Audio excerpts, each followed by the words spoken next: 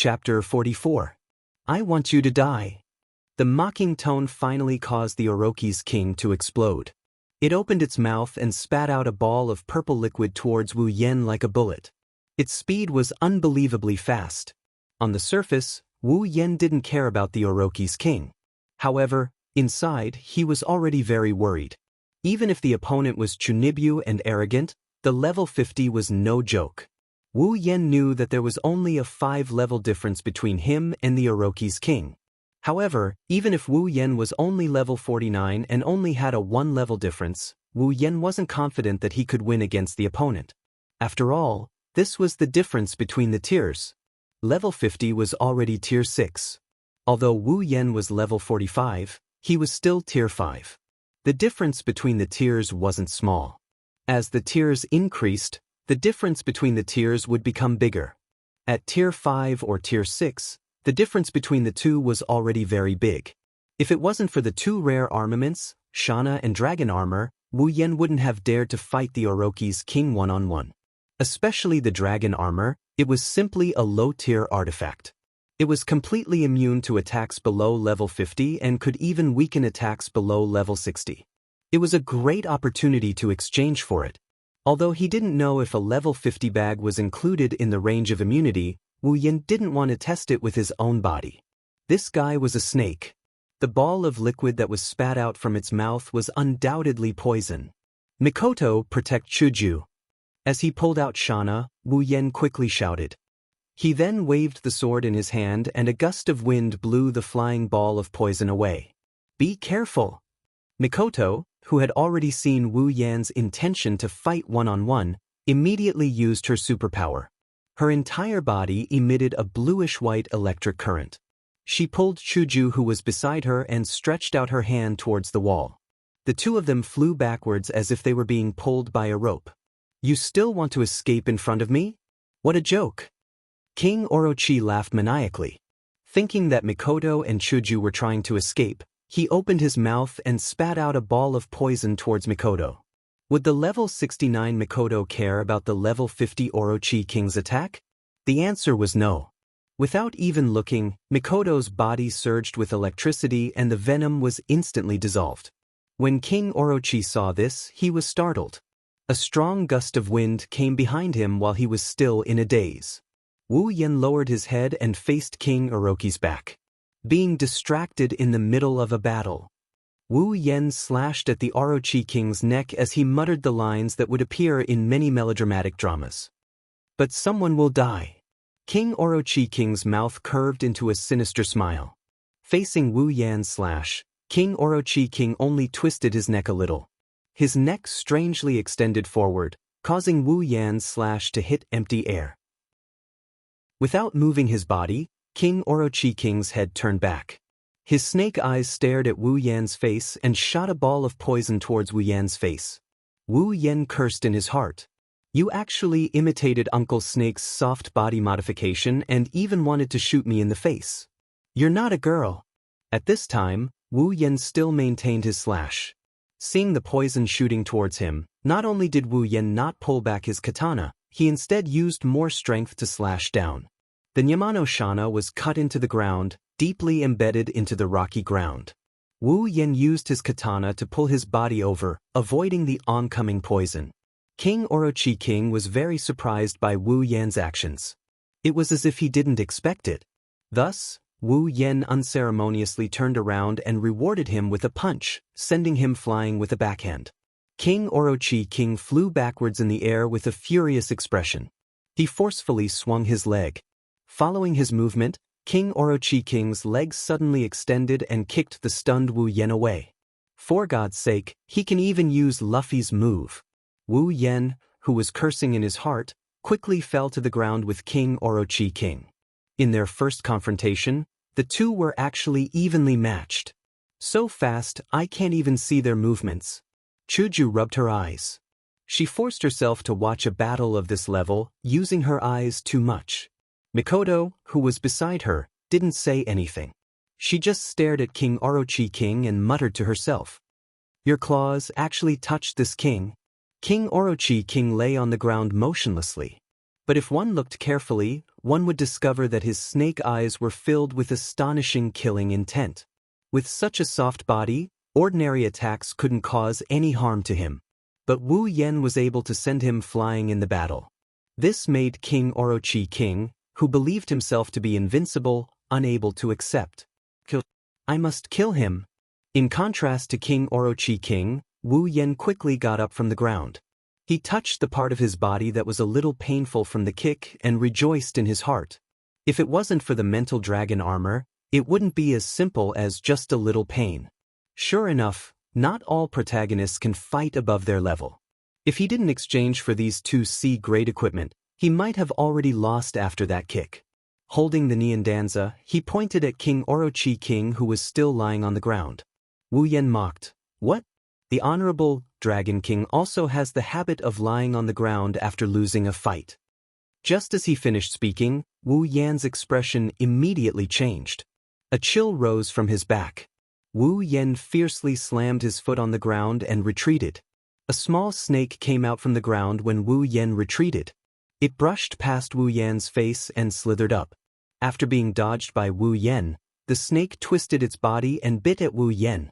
Wu Yan's expression changed again and again. Seeing that he was about to be buried under the snake's mouth, the mental dragon armor once again turned into an invisible shield and blocked the snake's attack. The small snake hit the mental dragon armor and made a crisp sound. Before it could attack again, its body was cut in half and fell to the ground. After cutting the small snake in half, Wu Yen stabilized his body. His forehead was covered in cold sweat. Phew! Chuju let out a breath and patted her chest. Her heart was filled with fear.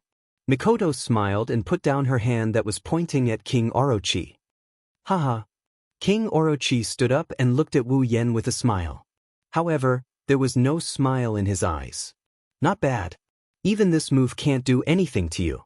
No wonder you can break all my toys. Licking his lips, the Serpent King held his forehead with his hand and laughed so hard that his entire body trembled. Wu Yen gripped his sword and coldly stared at King Orochi. He wanted to cut him into pieces.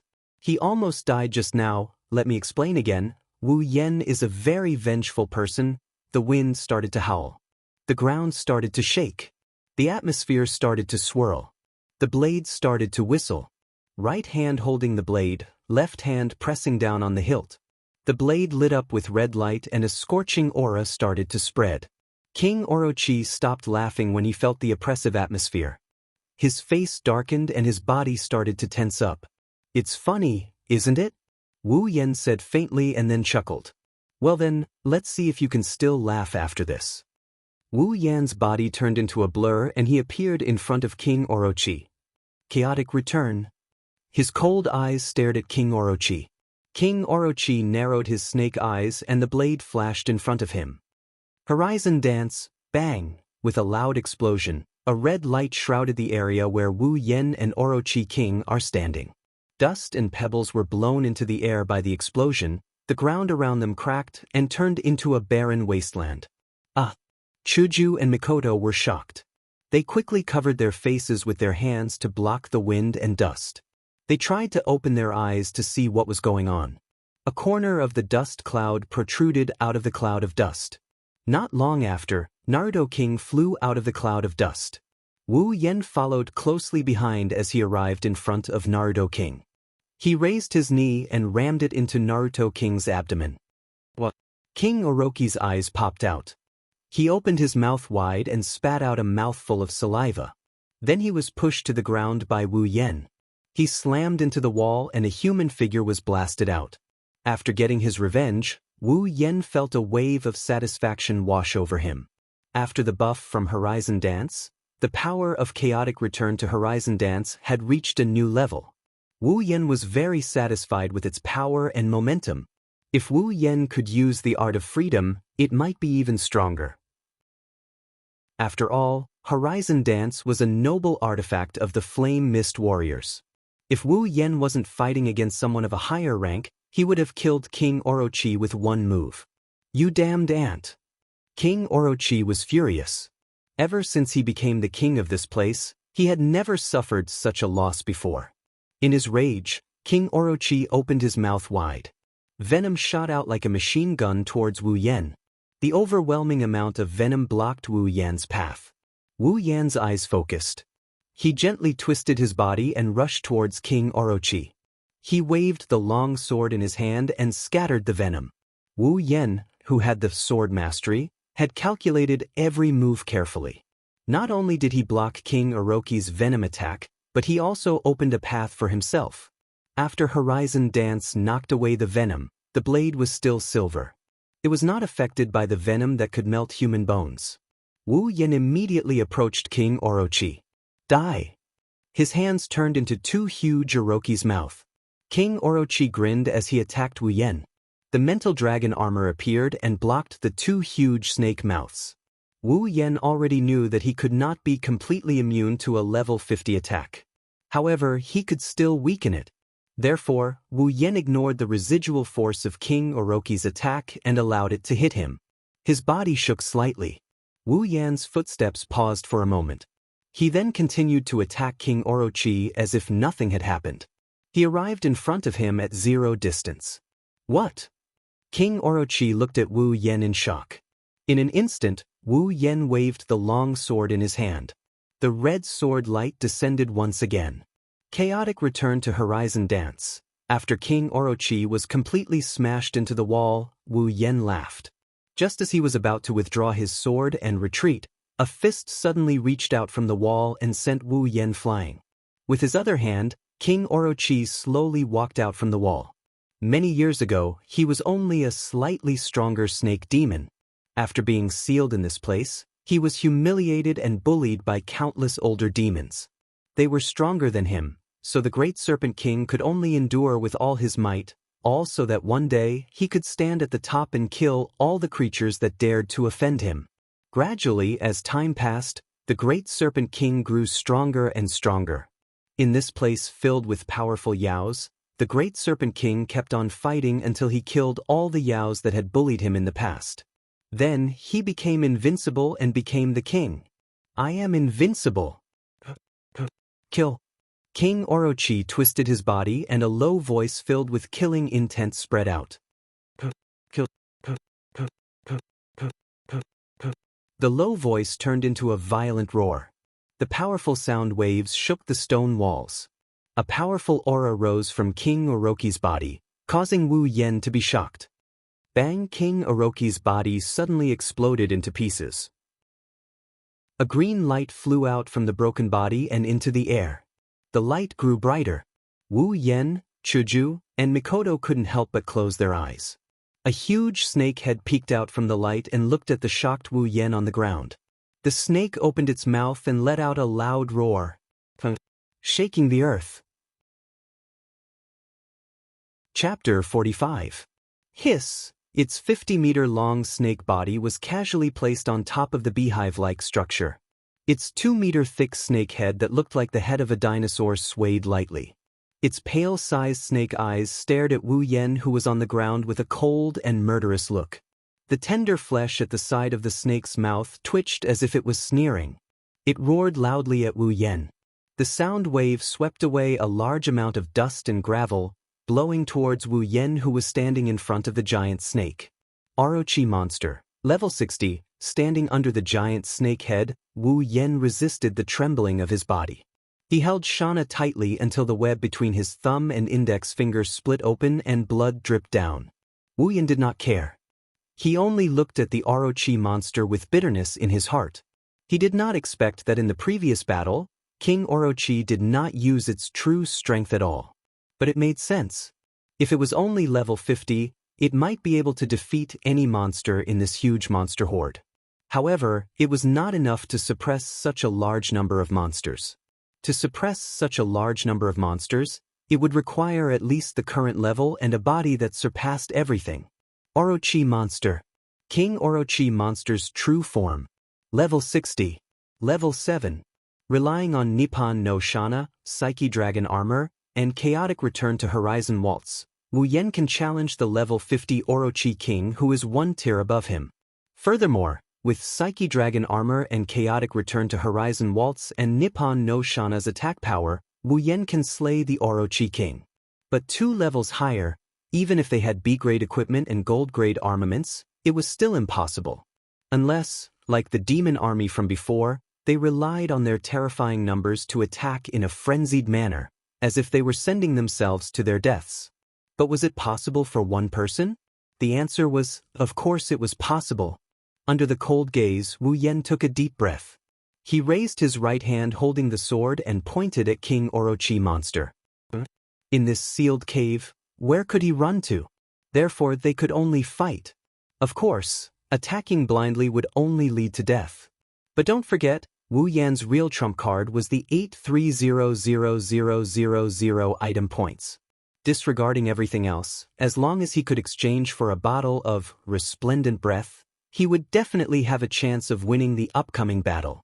The resplendent breath could force one's body into a state of invincibility. As long as one drank it, they would be invincible for 3 hours. This was probably Wu Yan's surname. At this moment, other than killing intent, the Orochi demon felt smug. In its imagination, when it revealed its true form, that ant should have a face full of fear and despair. Then it would start to run away. Then it would tease him and vent the resentment in its heart before dealing with him. But what he didn't expect was that this damned ant didn't seem to be afraid at all. He didn't run away as he thought, and he even dared to point his weapon at him. At this moment, King Orochi Monster's smugness completely turned into endless killing intent. Wu Yen, who was shrouded in killing intent, froze and began to tremble uncontrollably. Wu Yen laughed at himself in his heart. Then he clenched his teeth and prepared to open the system list to exchange for the resplendent breath. Yen, the next battle belongs to me. A bolt of lightning flashed in front of Wu Yen from afar, crackling incessantly. Mikoto stood there looking at the great snake demon. Her eyes were filled with the will to fight. Mikoto! Opening the system list, Wu Yen looked at Mikoto, who suddenly appeared in front of him. His heart was filled with joy. Yes, there's still Mikoto. I'm not alone. But, can you kill it? Wu Yen hesitantly took a few steps forward and asked in a low voice. Mikoto closed her eyes. She knew that Wu Yen wasn't asking if she could kill Orochi Monster, but if she dared to kill Orochi Monster. But Mikoto immediately opened her eyes again. It's not a human. It's just a monster that harms people. I will kill it. Wu Yen muttered in his heart and looked at Mikoto. Can you do it? Hearing this, Mikoto raised her head proudly with a face full of confidence. Who are you asking? I'm Tokuwadai's trump card, the LVL5's 3rd place, Railgun Misaka Mikoto. Wu Yen was stunned. Looking at the confident Mikoto, a smile bloomed on his face. Then it's up to you, Mikoto. Wu Yen opened the system list and used 100,000 item points to exchange for a bottle of resplendent breath, and stuffed it into Mikoto's hand. If there's an accident, drink it. Although Mikoto's life was fused with his, as long as he didn't die, he could use half of the summoning points to revive Mikoto. But Wu Yen had subconsciously forgotten that in his heart, Mikoto was just a girl who needed to be doted on. Mikoto wanted to use this excuse to reject Wu Yen, but when she saw the serious look in Wu Yan's eyes, her heart skipped a beat.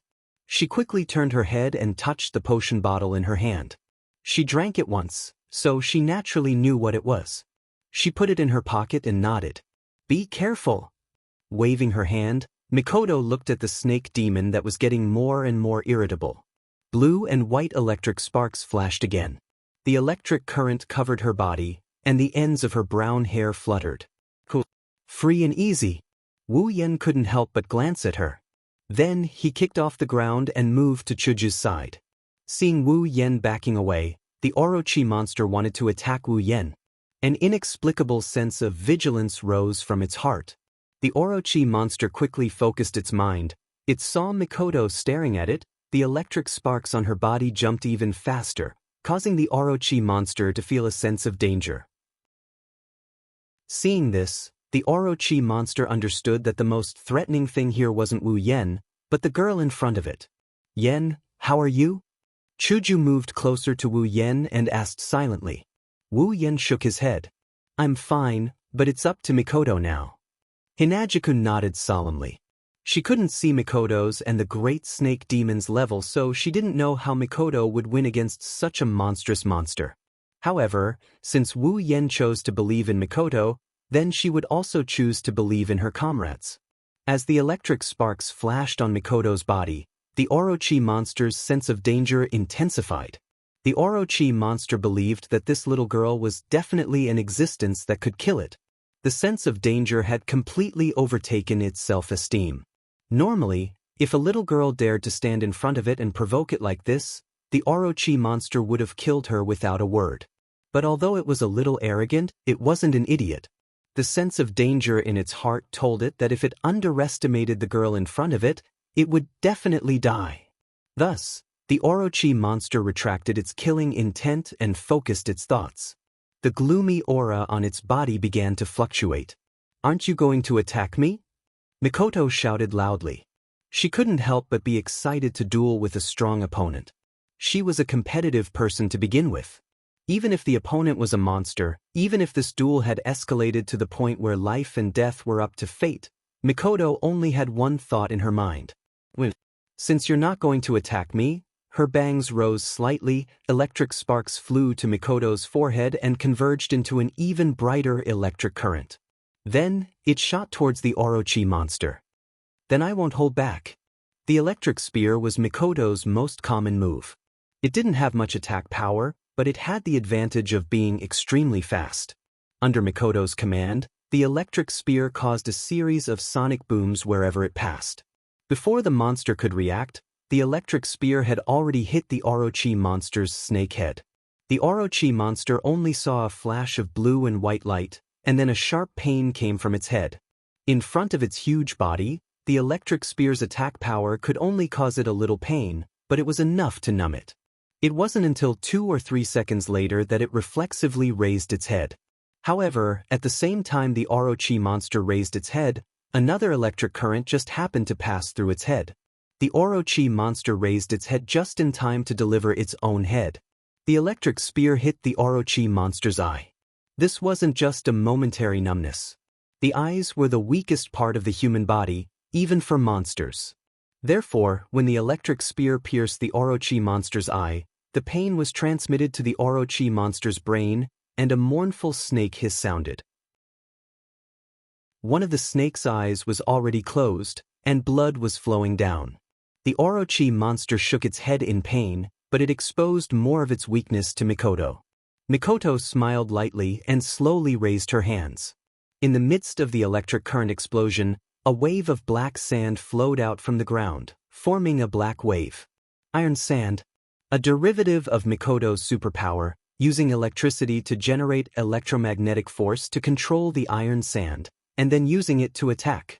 Seeing that the Orochi monster had stepped into her trap, Mikoto pulled her hand, and the iron sand wave suddenly surged, forming iron sand swords above Mikoto. Only when there were over 100 iron sand swords, all the iron sand was formed. Over 100 iron sand swords were pointed at the Orochi monster, and each of them was violently vibrating like a chainsaw. Mikoto activated her superpower, and the iron sand swords shot out, piercing through the Orochi monster's scales, and piercing its huge body.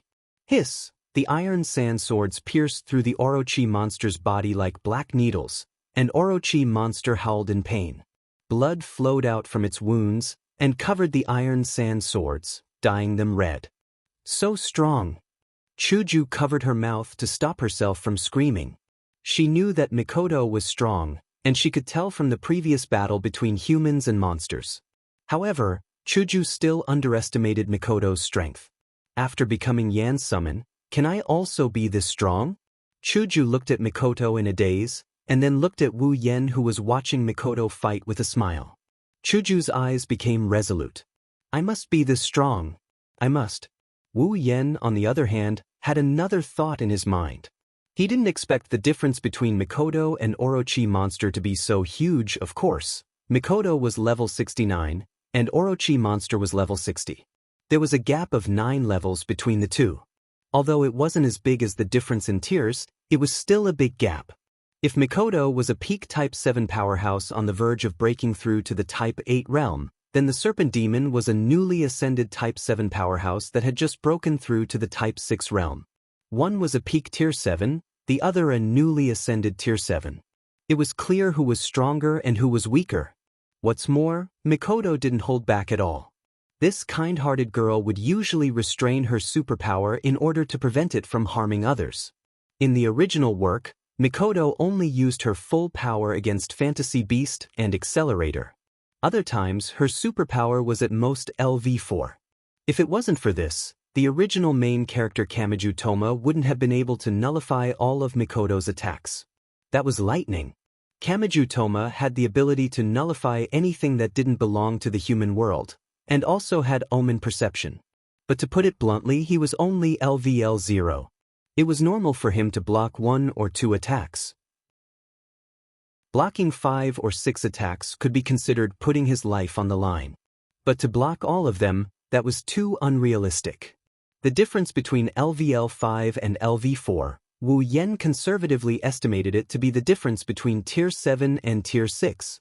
The difference in tiers isn't that easy to overcome. Right now, the opponent was a monster, not a human. After experiencing a massacre, Mikoto had seen through things a lot. So, with her full power, killing an Orochi monster was more than enough. Wu Yen firmly believes in this point. Mikoto is just as confident. Chapter 46. Ouch, ouch, ouch. The iron sand sword stabbed into the great serpent demon's body was still vibrating. Every time it vibrated, blood would spurt out. The great serpent demon was in so much pain that its long tail lashed out madly, smashing its dragon throne, its residence, and the honeycomb-like building into pieces. Blood dyed its black snake body red. Orochi opened its remaining snake eye and looked at the tea-haired girl on the ground who was wrapped in electricity. Its eyes were full of resentment. "Do you hate me?" Mikoto unexpectedly understood the resentment in Noroki's eyes. She was usually soft-hearted, but this time, she was incomparably tough. Lifting her heroic face, she looked at Orochi and shouted, "Then who should those existences you call toys, those existences you use as cannon fodder, hate?" With a shout, the sound of thunder followed. The flashing blue and white electricity formed a net in the air. Under Mikoto's control, it enveloped Orochi. Suddenly, the sound of electric current exploded once again, followed closely by the great serpent demon's blood-curdling screams. The net of electric current covered the great serpent demon's body unceasingly, and the great serpent demon's body, which was under the electric shock, emitted a roasted meat fragrance, and its scales turned from black to charred black. The serpent demon wriggled its body and struggled with all its might, trying to break free from the electric net. Unfortunately, the electric net was not a fishing net or a snake-catching net. As long as Mikoto's calculations continued, the electric net would continue until the electric current was extinguished. Orochi was a bit desperate. After being tortured by Wu Yen, it had just returned to its original form. It originally wanted to turn the tables on Wu Yen. It didn't expect that just as it used its huge body to intimidate Wu Yen, this little girl would jump out of nowhere and torture it to death again. Even if all of its subordinates had died, even if its human body had exploded, even if it had reached the point where it had to revert to its original form, the great snake demon had never felt despair. But now, it's just a little girl, just a little girl. How can I die in her hands? Roar. With a violent roar, Orochi's snake body stretched out. The net of electricity was actually broken by its movement. What? Mikoto was a bit surprised. She planned to use this net of electricity to end this battle. She didn't expect it to be broken. Roar. The roar from Orochi's mouth was no longer a snake's hiss. It was more like a beast's howl. Orochi had gone completely crazy. Now it only wanted to kill the girl who brought it pain. With a swing of its tail, the great serpent demon's tail broke through the stone wall and crushed countless stones in its path. Then, it swept towards Mikoto. With the sweep of the tail, a strong wind blew towards Mikoto. Mikoto's body was blown away and she almost fell to the ground. After all, she was only a 14-year-old girl who weighed less than 40 kilograms. The wind pressure was enough to blow her over. Chuju! Orochi's tail was very long. Even if it wasn't long enough to reach the other side of the square, Wu Yen and Chuju were just within its attack range. Looking at the sweeping tail, Wu Yen cursed. He hugged Chuju and jumped, dodging the tail. Seeing Wu Yen and Chuju dodging Orochi's attack, Mikoto, who was hanging upside down on the cliff, let out a sigh of relief. She didn't realize that she was wearing a skirt. When she was hanging upside down, she revealed the little cutie that Wu Yen put on himself. When Wu Yen saw it, he couldn't help but want to poke Orochi's eyes blind. It was fine if Chuju saw it. After all, they were both girls. To be seen by a disgusting Orochi was a big loss. No, this snake must die. Mikoto! Hurry up and get rid of it. Wu Yen shouted at Mikoto. He hoped that she wouldn't expose herself again. It's fine if she showed it to him, but don't let others take advantage of it. No, don't let other snakes take advantage of it. So noisy. Just be a good girl and watch. Although he said that, he waved his hand and shot out 2 electric spears, hitting the big snake demon's body. Unfortunately, the advantage of the electric shock spear was its speed, but its attack power was really not high. Against a monster with a huge body like the Great Snake Demon, its attack power was obviously insufficient. Unless it was like before and attacked its eyes, it would only be able to numb it. As expected, it's better to use iron sand to attack. Before she could finish her sentence, the Naga demon's head came crashing towards Mikoto. Mikoto calmly stretched out her hand again and pulled the Naga demon to the other side like Mount Tai. Bang! The rock wall was smashed into smithereens. Pieces of rock started falling down. The Naga demon pulled its head out of the rock wall, roared and charged towards Mikoto again. Are so annoying? The frequent and frenzied attacks in addition to its huge body caused Mikoto to only be able to dodge for a moment. She didn't have the time to launch a powerful attack. One must know that a powerful attack requires a longer time to calculate. This made Mikoto a bit mad. A railgun who can't attack isn't a good railgun. Only a submissive like Wu Yen would feel good in such a situation. Do you need help, Mikoto? Wu Yen hugged Hinajiku and jumped up and down to dodge the attacks. He's having a lot of fun dodging the attacks. So he's a submissive after all? I don't need your help. Super railgun, I know. Hurry up and take care of it, Sis Cannon. Wu Yen really wanted to take care of the Orochi that saw Mikoto's eyes. You bastard! Sparks flew. Wu Yen used his taunt skill and successfully triggered Mikoto's aggro. Mikoto's aggro was maxed out and she transferred it to Orochi. He waved his hand at the iron sand sword on the big snake demon's body. The iron sand sword vibrated again, and like a vampire, it sucked out the big snake demon's blood. The sudden pain caused the big snake demon's attack to deviate, and it plunged into a pile of rocks not far away, causing it to howl in pain.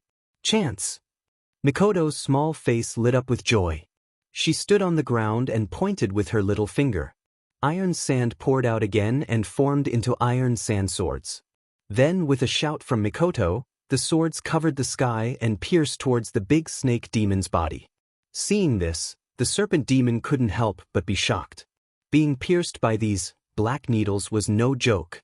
Dying from blood loss was a small matter, but dying from pain was a big matter. It quickly twisted its body and dodged the incoming iron sand sword. However, Mikoto was the one controlling the iron sand sword. Under Mikoto's control, the iron sand sword changed direction and continued to stab towards the serpent demon. Once again, the serpent demon rolled its body and dodged all the iron sand swords. After that, it swung its tail and swept all the iron sand swords away, leaving nothing behind. Behave yourself. Mikoto pulled at Orochi's body again. The iron sand swords on Orochi's body were pulled out by Mikoto's electromagnetic force. Without the iron sand swords, Orochi's blood gushed out like a fountain. With a wave of her hands, all the iron sand swords gathered together and scattered into a wave. They surged towards Orochi's head and formed a whirlpool. It was as dense as a dark cloud. Hey! Suddenly, iron sand swords shot out from the iron sand cloud towards the serpent demon. If Orochi was like a hedgehog before, now it was like a rooster. The iron sand swords fell from the sky and pierced its head. Blood splattered everywhere and flowed like a rooster's comb. Orochi looked like a rooster now. Feeling the pain, the big snake demon couldn't help but become even more frenzied. Not only did it not stop attacking because of its injury, it instead increased the frequency of its attacks. Its snake tail swung like a whip, leaving behind afterimages as it attacked Mikoto. Mikoto quickly raised her hand. The iron sand cloud dispersed and flew to Mikoto's side. It formed an iron sand shield and blocked all of Orochi's attacks. The ground was not so lucky. Under Orochi's frenzied attacks, the ground was smashed to pieces. At this time, the place where Mikoto was standing had a huge crater. But the rain of attacks didn't stop because of that. The serpent demon was determined to beat Mikoto to death. It kept swinging its tail and slapping the iron sand shield. Crack! The iron sand shield began to crack. Hearing this, Mikoto's face changed. Blue and white electricity surged all over her body. Her speed increased greatly and she dodged to the side. Bang! The iron sand shield was shattered in an instant. The snake tail fell down and made the crater even bigger. Mikoto had a headache. Although Orochi was strong, there was still a gap between their levels. If it was a normal level 60 monster, Mikoto's first round of attacks would have been enough to kill it. However, the great serpent demon's body was too big. The iron sand sword that was supposed to be fatal had pierced its body back and forth countless times, but it still couldn't kill it. Moreover, the blood that flowed out from its wounds was almost enough to fill a pond, but it was still full of energy and didn't seem tired at all. If this was compared to a game, the great snake demon would be the most classic meat shield. It had high stamina and high HP. If this continued, let alone waiting for it to bleed to death, even if it was stabbed a few more times and bled a few more times, it would still not be enough to kill this Orochi. Mikoto's other moves were also enough to deal with normal people. However, against Orochi, the damage was too small. It was not enough to defeat it. What Mikoto didn't know was that Orochi was purely relying on its insane willpower to survive. Although it was thanks to its huge body that it was still not defeated, it was still 9 levels lower than Mikoto. This was a huge gap. A gap was a gap. Orochi was now in a frenzied state. It did not care about its own body. It only wanted to defeat Mikoto. As long as it did not die, it would not stop attacking. Therefore, it led to this situation. It became an existence that could not be defeated, unless it was a killing move that could kill it in one hit. And Mikoto just happened to have such a killing move. On a piece of undamaged ground, Mikoto stood there. She stared at Orochi, who was about to turn around and look for a target to attack. In an instant, the electric current on her body surged. The blue and white electric current flowed rapidly, emitting a powerful blue light. Mikoto's hair and clothes fluttered as if they were being blown by a gust of wind. Beep, beep, beep, sounds of electric current could be heard incessantly. At some point, Mikoto slowly reached out her hand. She pinched a coin in her hand and extended it towards the big snake demon that turned its head towards her. With a flick of her finger, the coin bounced up. At the same time, the electric current on Mikoto's body flowed towards her outstretched hand. It came to Mikoto's upside-down thumb and gathered together to form a white. Orochi roared and charged towards Mikoto. Mikoto ignored it. The electric current on her body flowed again.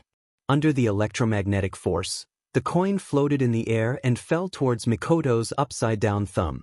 Looking at Orochi that was about to hit her, Mikoto's eyes narrowed. The coin came to her thumb and she flicked it out. An orange beam of light shot towards the great snake demon. The beam of light pierced through its head, through its body, and out from its tail. It streaked into the distance. Chapter 47. Ding! Congratulations to user for leveling up. Current level, 46. Ding! Congratulations to user for leveling up. Current level, 47. Ding! Congratulations to user for leveling up. Current level, 48. Ding! Congratulations to user for leveling up. Current level, 49. Looking at Mikoto, who was still in her shooting position, Wu Yen was in a daze. What a classic scene! When was Mikoto the most attention-grabbing moment? 10% of the people would answer that it was when Mikoto was acting like Itsundra. The other 10% would answer that it was when Mikoto was hugging Kota. As for the other 80%, they would answer the same question, that it was when Mikoto used the railgun. This was a scene that made people feel Mikoto's domineering side. It was a scene that could only be seen on the screen. But now, it was happening right in front of Wu Yan. Mikoto's image was once again etched into Wu Yan's mind. Domineering, heroic, and handsome. Compared to this feeling, the joy of leveling up was much smaller. After all, the opponent was a level 60 monster. Even though he was 15 levels higher, he only leveled up by 4 levels. Wu Yan could only say that the wall between the tiers was too thick. As for Mikoto, she didn't even level up once. Wu Yan couldn't even level up to tier 6. If Mikoto wanted to level up to tier 8, it would probably take a long time. So cool. Even Chuju couldn't help but praise. Chuju's image as cool was already deeply rooted in people's hearts. If she said so, then it really was cool. Mikoto came to Wu Yan and Chuju's side and handed a piece of jade to Wu Yan. At this time, the Orochi monster was already dead. Naturally, the jade of the Heavenly Palace was taken by Mikoto. I finally got it. Wu Yan took the jade of the Heavenly Palace and couldn't help but sigh. In just one day and one night, the three of them had experienced a lot. From the wall demon in the beginning, to the wolf demon, the demon horde, the tree demon, and the Orochi demon, although it was just one day and one night, the process was indeed not easy. Mikoto and Hinajuku also fell into deep thought. Compared to Wu Yan, the two of them had to endure a lot more psychologically. That massacre might have changed them quite a bit. At the very least, Mikoto, this kind of Yakuza who only brings harm and no benefits, is now capable of killing. Although Wu Yan doesn't think it's possible for her to kill someone. But the rewards were also great. At first, Wu Yan was only level 30, tier 4. In just one day and one night, not only did he level up to level 49, almost tier 6, he also received a huge sum of money. 820000 item points. Even Mikoto leveled up to level 69. He also received the Jade of the Heavenly Palace.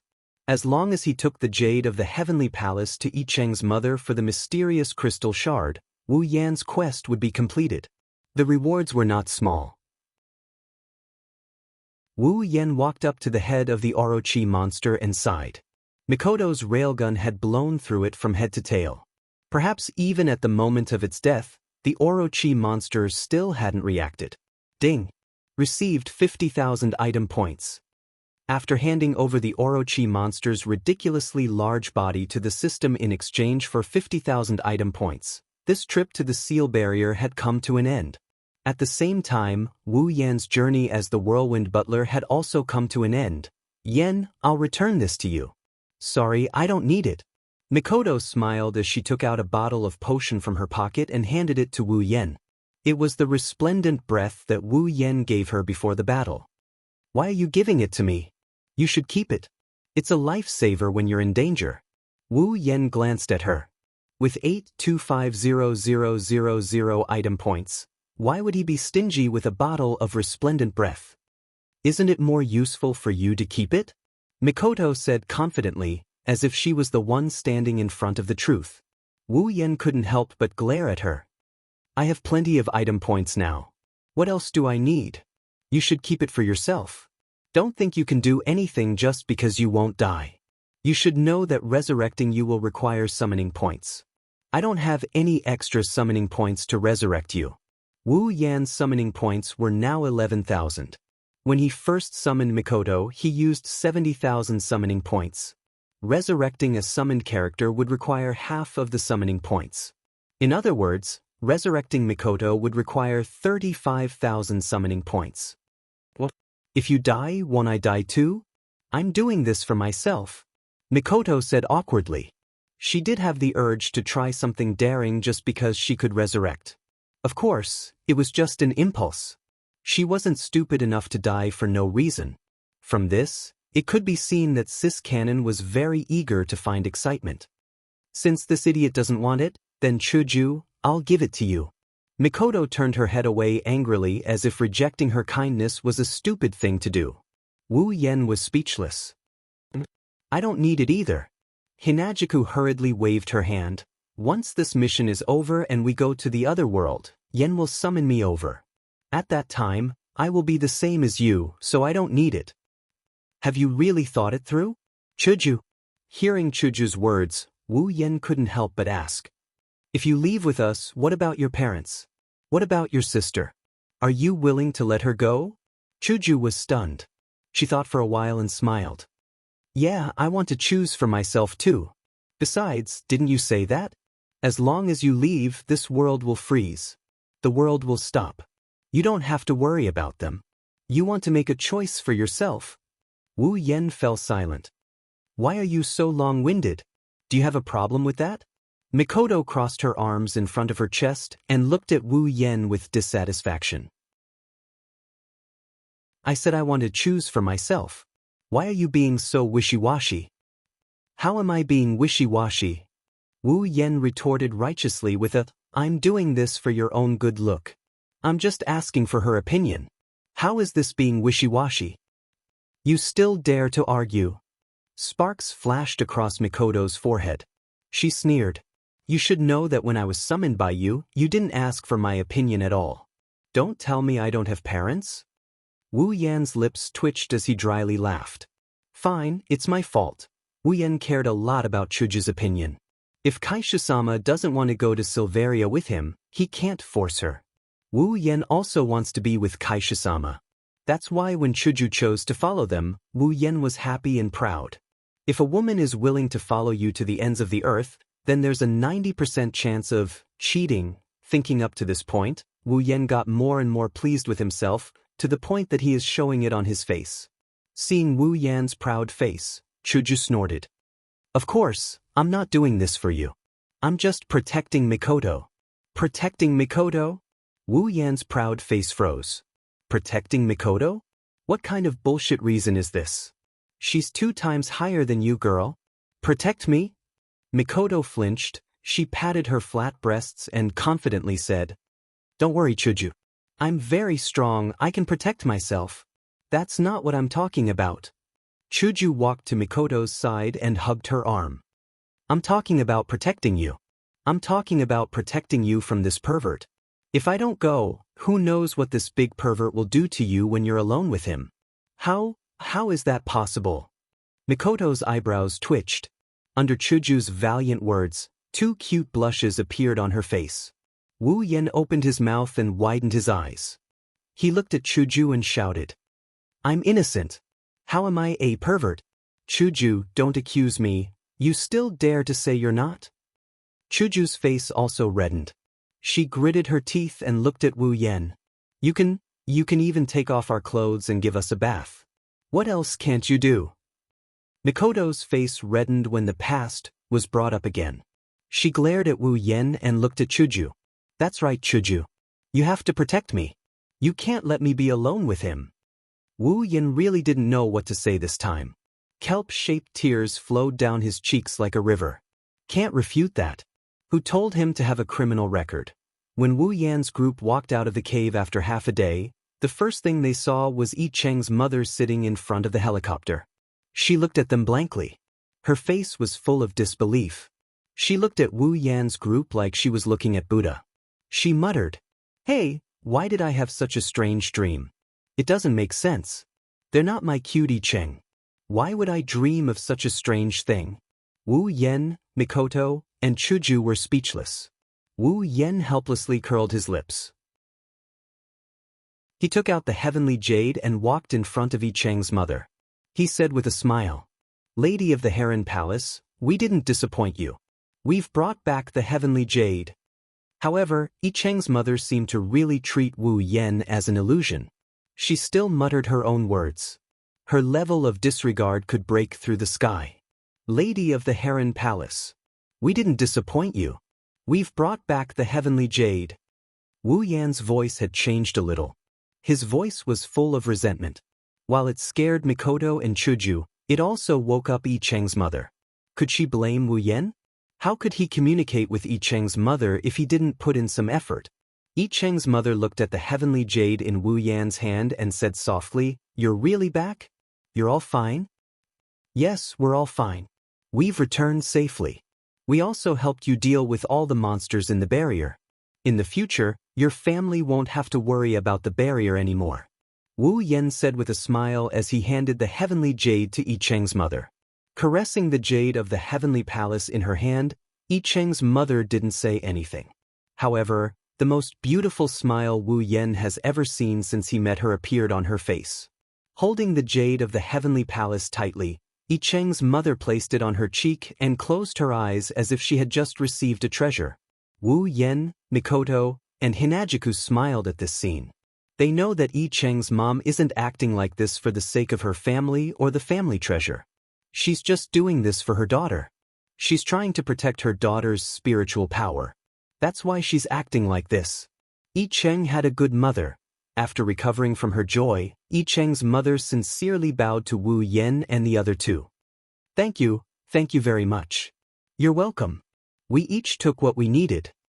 Wu Yan touched his nose and said embarrassedly. He wasn't good at dealing with this kind of situation, so he felt a little awkward. Yi Cheng's mother smiled and nodded. She took out the mysterious crystal shard and slowly raised it in front of Wu Yan. "This is what Wu Yan-kun needs. I'll leave it to you. Wu Yan-kun, I believe that Wu Yan-kun will be able to handle it well." Wu Yan took the crystal and raised it over his head. He closed one eye and looked at the crystal. Under the sunlight, the crystal emitted a warm light. It seemed to symbolize a new beginning. Chapter 48. Phew. The bed is still the most comfortable.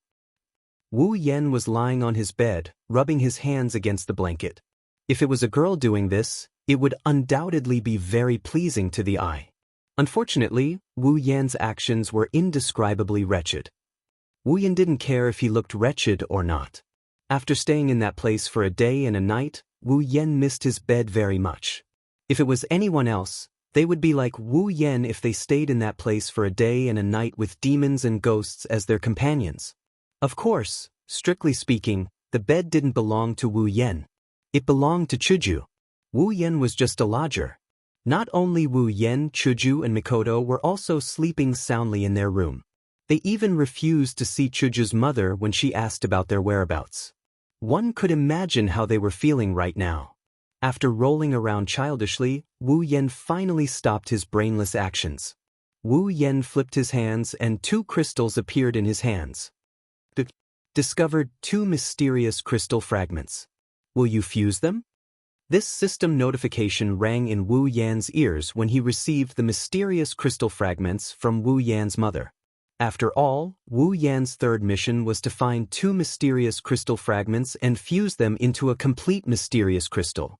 At that time, Wu Yan didn't know if he would leave this dungeon world immediately after fusing the mysterious crystal. On the way back, Wu Yan had already asked the system. The system's answer was that the user would only return to the Spalier world after leaving this dungeon world. Without any worries, Wu Yan of course chose to fuse the mysterious crystal as soon as possible because the reward for the third mission was very ambiguous. He could randomly draw a reward from equipment, items, abilities, or summons. This reward was good. If he could draw something heaven-defying, such as an S-rank equipment, an item, an ability like the Demon Eye of Death, or a demigod rank girl, the reward would be indescribably good. Wu Yan would be so happy that he would jump off a building. If he was unlucky and got something of little value, he wouldn't even have a place to cry. If it wasn't for the system telling him that the highest level of summons is demigod rank, if there are no gods, he would have wanted to try his luck at drawing one.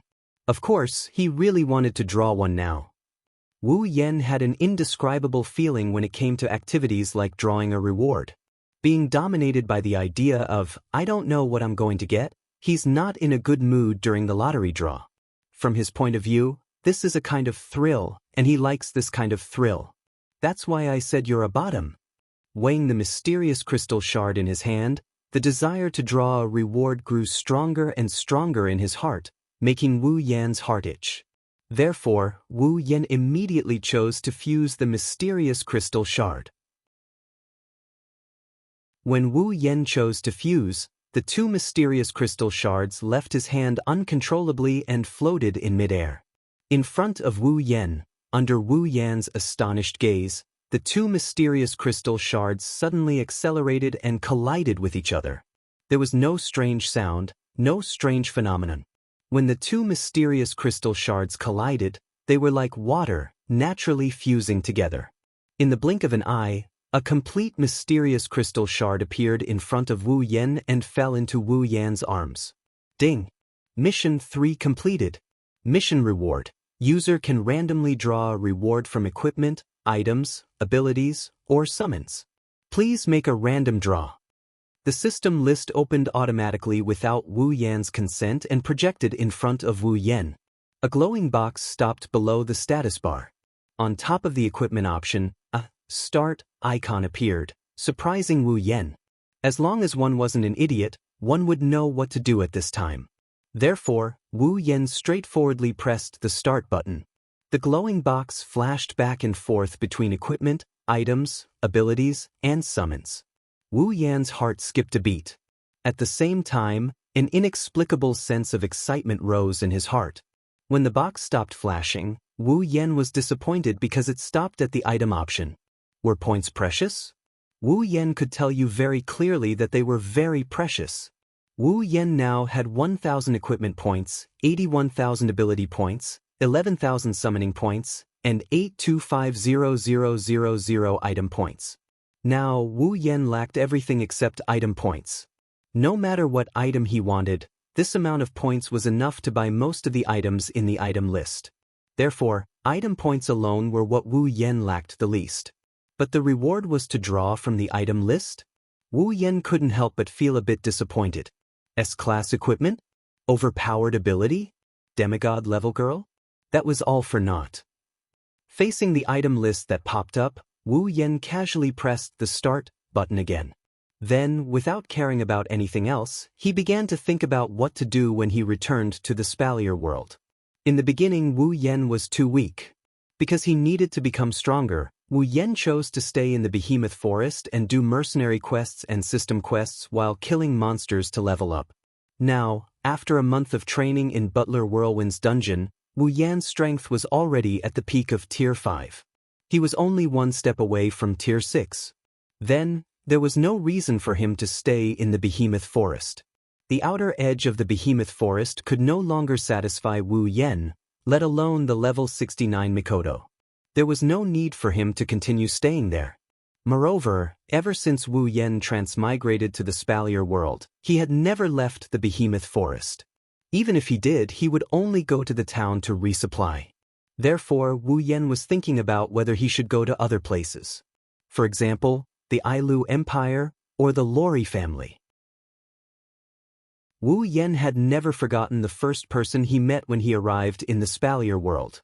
Ever since Lulu returned home, Wu Yen had stayed in the Behemoth Forest for 2 months. Then, he stayed in Butler Whirlwind's house for another month.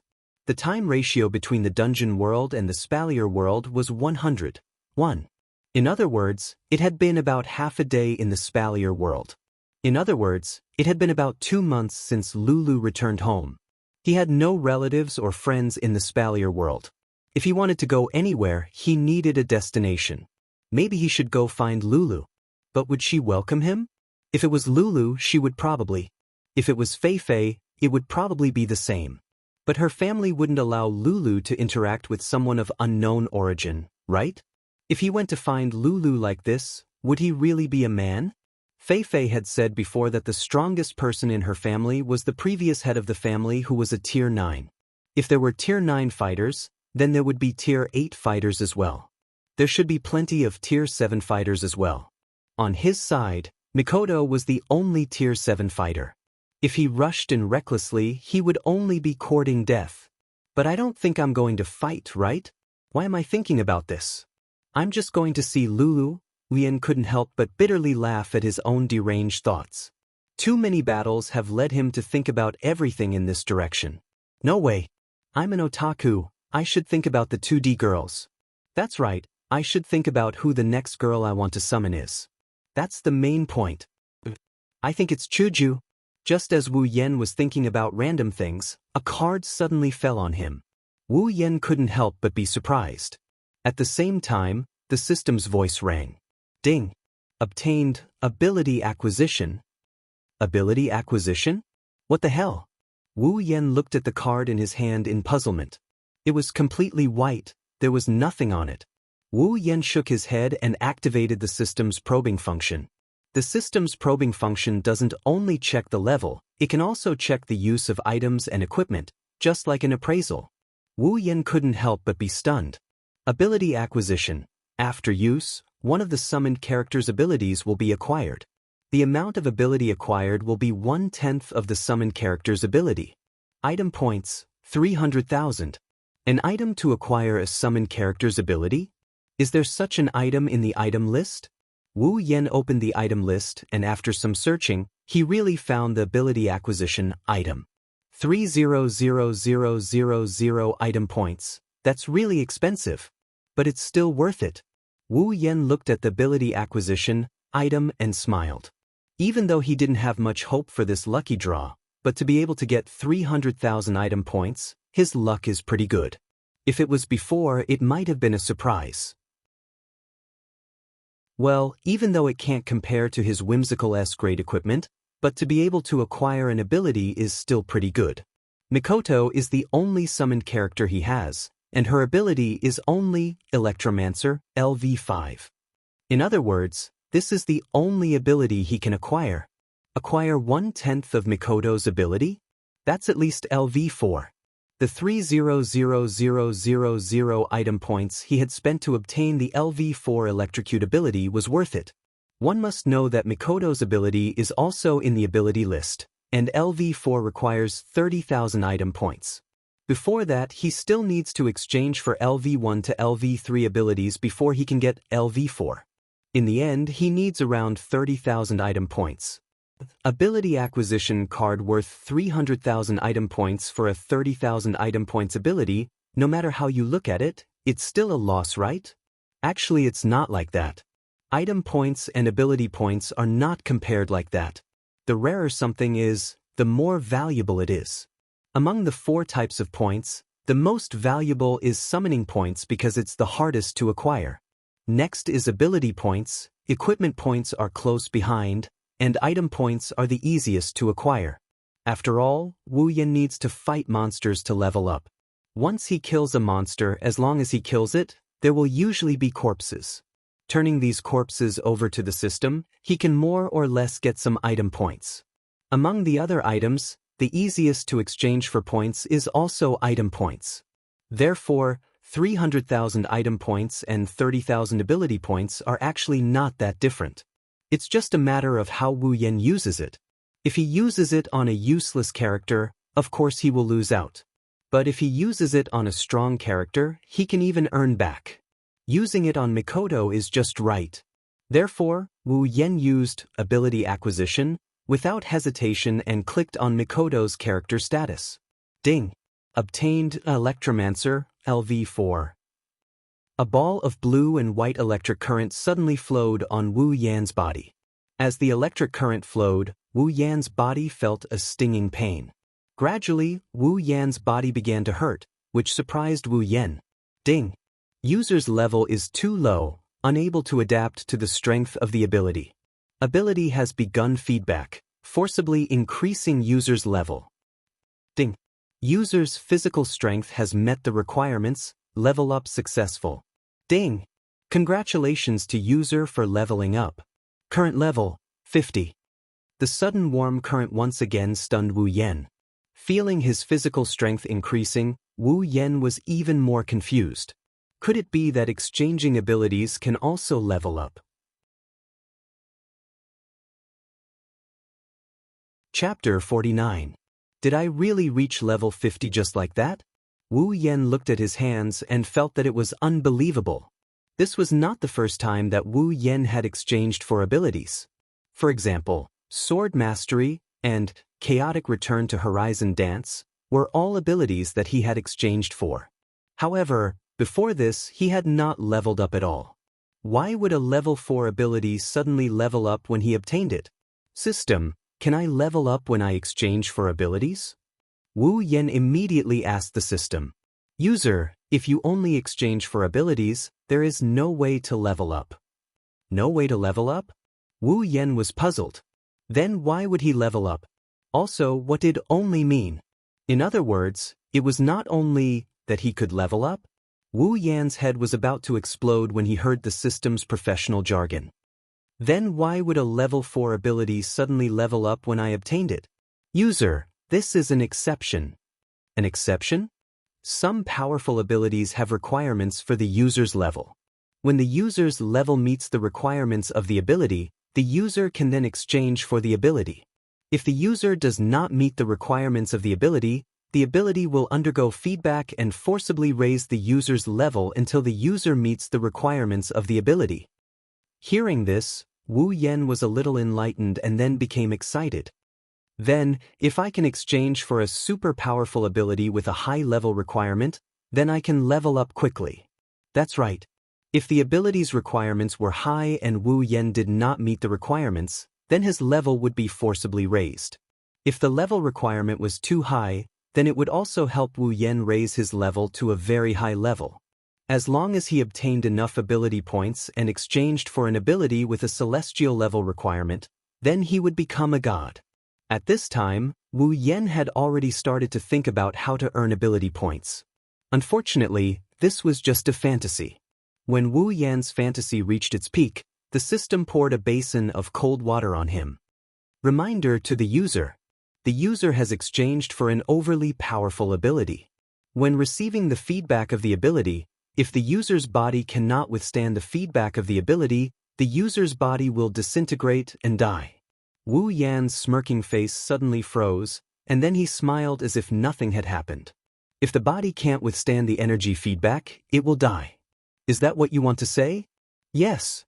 As if it did not notice the dark aura behind Wu Yan, the system's mechanical and emotionless voice revealed the cruel truth. Wu Yan was angry. He jumped up and shouted, "If that's the case, why didn't you remind me? You have to know that I just received the feedback of an ability. What if I couldn't withstand it and died?" As he stomped his feet, Wu Yan patted his chest in fear. No wonder his body was in so much pain after receiving a tenth of Mikoto's ability. It was the body's ability feedback. If he wasn't able to take it, Wu Yan shuddered. His eyes that were filled with rage also showed signs of weeping, but no tears came out. A system that doesn't cheat people isn't called a system. Sure enough, all the systems in history are cheating people. When the user can't withstand the energy feedback, the system will automatically remind the user and forcibly stop the ability. This is the system setting. Then why didn't you remind me? You don't say. When a person is angry, the system's calm voice is like oil. It makes the person who heard it even angrier. The current Wu Yan was in such a mood. The level requirement for a LV4 ability is level 50, and the user was level 49 at that time. He was only a bit away from level 50. The feedback of the ability was not high. According to the system's judgment, the user's body is strong enough to withstand the energy feedback. There is no danger of death. It is within the system's permissible range. There is no need to remind the user. Resisting the urge to perish together with the system, he leapt back onto the bed. The background is dark, the aura of death is all over him, and his heart is cold. It was within the system's permissible range? The feedback was not high? What the hell? The pain just now was so intense that he wanted to die. You call that not high? It was within the permissible range? Bringing bad luck to me in a situation where my life is not in danger, this is within the permissible range. How can this be, coach? I want to appeal. Just forcibly leveling up one level caused his body to suffer so much pain. If it wasn't for the fact that he successfully leveled up, his body would probably be so tired that he couldn't move. If he leveled up too much, wouldn't he be dead meat? Looks like I have to be more careful when exchanging for abilities in the future. The next morning, Wu Yan got out of bed. After stretching, Wu Yan walked out of his room. After sleeping for an entire day, it's time to leave this world and return to the Spalier world. At this time, the sun had just risen. Chuju's mother hasn't woken up yet. Thus, Wu Yen walked directly to Chuju's room. Mikoto and Chuju are sleeping in the same room. Yuri's intention is clear.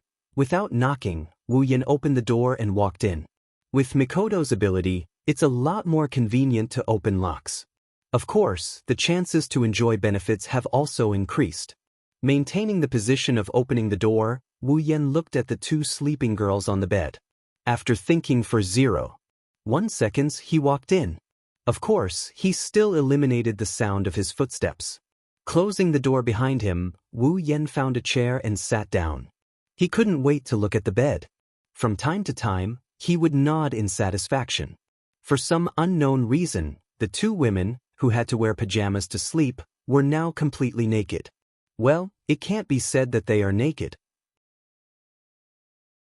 The lower half of their bodies are still wearing the little cuties that Wu Yen put on them. It can be considered as not having a full body. But it's almost there.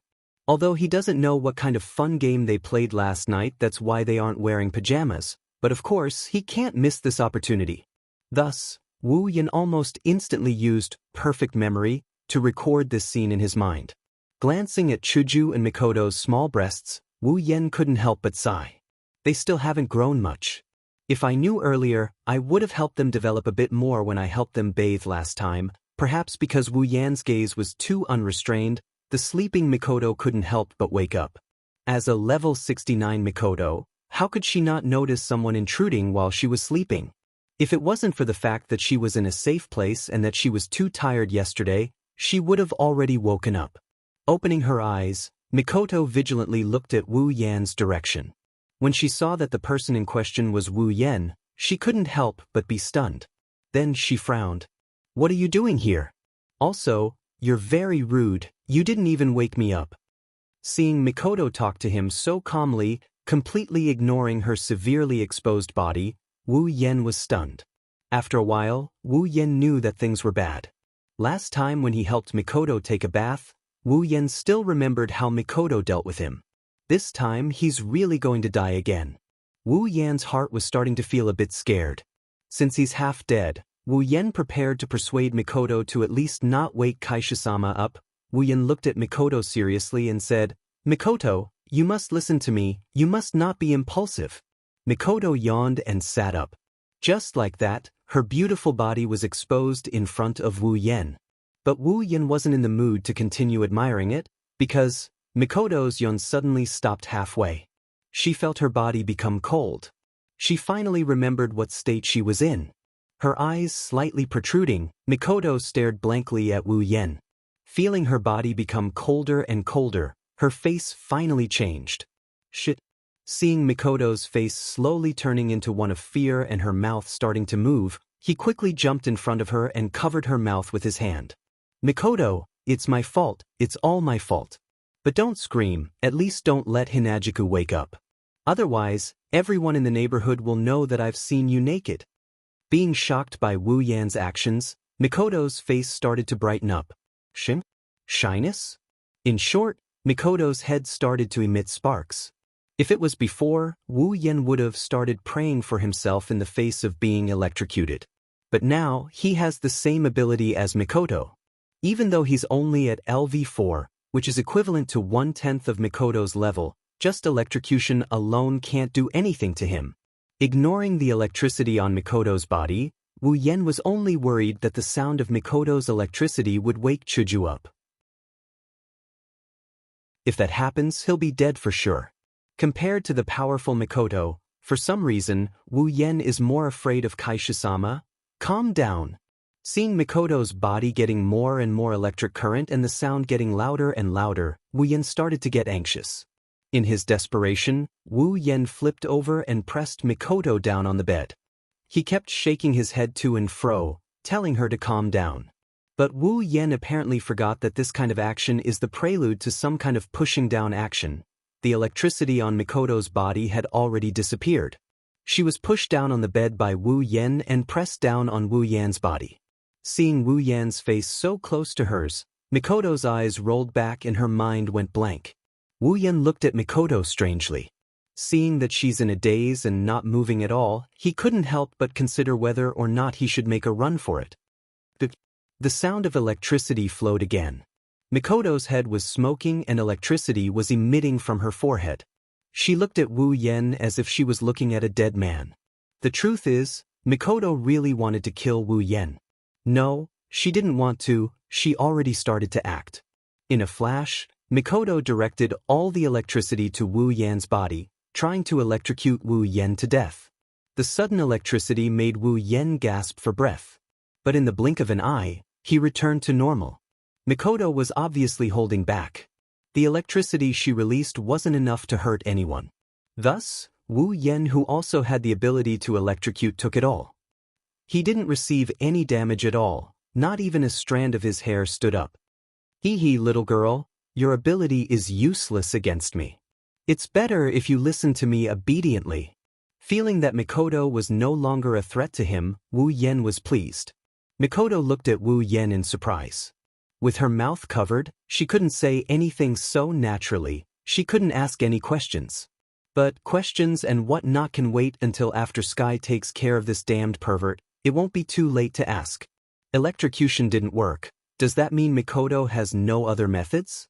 No. Staying by Chuju's side for a while, Mikoto didn't learn nothing. She reached out and clenched her fist. With a red face, Mikoto punched Wu Yen, this shameless guy, away from her body. Then she quickly pulled the blanket over her body and buried her head in it. When did Wani-sama have such strength? Lying on the floor, Wu Yan's head was full of such thoughts. She had enough strength to punch him away. Why did that Yuri girl Shiroi Kuriko touch his body when he overused his ability and ran out of electricity? This doesn't make sense. Chapter 50. Behemoth Forest. Back when Wu Yen left the place where he entered the dungeon, the bonfire was still glowing red. There were still some sparks in it that were not completely extinguished. No demons came here either. It was still the same as before Wu Yen entered the dungeon. Of course. Although Wu Yen had stayed in Butler Whirlwind's dungeon for a month, under the 100:1 ratio, not even a day had passed in the Spalier world. Wu Yen chose to return. Naturally, he returned to his original place. Two figures appeared out of thin air beside the bonfire. There was no warning at all. Wu Yen patted his clothes calmly and stepped on the bonfire to extinguish it. It was as if he had been here all along and had never left. Mikoto looked around curiously. She looked left and right as if she wanted to find out what was different about this place. However, it was obvious that she was disappointed. Putting aside the demons, Behemoth Forest was just a huge forest. It was no different from a normal forest. Mikoto turned her head away and said disappointedly, "What? Isn't it just a normal forest? I thought there was something different about it." Wu Yen tilted his head and laughed. "So that's what you thought? Then I'll give you a surprise later." Mikoto looked at him without saying anything. Lightning flashed across her forehead. She humphed and said, "Then I'm really looking forward to it." Waving his hands, he decided to ignore her. This girl is still holding a grudge against him for what happened this morning. She clearly punched him in the face. Seriously, what are you waiting for? Hurry up and summon Chuju. Mikoto couldn't help but give him a big slap on the back when she saw him trying to act like he's deep in thought. This girl is definitely doing it on purpose. Wu Yen almost fell to the ground from Sis Cannon's slap. He touched his empty chest and rolled his eyes at her. Unfortunately, Sis Cannon ignored him. Pulling open the system list, Wu Yen directly tapped on the summon option. After casually stretching it a few times, Wu Yen quickly found the option for Chuju.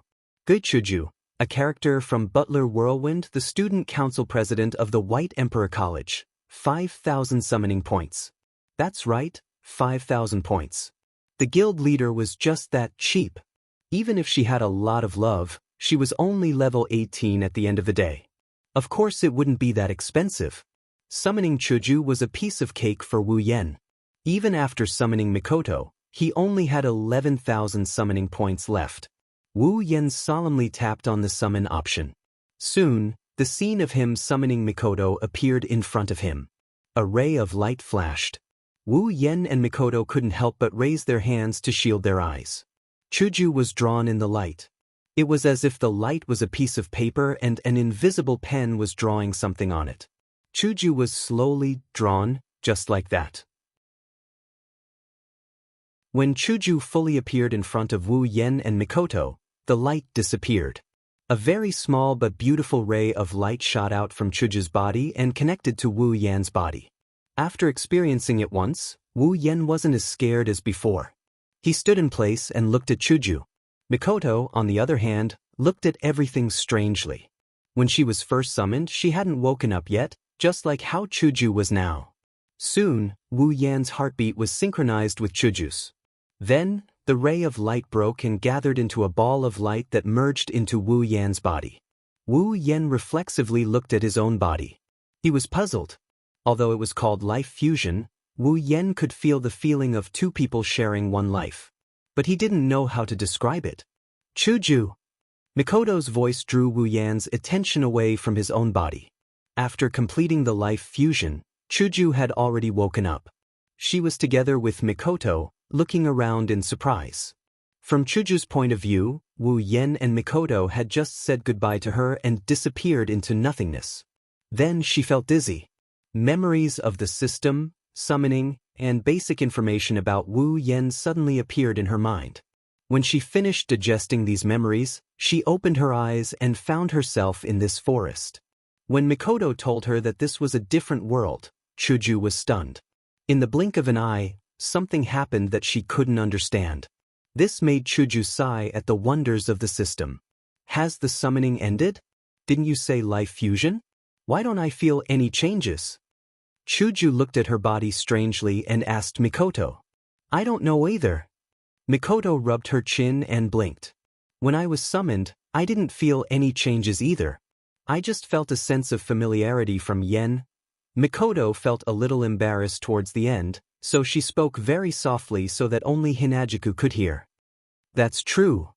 Chuju looked at Wu Yen, who was standing in front of her with a head full of question marks. She felt a sense of familiarity from him and blushed a little. But then, Chuju clasped her hands together and put them in front of her chest and smiled. Life fusion? The two girls in front of him whispered to each other. Wu Yen felt bored. A winner in life should be ostracized. Wu Yen already knew this. As long as he didn't get burned, anything would be fine. Clapping his hands to attract Mikoto and Chuju's attention, Wu Yen said, Okay, let's talk later. Let's talk about what to do next. What to do next? The two girls looked at Wu Yen in confusion. Wu Yen found a place to sit down and said to the two girls, Do we stay here? Or do we go out? What should we do if we stay here? Where do we go after we go out? Don't you think we should discuss this? Even if you say so. The two girls looked at each other and sat down in front of Wu Yen. We don't know what to do. That's why we need to discuss it. Wu Yen looked at them helplessly. Aren't they usually smart? One from White Emperor College and the other from Tokuwadai High. They are both noble schools. Originally, he wanted to rely on them to give him some ideas. But the problem is we aren't familiar with this world. Mikoto stroked the tea-colored hair on her forehead and wrinkled her nose. If we have a map or something, we can study it. But right now, we don't know anything. How can we plan? Didn't you say it before? You've been in this world for 3 months. Then, you should be more familiar with this world than us, right? Don't tell me you didn't plan it. Hinajuku seems to be a bit resistant to sitting on the empty ground. She kept fidgeting around restlessly as she told Wu Yen without a care in the world. But, I haven't been to any place. Wu Yen smiled brightly. Although he has been in this world for 3 months, other than the Behemoth Forest and the Supply Town, Wu Yen hasn't been to any other place. As for a map or something, well, the system should have it. Wu Yen remembered that the system once asked him if he wanted to exchange for a map of the Behemoth Forest. When he first came to this world, the price was 3,000 item points. What a shameless system. You've been in this world for 3 months and you haven't left this forest. Mikoto looked at Wu Yen strangely. It's as if she's looking at a primitive barbarian, causing him to feel all sorts of irritation. I'm sorry if I don't know anything. Wu Yen pursed his lips and decided to ignore Mikoto's disdainful gaze. So, Wu Yen looked at Chuju and asked, Chuju, what do you think? Both of them looked at Chuju at the same time. Chuju pondered for a moment and suddenly said, Yen, you said that people who are fused with your life can increase their strength through fighting monsters in the game, right? Hearing Chuju's question, Wu Yen paused for a moment and then nodded. Yes, to be exact, it should be to increase your level. As long as you keep fighting and defeating enemies, you can gain experience and level up. Hearing Wu Yan's words, Chuju smiled and looked at Wu Yen and Mikoto. She said seriously, Then, Yen, Mikoto, I want to level up. You want to level up? Wu Yen and Mikoto were surprised. But after a while, Mikoto understood.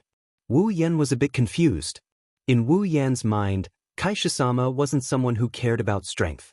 Although she was a bit competitive, she always had a vague attitude towards strength. Her usual exercise was just purely because she liked to exercise. In the original work, after meeting the main character, she hated herself for being strong. She thought that she wasn't like a girl. So, when Kaisha-sama said that she wanted to level up, Wu Yen felt that it was a bit of a trap. Why do you want to level up? Wu Yen looked at Chuju curiously and asked. Chuju's eyes started to wander. She stuttered and didn't know what to say. In the end, she turned her head and said in a bad mood, Just think of it as because my ego is too strong. For some reason, Wu Yen heard a hint of complaint in Kaisha-sama's tone. Wu Yen laughed dryly and waved his hand. If that's the case, then let's level up Chuju first. Of course, this was also what Wu Yen wanted. After all, Kaisha-sama's level was a bit low. It was better to raise her level first. Raise her level? Alright. Mikoto stood up and cracked her fingers. She smiled. Let's see what the demons that Yen mentioned look like and how strong they are. Hey, you're a girl. Don't crack your fingers. It's easy to scare kids. Are you a female pervert? Do you need to be so excited? Wu Yen looked at Mikoto in embarrassment. Didn't they say that Sis Canon would often show her shy and arrogant side? How come I'm a violent person? Baidu, you're a scammer? Of course. Mikoto said without turning her head.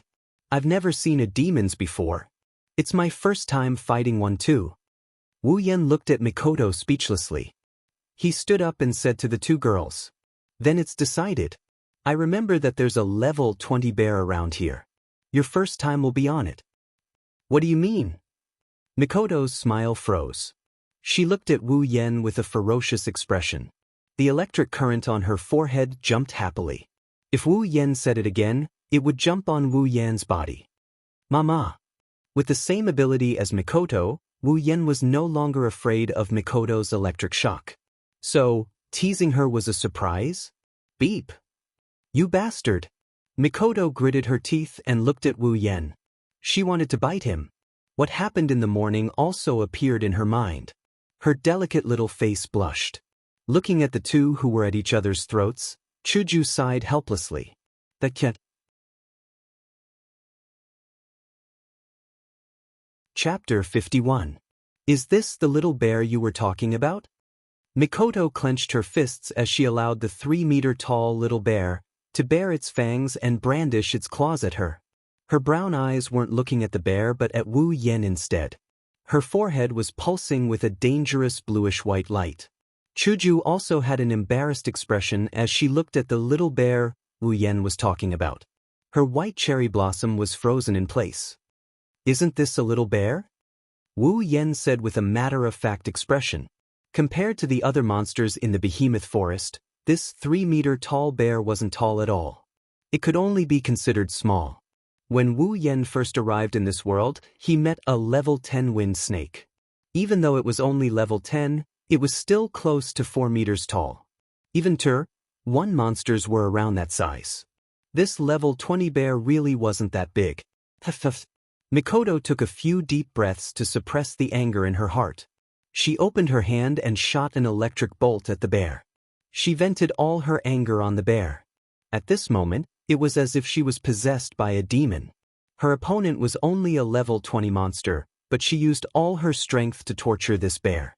Listening to the continuous roars of the bear, or more accurately, the cries of agony, Wu Yen couldn't help but shiver.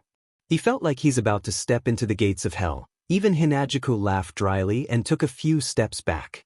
The brown bear crashed to the ground, kicking up a cloud of dust. Chuju felt her body lighten, a comfortable feeling spread through her body. She smiled happily and clasped her arms that were strengthened a little. She nodded in satisfaction. Wu Yen also nodded and opened the status list. Chuju's status was below Mikoto's, and Mikoto's status was below his. They formed a vertical line. Character, Gui Chuju ability, none strength, D endurance, D agility, D spirit, C equipment, white cherry, D rank, level 19. Wu Yen had asked the system about the status of the summon character.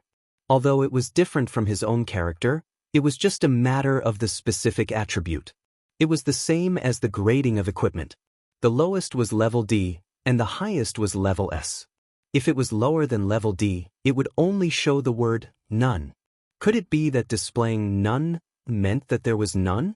If a person's strength displayed none, then wouldn't that person not even have the strength to walk? Wu Yen cursed in his heart more than once. The system's status was a trap. Back then, his status was displayed as a great synonym for human. So this is leveling up? I can feel that I have become a little stronger. Chuju waved her hands and said with a smile. Level up? That bear is only level 20, right? How did it help Chuju gain a level? Mikoto said as she kicked the bear under her feet. Wu Yen shrugged. It's easier to level up in the early stages. It's just like a game. Later on, it's harder. Mikoto, you killed so many demons in the barrier and you only gained a level. It wasn't just Mikoto, even Wu Yen himself felt that leveling up was getting harder. A level 60 Orochi demon, 15 levels higher than him, only gave him 4 levels. That was because it was easier to level up, but it wasn't so easy to level up. If it wasn't for the ability gain that gave Wu Yen a level 4 ability and forced him to level 50, who knows how long it would take for him to reach this level. That's true, who knows when I can reach level 70. Mikoto lowered her head and said softly. Right now, she urgently needed strength. Only with enough strength can she defeat Accelerator and save her sisters. Wu Yen once said that if she wasn't summoned, she wouldn't have any chance of winning against Accelerator. When she was first summoned by Wu Yen, Mikoto was level 68. Even though she gained a level, Accelerator's strength was enough to make her have no chance of winning. Level 70. Definitely level 70, tier 8 strength. The gap between levels is very hard to bridge. It's already like this when you're at a lower level, let alone when you reach Mikoto's level. The gap between levels is unimaginable. Just leveling up by one level is definitely not enough to bridge the gap. Only by reaching level 70 can I have a chance of winning. Not only that, in order to completely save the sisters, I'll have to face Alistair, the chairman of Academy City. He's in existence even stronger than Accelerator, he's at least tier 8, and the so-called Angel, Asai. If I want to save my sisters, I'll have to face them. That's why I need to get stronger. Wu Yen saw Mikoto's expression. Wu Yen sighed and patted her shoulder, comforting her. As long as we don't enter your world, it'll always be in a frozen state. That's why we have time. Mikoto, don't worry, take it slow. There's plenty of time. Yen. Mikoto looked at Wu Yen in confusion. Can I really save all my sisters? Not, we. Wu Yen corrected her with a smile. Our lives are intertwined, we're fated to be together forever. Your matter is my matter, how can you forget about me? Who wants to be with you forever? Mikoto was provoked by Wu Yan's words. Her voice went from low to stuttering. That panicked look is cute no matter how you look at it.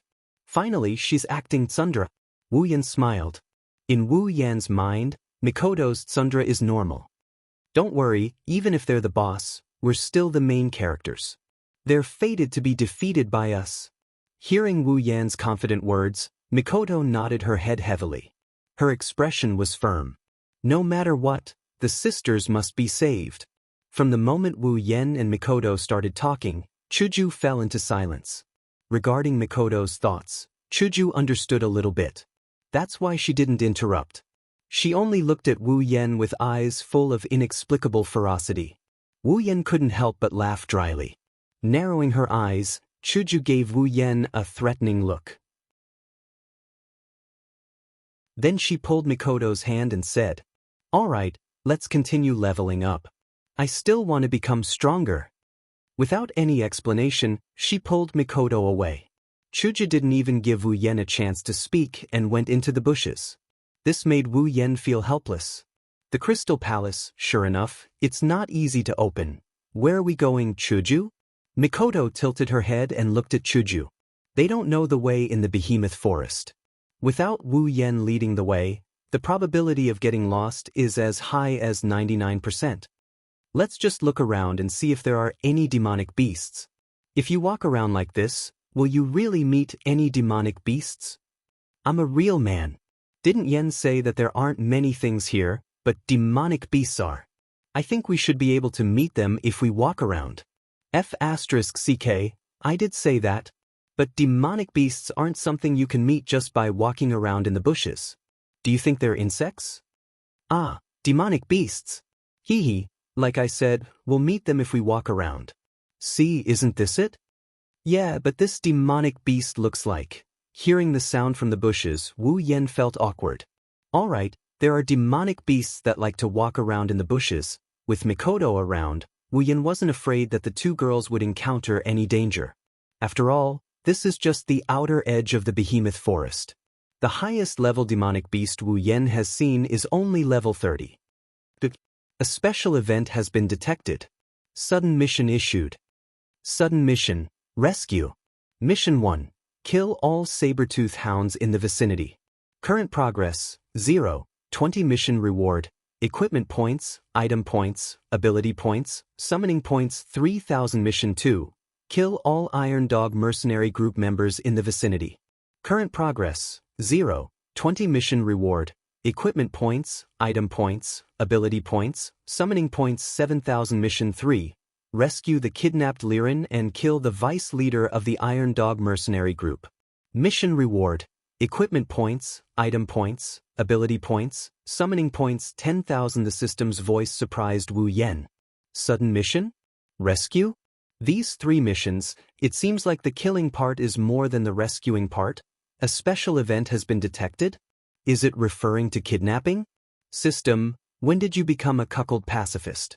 What? That's disgusting. Don't come over. Mikoto and Chuju. Wu Yen stepped on the ground and shot out like an arrow towards the direction of Mikoto and Chuju. Soon he saw the two girls. What happened? Looking at the two girls' shocked faces, Wu Yen hurriedly asked. At the same time, he looked at their bodies and when he didn't find any injuries, he let out a sigh of relief. What a disgusting dog. How come there are dogs in the forest? Chuju pointed at a beast in the distance and said with a disgusted face. Dog? Wu Yen was startled and turned his head to look. He saw a dog with long fangs and broken teeth standing there baring its fangs at Wu Yen and the girls. There wasn't a single piece of fur on its body. It was a bald dog that was almost as tall as the two girls. Most importantly, its mouth was dripping saliva. It looked disgusting. Saber-tooth hound, level 20? I think that instead of calling it a saber-tooth hound, it's more realistic to call it a bald dog. But it really is disgusting. Looking at the saber-tooth hound with a wretched face and saliva dripping from its mouth, Wu Yen waved his hand and the Nyamano Shana appeared in his hand. Without even drawing his sword, Wu Yen raised the Nyamano Shana and flashed in front of the saber-tooth hound. He smashed the Nyamano Shana into the dog's face. Woo! The saber-tooth hound flew up high and landed heavily on the ground. It let out a whimper and its face caved in as it kicked on the ground. Wu Yen rubbed the Nyamano Shana's scabbard on the ground in disgust. Fortunately, the scabbard wasn't stained with the dog's saliva. Otherwise, Wu Yen would have to consider changing the scabbard. Mikoto and Hinajiku couldn't help but flinch at the sudden turn of events. They didn't understand why Wu Yen sent the dog flying without saying anything.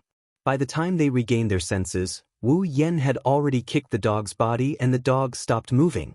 Wu Yen walked over to the two girls and he frowned as he told them, "The system just sent me a quest." A quest? Mikoto and Chuju looked at each other. What quest? Take a look for yourselves. Wu Yan shared the quest with the two girls. This was a function that only Wu Yan's summons could use. Is it the same type of dog that we killed? So there are 19 of them. Chuju twisted her face as if she was disgusted. Iron Hound mercenary group. Mikoto pondered.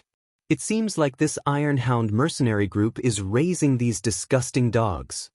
Yes, it should be. Wu Yan nodded. Also, they seem to have kidnapped someone called Li Lin. Kidnapping? How tasteless. Mikoto said angrily. Living on the bright side of Academy City and having a discipline committee junior sister, Mikoto didn't see these kinds of people. She also abnormally hated them. This is the so-called sense of justice.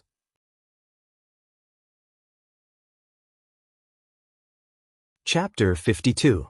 So, our mission is to kill everyone in this mercenary group and rescue this person called Liren?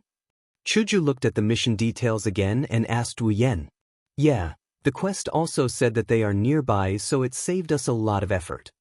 Wu Yan looked around and he waved the Neotono Shana around with a smile. Though, everyone. Mikoto frowned, her delicate little face wrinkled like a bitter gourd, as if she was struggling with something. Killing people, wouldn't it be too? Chuju's face was also a bit unnatural. In the end, these two girls are very resistant to killing people. Wu Yan of course knows that it's impossible to ask them to kill people. If that's the case, they won't be the Chuju and Mikoto he knows.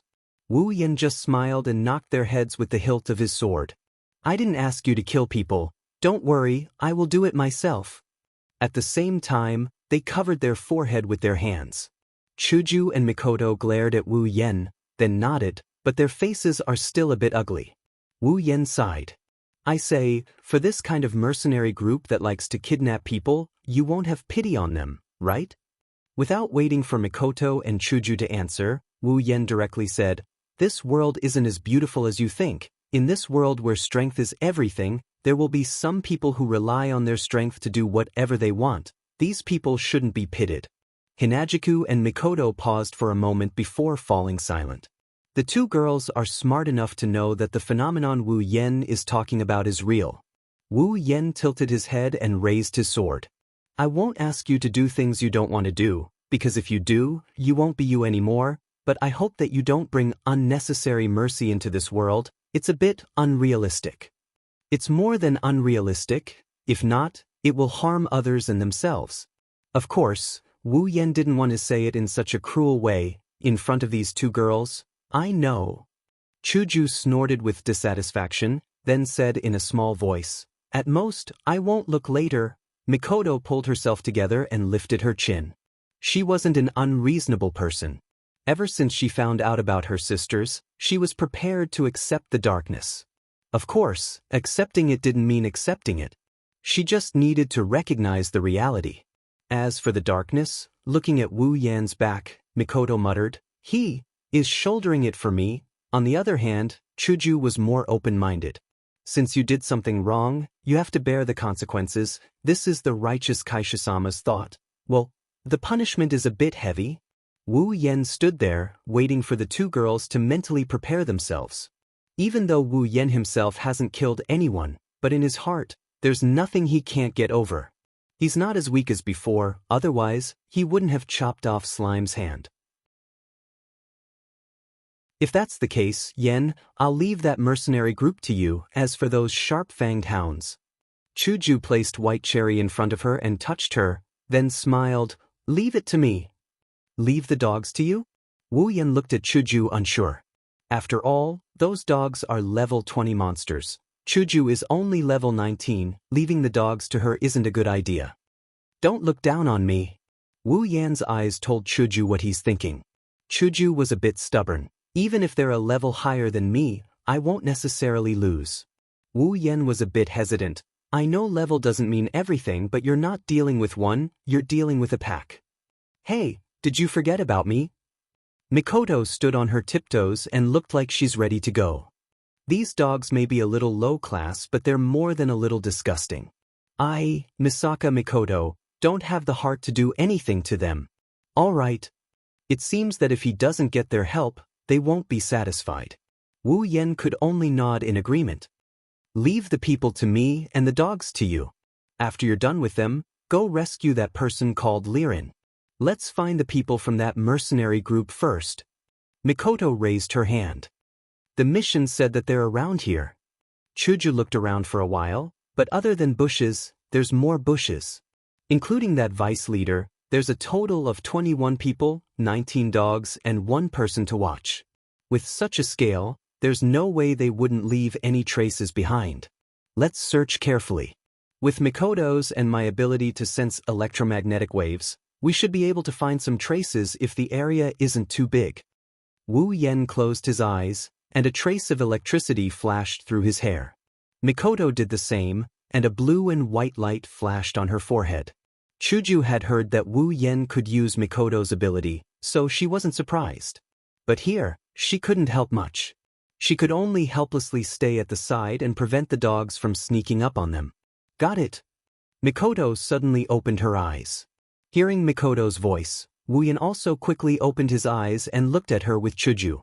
Mikoto pointed in a direction and said to the two, "In that direction, I can feel the existence of electricity. It looks like static electricity, and there's a lot of it. It should be in that direction." "You can even feel static electricity?" Chuju looked at Mikoto with a bit of surprise. Static electricity, although it's also electricity, but is it something that can be sensed by humans? Because the distance isn't too far and there's no power plant, electrical appliances, or electrical wires to interfere with electricity, so I can more or less sense it. Mikoto tapped her chin and smiled at Chuju. "Is it in this direction?" Wu Yen looked into the distance and then turned around. "Then let's go. We don't know if they'll do anything to harm Liren, so it's better to hurry." Chuju and Mikoto nodded, and then went into the forest with Wu Yen, rushing in a certain direction. After a while, some small sounds entered the ears of the three. Wu Yen knew that the person should be in that direction, so he slowed down his pace and signaled Chuju and Mikoto. The three crept forward. They stopped behind a tree that was big enough to block the three of them. Wu Yen peeked out an eye and looked out.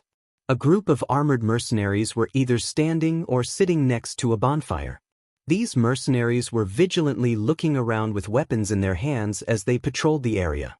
There was also a group of sharp-toothed hounds walking around. Each of the sharp-toothed hounds had a ferocious face and saliva dripped from their mouths. They looked very disgusting. The sharp-toothed hounds were all level 20, and the mercenaries were between level 20 and 30. They looked like Tier 3 warriors. Seeing this, Wu Yen couldn't help but furrow his brows. Tier 3 warriors looked low level, but they weren't cabbages.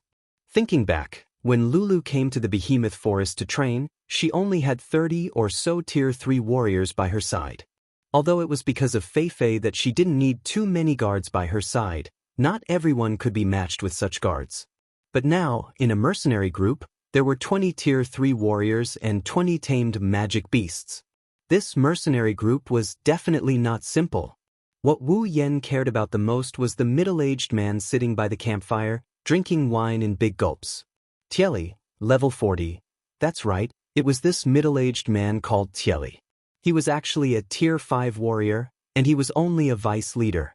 In other words, there was a leader, and this leader should at least be stronger than him.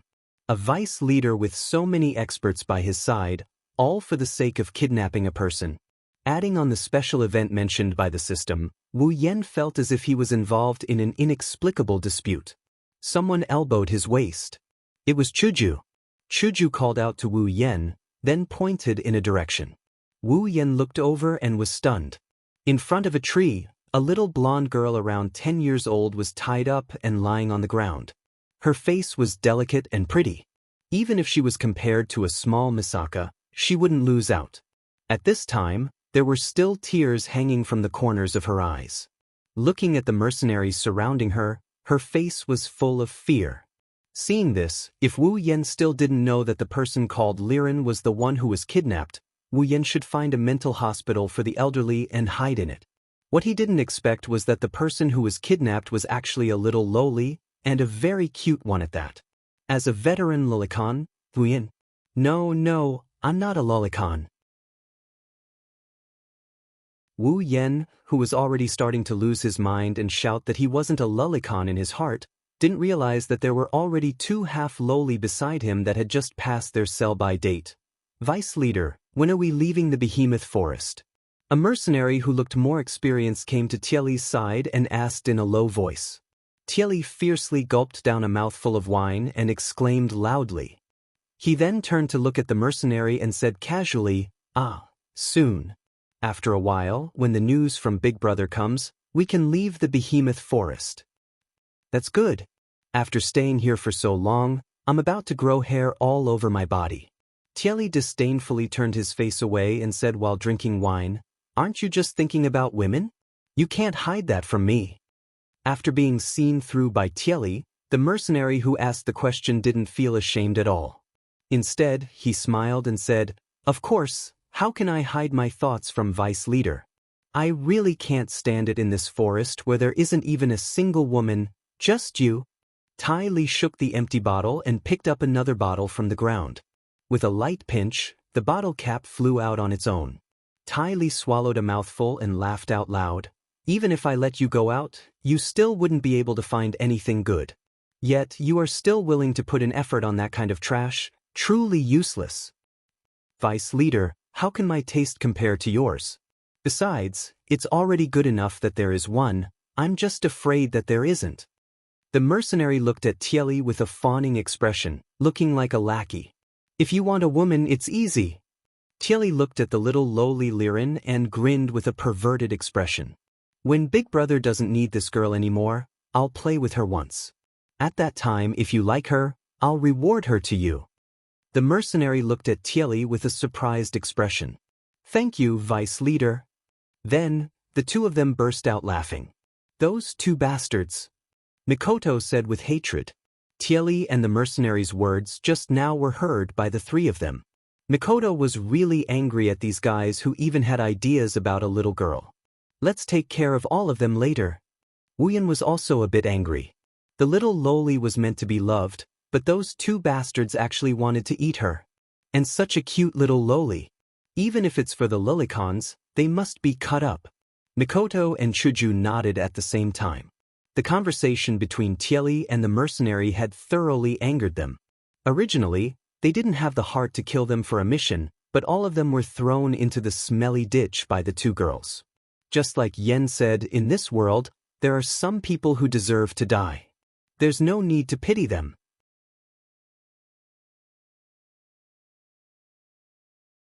Chapter 53. Mikoto, Chuju, you guys kill the dogs first. I'll deal with the minions first, then I'll deal with the big one. Wu Yen said softly to Mikoto and Chuju. At the same time, he slowly pulled out the Nyatamashana. Don't worry, I'll keep an eye on Chuju. Mikoto nodded when she saw Wu Yen looking at her. What? Hearing Mikoto's words, Hinajuku straightened her back in dissatisfaction. I'm not a kid, do you really need to keep an eye on me? Wu Yen said helplessly. I say, Kaisha-sama, this is for your own good. Your level is still low, wait until your level is higher, then you can do whatever you want. For now, be a good girl and cooperate with Mikoto.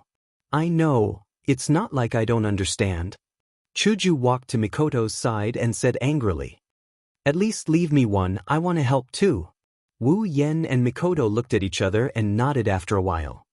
Alright, Chuju, you deal with one, it'll be good for you to increase your combat experience. Against one, with Hinajuku's ability, she should be able to do it. Although it's a battle of a higher rank, but the difference between rank 2 and rank 3 isn't that big, and the dog isn't as cunning as a human, so the battle should be much easier. He casually traded 100,000 item points for a bottle of resplendent breath. He brought it in front of Hinajuku and told her in a serious tone. If you encounter any danger, drink this, don't take any risks. It's fine, be good.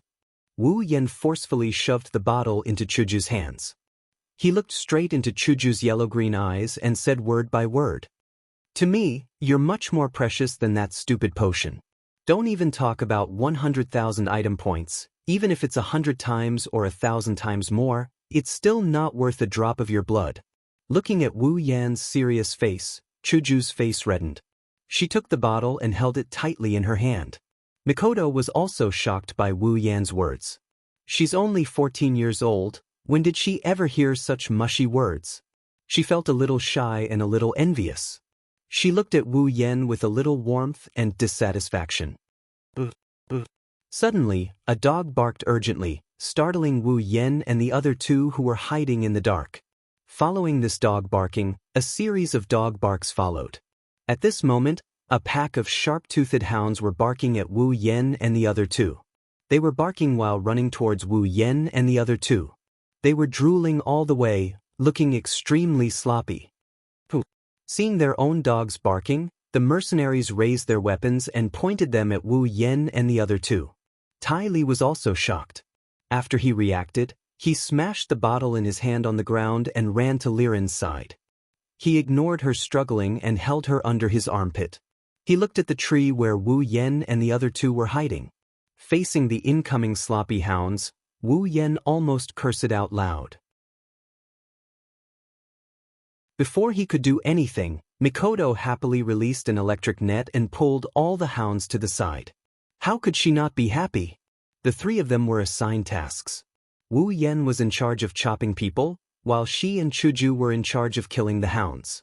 However, the hounds were always with the mercenaries. Mikoto was still having a headache about how to lure them out. Now, she didn't need to do anything. Those shameless hounds were courting death and were charging towards them. Naturally, Mikoto used an electric net and pulled them to the side to slowly slaughter them. Chuju pulled the crystal sword in her hand and ran to the side. She picked up one of the hounds and started a battle between man and beast. "Who are you people?" While shouting questions, the mercenaries began to charge towards Mikoto and Chuju. From the looks of it, they didn't have any intention of asking questions. They just wanted to kill them. Tai Li saw Mikoto and Chuju who were fighting the hounds. When he saw the two girls, his eyes flashed with amazement. Then he became perverted again. His eyes darted around as if he wanted to capture them alive. When he saw Tai Li's eyes darting between Mikoto and Chuju, Wu Yan, who was familiar with all kinds of melodramatic dramas, naturally knew what he was thinking. With a sneer, Wu Yan stepped out from behind the tree and shot towards the mercenaries who were charging towards Mikoto and Chuju. In Wu Yan's heart, these people were already dead. The mercenaries who were running around happily. Before they could even get close to Mikoto and Chuju, a silver light flashed in the middle of them. It was like a dancing firefly. Unfortunately, it wasn't a firefly that was dancing, but a cold blade. One of the mercenaries suddenly stopped in his tracks and attracted the puzzled gaze of the other mercenaries. Before they could ask, the mercenary groaned and the weapon in his hand fell to the ground. Covering his neck with both hands, his eyes were wide open and filled with fear. Blood suddenly flowed down from his neck and dyed his hands red.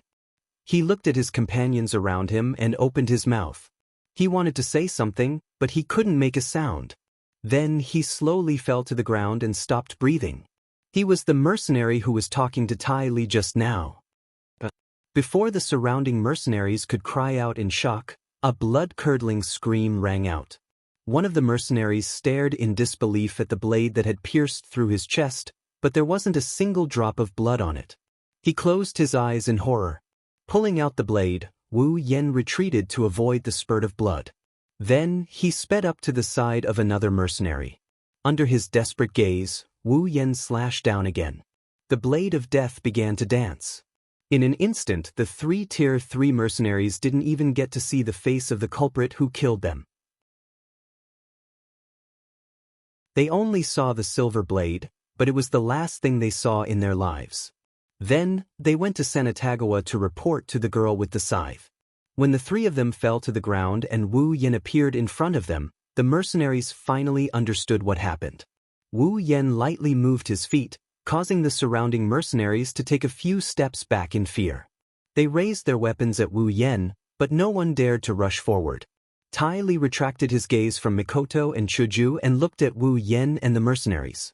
Glancing at the three mercenaries on the ground, Tai Li didn't feel sad or angry. Instead, he immediately shouted at the other mercenaries, "What are you doing? Hurry up and attack. Kill him for me." The mercenaries looked at each other and swallowed a mouthful of saliva. Under the threatening gaze of their vice leader, they braced themselves and shouted as they waved their weapons at Wu Yen. Wu Yen saw that Tai Li didn't intend to take the little lowly Liren as a hostage and couldn't help but let out a sigh of relief. If Tai Li wanted to use Liren as a hostage to threaten him, then he wouldn't be able to do anything. Unless Mikoto used her level advantage to take Liren back from him, but that would be too risky. It would be best if that wasn't the case. The mercenaries' weapons were about to reach him. Wu Yen smiled faintly and waved the Yamano Shana in his hand. After a few crisp sounds, the weapons in the mercenaries' hands all broke into two and fell to the ground, turning into a pile of scrap metal. Mass armament! Tai Li exclaimed, then looked at the Yamano Shana in Wu Yan's hand, his eyes filled with greed. To be able to so easily cut the mercenaries' weapons in half, only the legendary armament could have such power. Although Tai Li was already at the 5th rank, he still didn't have a mass armament. He had always been holding a decent greatsword. He had already started to gather money to get himself a mass armament. Now, he didn't need to plan for it himself, someone had already delivered it to him. In Tai Li's eyes, this armament had already been branded with his name. In just a short while, this common armament would be his. What are you guys waiting for? Tai Li roared at the mercenaries surrounding Wu Yen, then continued to look at the Yamano Shana in Wu Yan's hand with his disgusted eyes. Beauties and whatnot, he could have as many as he wanted. As long as he had strength, he wouldn't have to worry about not having beauties. The armament was something that could increase his strength. What's more, now that the armament was here, and so were the beauties. Tai Li felt that today was his lucky day. As long as he got rid of that man, everything would be in his pocket. With his strength at the 5th rank, how could these young guys who looked like they hadn't even reached adulthood be his opponent? Therefore, Tai Li was full of confidence at this time.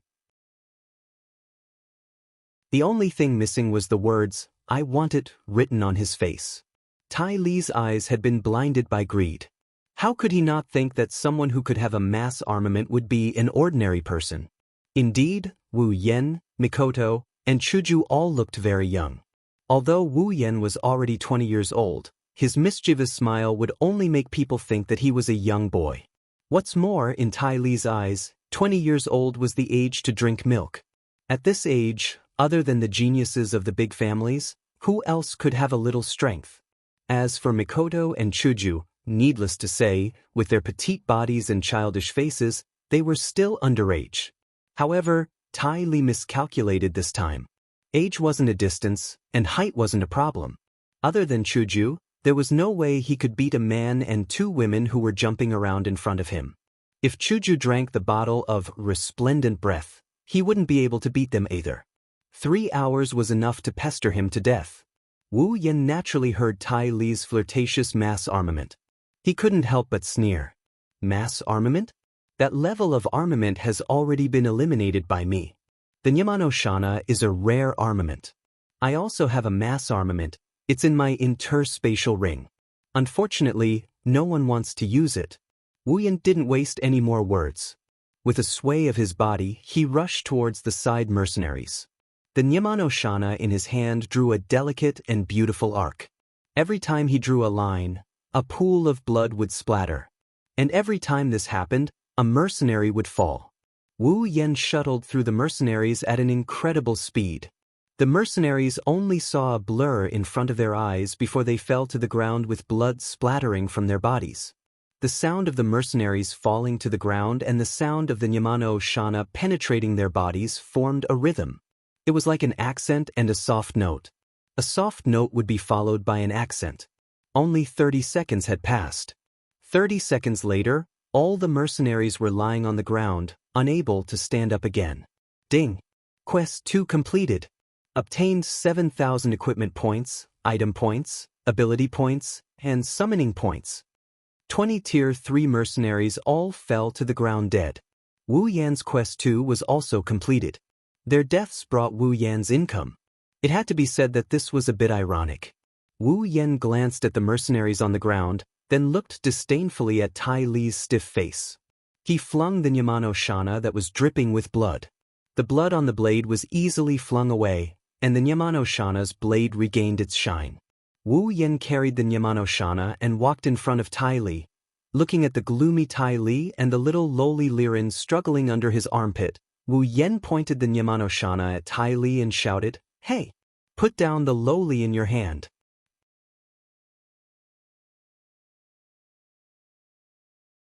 Chapter 54. Hey! Put down the lowly in your hand. That soul-stirring shout left a series of echoes in this crossbow situation. It made the dog beating paused, the confrontation embarrassed, and the hostage stunned. The only thing missing was a few crows flying over and shouting, "Idiot." Even if Wu Yan was a super thick-skinned person, he couldn't help but feel a little embarrassed. The consequence of excessive pranking was that it attracted the disdainful gazes of the two girls and the disbelieving gaze of the little lowly Liren. Perhaps they were already thinking that they were about to escape from the tiger's mouth and enter the wolf's den. Or perhaps Wu Yan's words really made some people unable to continue watching. Therefore, their battle strength instantly exploded and turned the group of bald dogs into dead dogs. Ding! Mission 1 completed. Obtained 3,000 equipment points, item points, ability points, summoning points. When this system notification sounded, a brown figure and a pink figure instantly appeared beside Wu Yan.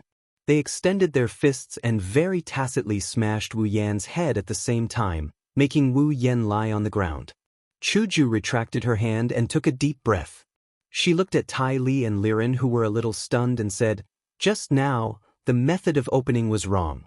Please ignore it and return to the show. Put down the little girl in your hand." Hearing Chuju's words, Liren regained her senses and began a new round of struggle. Tai Li's face was a little ugly. He felt like he was being played. Tai Li snorted coldly and tightened his grip on Liren. His rat-like eyes swept back and forth between Chuju and Mikoto. After a while, he smiled and said, "Sure, as long as you obey me, I'll let her go."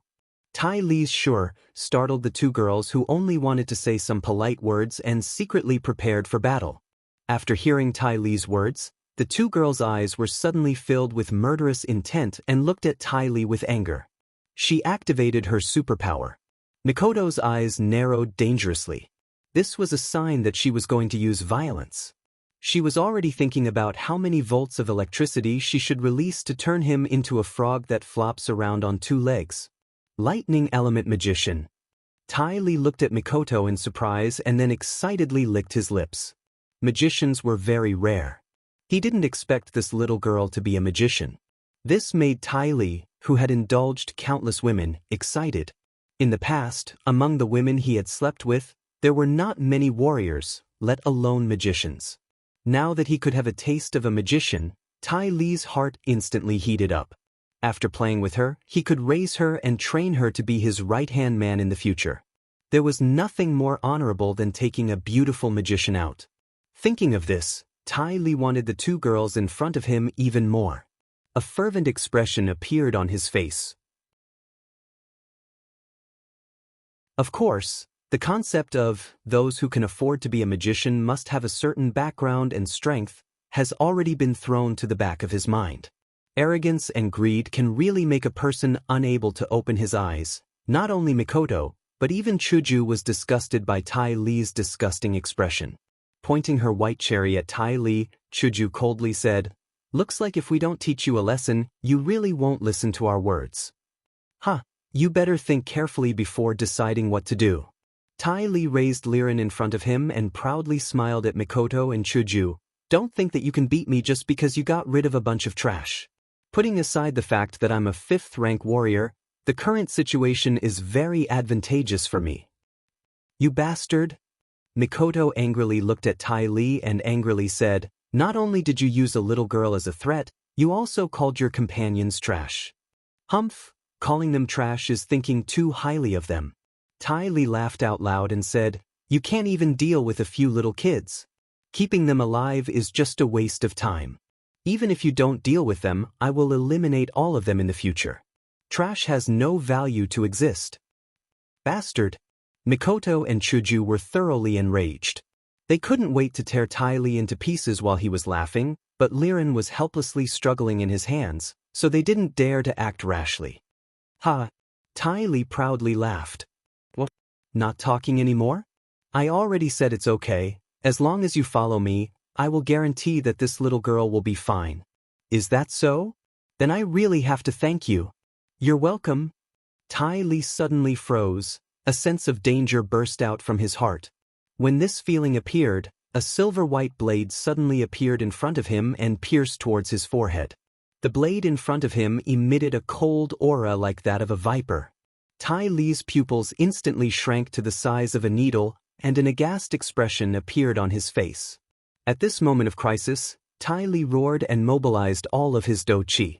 He didn't care about the pain from the rapid flow of Do Chi in his body, and used all of his strength to turn his head to the side.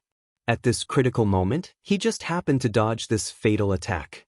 The blade brushed past his ear, and he could even feel the cold temperature of the blade. Cold sweat involuntarily slid down his forehead. He never felt that death was so close to him. Ty Lee's legs began to tremble slightly. After the attack failed, the silver-white blade stopped moving and stopped beside Ty Lee's ear. At the same time, a hand that was completely different from the cold temperature of the blade was placed on Ty Lee's hand, and Ty Lee's hand was holding Liren. The blue and white electric current flashed from this hand to Ty Lee's hand, and the electric current passed through Ty Lee's body. Ty Lee cried out in pain, and his whole body was paralyzed. His hand trembled, and he loosened his grip on Liren. Another lightning magician. Impossible. Isn't he a sword user? Isn't he a warrior? How can Do Chi and magic exist in a human body at the same time? Ty Lee couldn't believe it in his heart. Naturally, he didn't know that Wu Yen didn't have any Do Chi or magic at all. His sword skills relied on his body, and his lightning relied on his calculation ability. The owner of the hand grabbed Liren, who was in free fall, and pulled her into his arms. He looked at Ty Lee with a smile, but his eyes were filled with coldness. The hand holding the sword fiercely slapped Ty Lee back, and he flew into a tree. Yen, Mikoto and Chuju ran over as if they expected this. They didn't say anything and took the little lowly Liren from Wu Yan's hand. They put her on the ground and untied her while looking at Wu Yen with vigilance. Wu Yen laughed dryly, but he didn't say anything. It seems that the declaration of lowly just now really pissed them off. The soft cloth in her mouth was removed by Chuju, and the little lowly Liren pounced into Chuju's arms. She cried like she was wronged. Don't cry, don't cry. Chuju and Mikoto hurriedly comforted the little lowly. Maybe it was because the two girls gave Liren a different feeling, so Liren was relieved and ignored Ty Lee, who got up from the ground. Her crying made Chuju and Mikoto's heart ache, but it also made Wu Yan's head hurt. Wu Yan was most afraid of girls crying, especially cute girls. Damn it! Little bastard! Ty Lee got up with an ashen face and looked at Wu Yan's group with a ferocious expression. He spat out a mouthful of saliva and grinned. You think you can win by ambushing me when I was careless? That's fine. I'll let you see the power of a Tier 5 warrior, you puny ant. The question of why Wu Yan can use both battle skills and magic at the same time has already been tossed aside by the furious Ty Lee. What's more, Ty Lee didn't even put Wu Yan in his eyes. In his opinion, Wu Yan is still young. Even if he's a magician, there's no way he can be stronger than Ty Lee. He only relied on the advantage of a sneak attack to embarrass Ty Lee. Therefore, Ty Lee, who thought he was strong, couldn't help but be angry. You're just an ant. How dare you stain my clothes with dust? As for the matter of Liren being taken back, Ty Lee didn't care. As long as he killed that little bastard and took her back, it would be fine. And, together with those two girls, while Ty Lee's self-confidence broke through the sky, Wu Yan, Mikoto, and Chuju were speechless. The power of a Tier 5 warrior? Sorry, but there's a Tier 6 and a Tier 7 warrior here. Oni-chan. A soft voice came from the tear-stained Liren, making Wu Yan's expression change. He almost knelt down and took out his lollipop. Liren pursed her lips, making people want to take everything in the world back to her. She lifted her head from Chuju's embrace and looked at Wu Yan, sobbing. Oni-chan, this person is very strong, even the guards were defeated by him. We should run away quickly. Even though the little lowly Liren was still young, She still had the ability to distinguish between right and wrong, good and evil. The person who kidnapped her was undoubtedly a bad guy, and her brothers and sisters who came to save her were the good guys. If she didn't think like this, she wouldn't be hiding in Hinajiku's embrace like a baby bird. At the same time, after seeing Tai Li's strength, Liren is naturally worried that the big brothers and sisters who came to save her will die in Tai Li's hands like her guards. Wu Yin doesn't have the ability to read minds, so naturally he didn't know what Liren is thinking. If he knew, Wu Yen would definitely grab her collar and yell at her without caring about anything else. This brother is not a good person. Don't just give people a card. However, he could hear the worry in the little lowly Liren's voice. Thus, he gave her a comforting smile and waved the Nyeten Shana in his hand. Looking at the self-righteous Tai Li, the corner of his mouth twitched. Don't worry, little girl. This self-righteous fat pig thinks that he's a powerhouse just because he's wearing armor. I'll slowly teach him the consequences of having designs on other people's women. Not for anything else, even if it wasn't for the mission, and not for my hatred for this pig, but for your sweet, Oniine, I will help you kill this fat pig that makes you cry today. What did you say? Tai Li was taken aback. When he heard Wu Yan's words, more anger surged from his heart.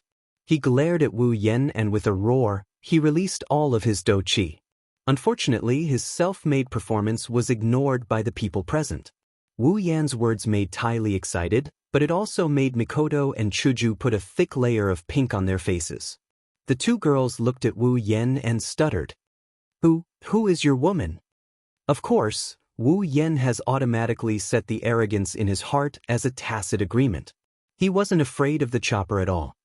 Ha! Tai Li suddenly laughed out loud. He laughed so hard that tears almost flowed out. But in the end, he didn't because there were no tears in his eyes. There was only monstrous anger and killing intent. Little bastard, since you are in a hurry to die, I will fulfill your wish. I will gladly take your woman and armament, ha!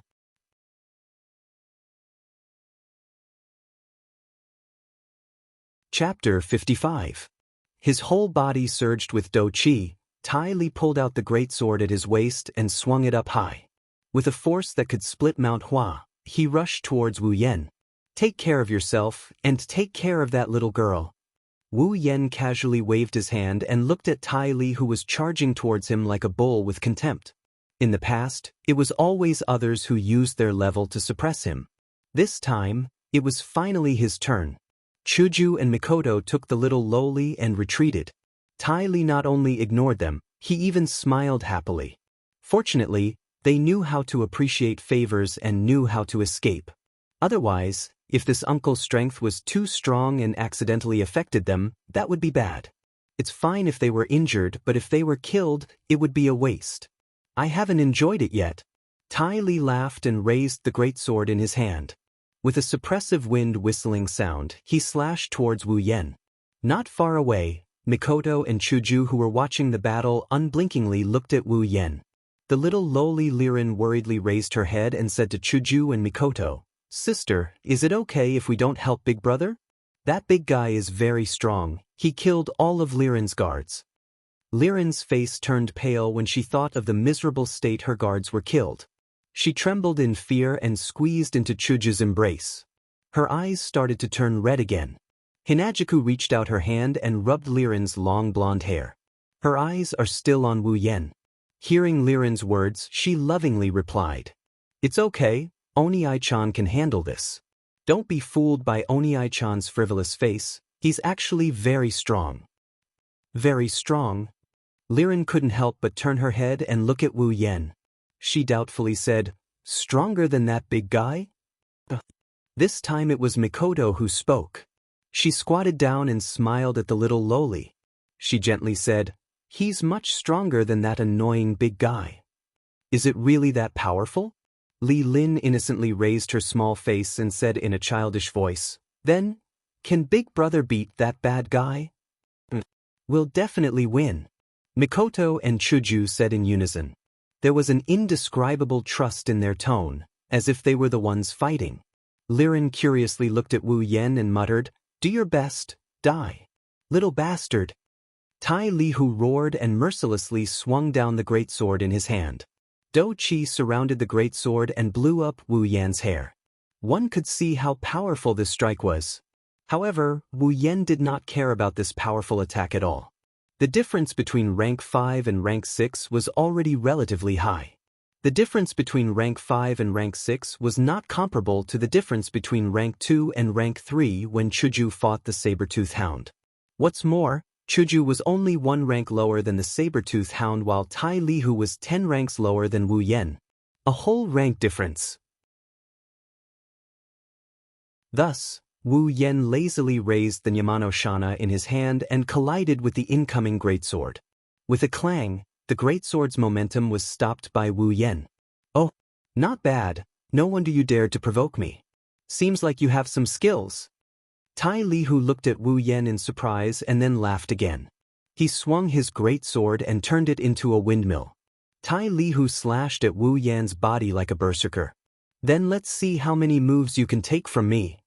Listening to Tai Lihu's arrogant words, Wu Yan only casually waved the Yamanoshana in response to Tai Lihu's storm-like attacks.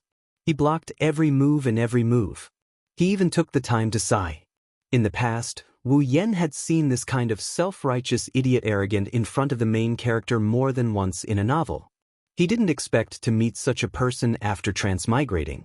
Thinking back, when he saw this kind of character showing off in the novel, he was extremely annoyed. He wanted nothing more than to become the main character and ruthlessly trample on this kind of idiot so that they couldn't be arrogant anymore. Now that there was a real opportunity, Wu Yan couldn't bring himself to have such thoughts. This was because this kind of person was too much like a clown. Apart from bringing a bit of fun to him and the others, he was a complete piece of trash. He didn't know that he had become a laughingstock in the eyes of others and was still acting self-righteously in front of him. It made people want to teach him a lesson, but they couldn't even bring themselves to do so. Although this kind of performance polluted the air a bit and was a bit disgusting, under Tai Lihu's powerful attacks, the wind stirred up dust. The power of the greatsword was deflected by Wu Yan and leaked into the ground. For a moment, the place where Wu Yan and Tai Lihu were fighting was filled with dust and gravel. The two people continuously clashed their weapons, causing the surroundings to become a mess. Hit. Damn it. Why can't I hit? Tai Lihu continuously swung his greatsword and continuously attacked Wu Yan. In his imagination, he would only need 1 or 2 rounds to chop this little bastard in front of him into meat paste. Then, he would be able to enjoy the beauty in front of him. But let's not talk about 1 or 2 rounds, he's already clashed with Wu Yan for hundreds of rounds. Yet, the little bastard in front of him didn't get chopped into minced meat. Instead, the little bastard leisurely stepped around his sword and waved his seemingly weak blade around to neutralize all of his attacks. Tai Lihu felt that he was going crazy.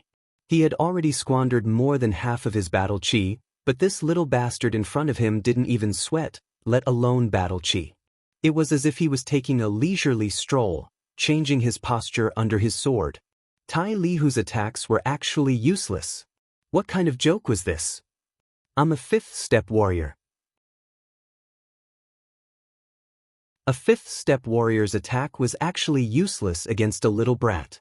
This daddy absolutely doesn't believe it. A Tai Lihu crazily roared. His battle chi was increased by a bit, and his attacks were also increased by a bit, causing Wu Yan to finally feel a bit of pressure. "Oh, not bad. You finally made me feel a bit of pressure." Once again blocking Tai Lihu's greatsword, Wu Yan finally laughed when he felt a not weak force coming from his own Enai Dianzana. Pulling the Enai Dianzana outwards, Wu Yan pushed Tai Lihu's greatsword away and retreated a few steps.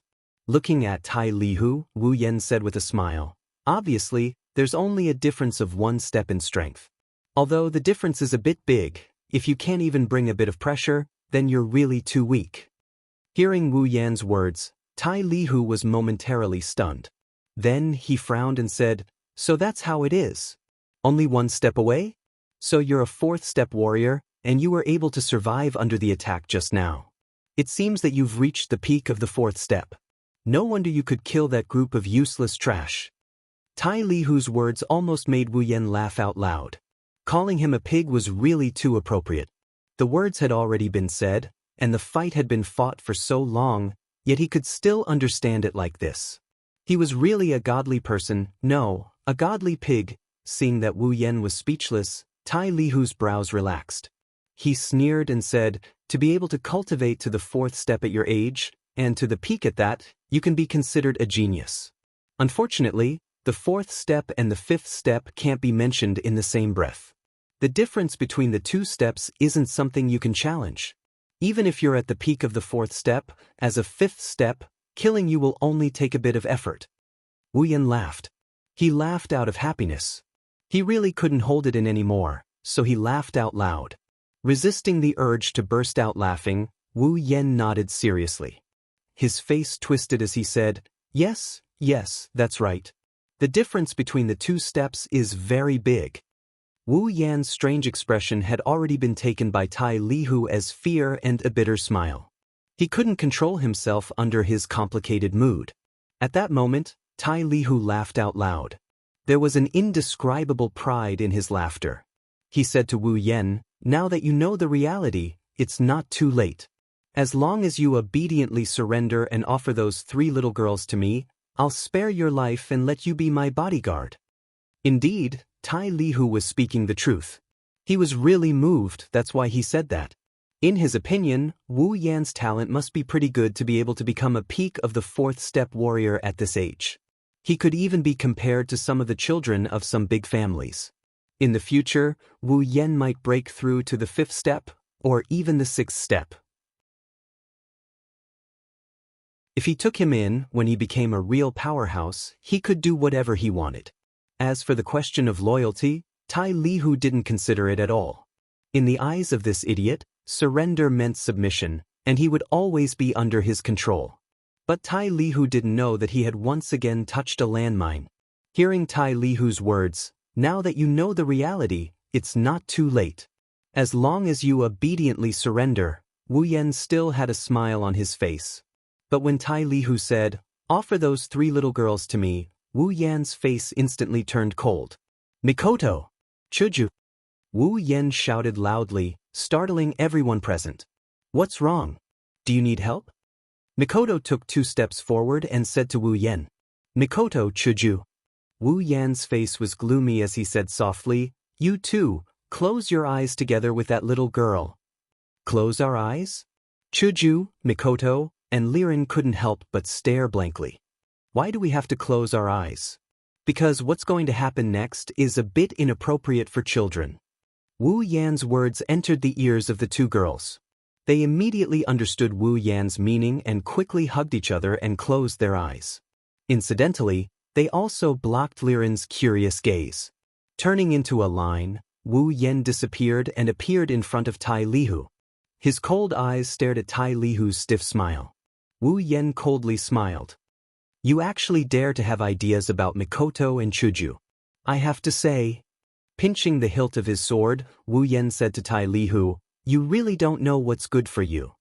After saying that, Wu Yen led Shana from bottom to top and cut off Tai Lihu's sword along with his hand in the blink of an eye. There was no pause at all. A large amount of blood sprinkled down from the sky, accompanied by Tai Lihu's painful screams as he tightly clutched his severed hand. Having done this, Wu Yen put away Shana back into the scabbard and put it back into the interspatial ring. Standing in front of the screaming Tai Lihu, Wu Yen said in a low and powerful voice, "You won't die if you don't seek death. Since you're so intent on seeking death, I'll let you die a beautiful death." Lightning flashed and dust flew. Wu Yan's body began to emit lightning. Electricity continuously flowed through Wu Yan's body, creating an incessant electric symphony. Wu Yen suddenly raised his hand. The ground slightly shook along with his movement. A small wave of iron sand slowly surged out from the ground and rolled into a flowing wall around Wu Yen. With another wave of his hand, the iron sand rapidly surged up and stirred in the air. After a while, it formed a large number of iron sand swords. After the iron sand swords formed, Wu Yen shouted and waved. Like an arrow leaving the bow, the iron sand swords violently shot out and stabbed into Tai Lihu, who had yet to react from the pain. They penetrated his body, his limbs, and his head. Blood spilled into the air.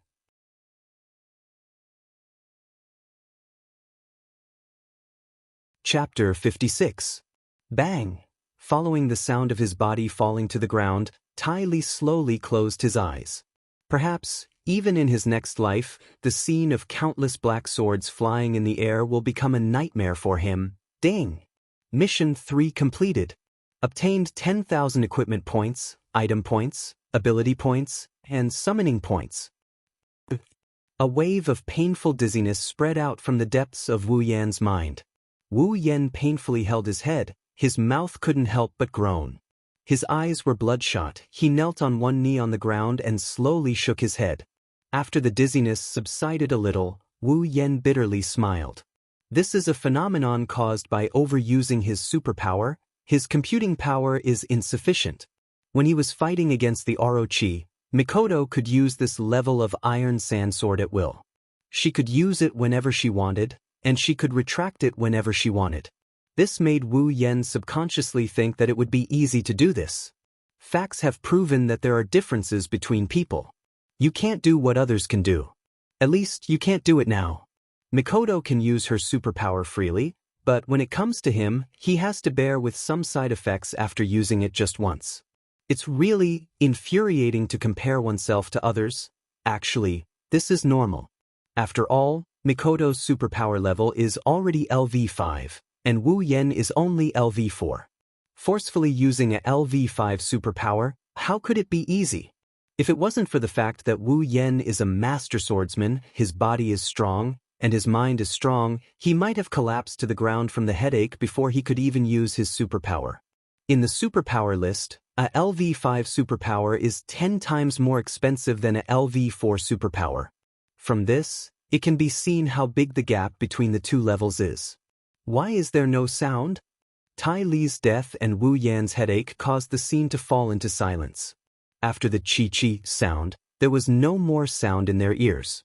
They also didn't hear Wu Yan's voice, which made Chuju a little confused. Hey, Yan, what happened? Why don't you say something? It's been a while, but there's still no sound. This made Mikoto a bit anxious, but without Wu Yan's order, they couldn't open their eyes. After all, Wu Yan did say that what's going to happen next is a bit unsuitable for children. This made Hinajiku and Mikoto a bit scared. Although the two prideful girls don't want to be defeated by a gory scene, they are still girls. Wu Yan's tone sounded a bit creepy, so they didn't dare to open their eyes. Wu Yan was speechless at Mikoto's words. He struggled to stand up. Wu Yan said helplessly, "What do you mean squeak? Only rats would squeak like that." Mikoto and Chuju let out a sigh of relief. Hearing the sound meant that everything was fine. Mikoto was even more dissatisfied. "What? Since you've dealt with it, why didn't you say anything? Are you pretending?" "What?" Sure enough, Sis Cannon was a proud girl. She was obviously worried, but she insisted on saying something nice. Would it kill her to say something nice? Then are you done or not? Chuju was a little dissatisfied. Being afraid was one thing, being curious was another. This feeling of waiting for a surprise made the president's heart itch. Soon. Wu Yan said perfunctorily. He controlled the iron sand and threw Tai Li's body, which was riddled with holes, into the trees not far away. A human body couldn't be used to exchange points with the system, so Wu Yan didn't turn the body over to the system. However, Wu Yan didn't feel regretful. In fact, he felt a little comfortable. If the system wanted a human body, then Wu Yan would feel a little uncomfortable. This was a matter of principle. Wu Yan didn't even care about the other mercenaries' bodies. The two girls had already seen it. This kind of scene was still acceptable to Chuju and Mikoto. Unlike Tai Li, who was stuck like a hedgehog with his intestines and brain juices flowing out. It was a little disgusting. Of course, accepting it was one thing. If they had to do it themselves, they would probably, well, they were 14 or 15 years old girls after all. Long live understanding. Done.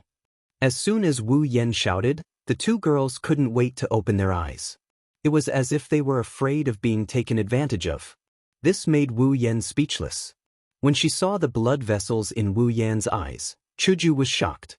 She quickly asked, "Why are your eyes so red?" Mikoto was also stunned for a moment. Then, as if she remembered something, she directly said, Did you use your superpower too much? Looking at Mikoto's fixated eyes, he laughed sheepishly. Just a little. Do you want to become an idiot? Mikoto raised her voice. She was a little angry as she shouted at Wu Yen. Are you an idiot? Didn't I tell you that if you use your superpower too much, it will lead to insufficient computing power?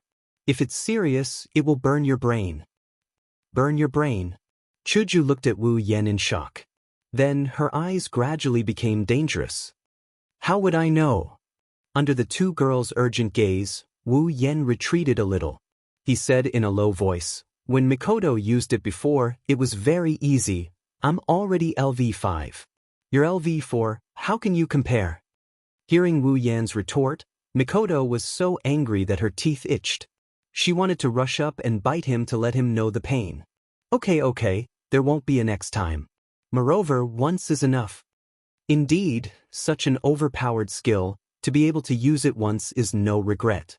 The scene of hundreds of black swords piercing through the air can only be described as overpowered. If it wasn't for the fact that he didn't recognize the familiarity of the scene, Wu Yen might have added the word bastard when he threw out the iron sand swords. It's as domineering as Golden Sparkle. It's just that Golden Sparkle used a variety of noble phantoms, while Wu Yen used a single black iron sword.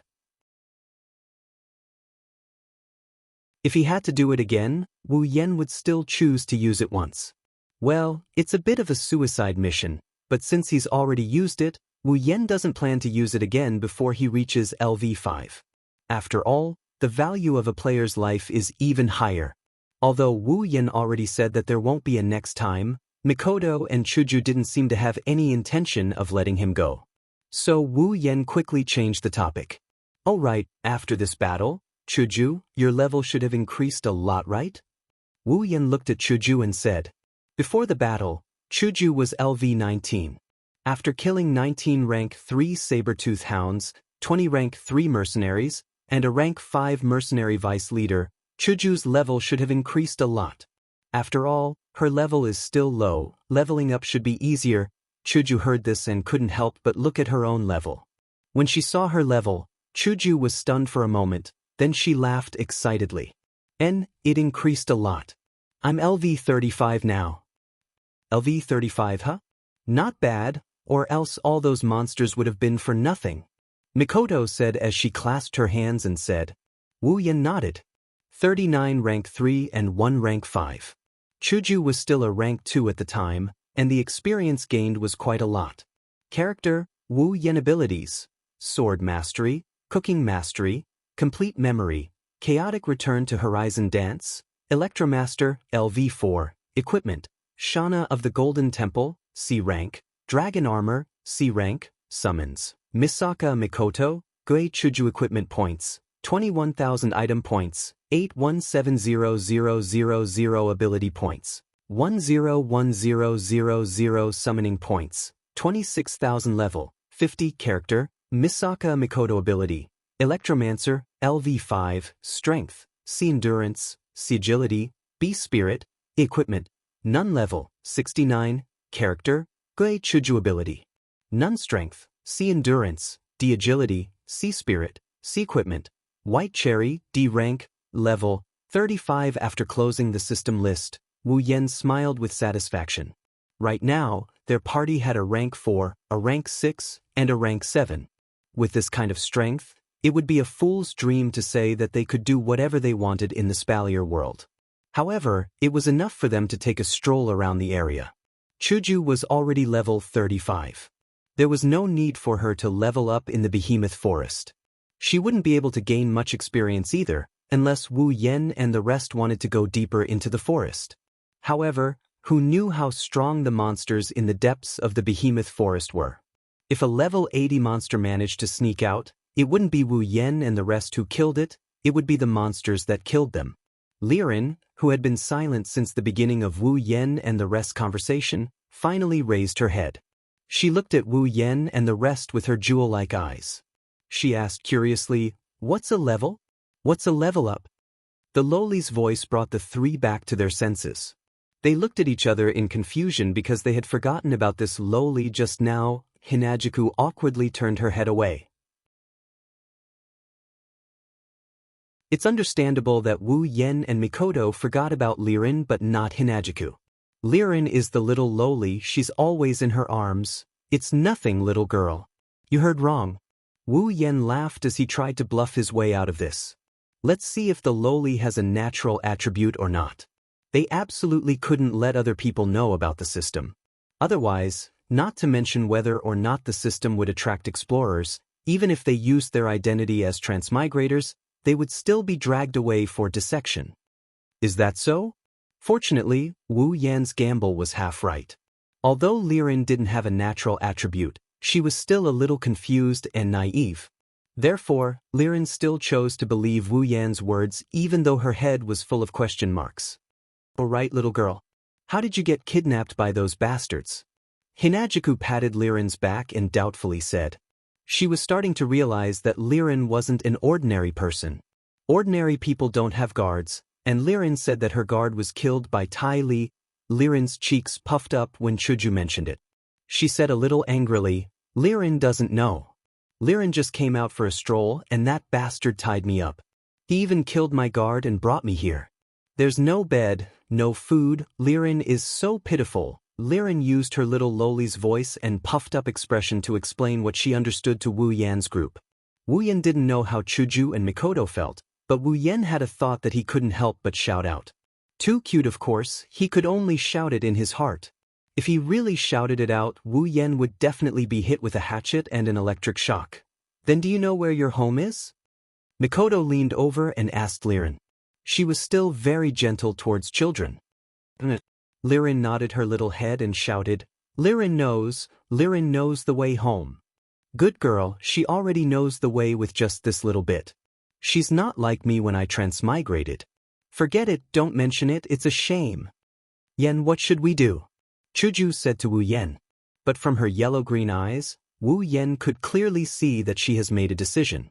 Looking at Mikoto, who had the same expression, Wu Yen was speechless and shrugged. Didn't you guys already make a decision? Why are you asking me? If that's the case...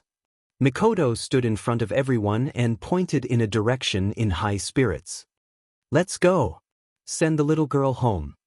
Looking at Mikoto's actions, Wu Yen really wanted to ask, are you sure it's that way?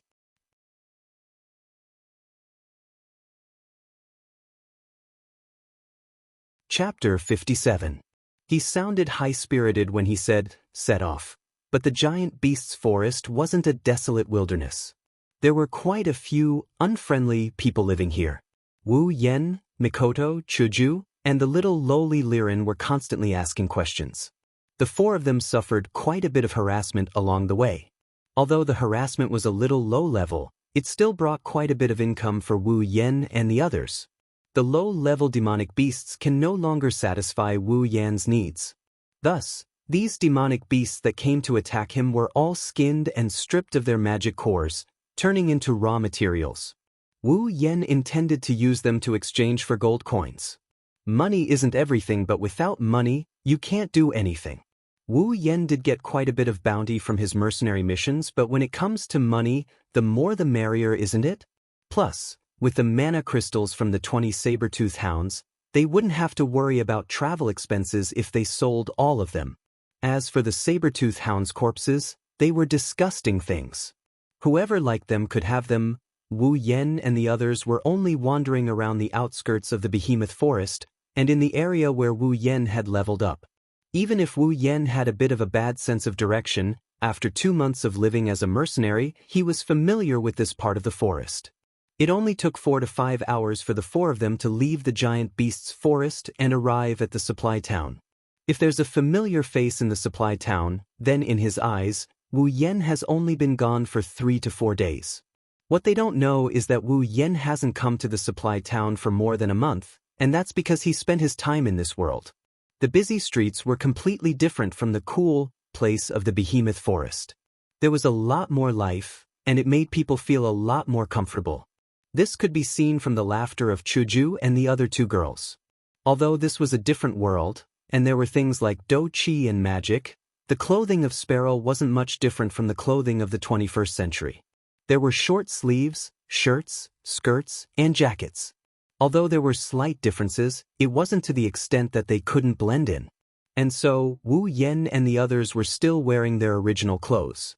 Walking on the streets, they didn't look out of place. Of course, there were still some surprised gazes that would look at Wu Yen and the others. Although they said they were looking at Wu Yan's group, they were mostly looking at Chuju and the other two girls. After all, the three girls were beautiful and cute, and naturally attracted a lot of attention. Wu Yen, on the other hand, only attracted some envious and jealous gazes. Chuju, Mikoto, and Liren didn't care about the gazes of onlookers at all. They were still leisurely doing their own things and walking their own paths.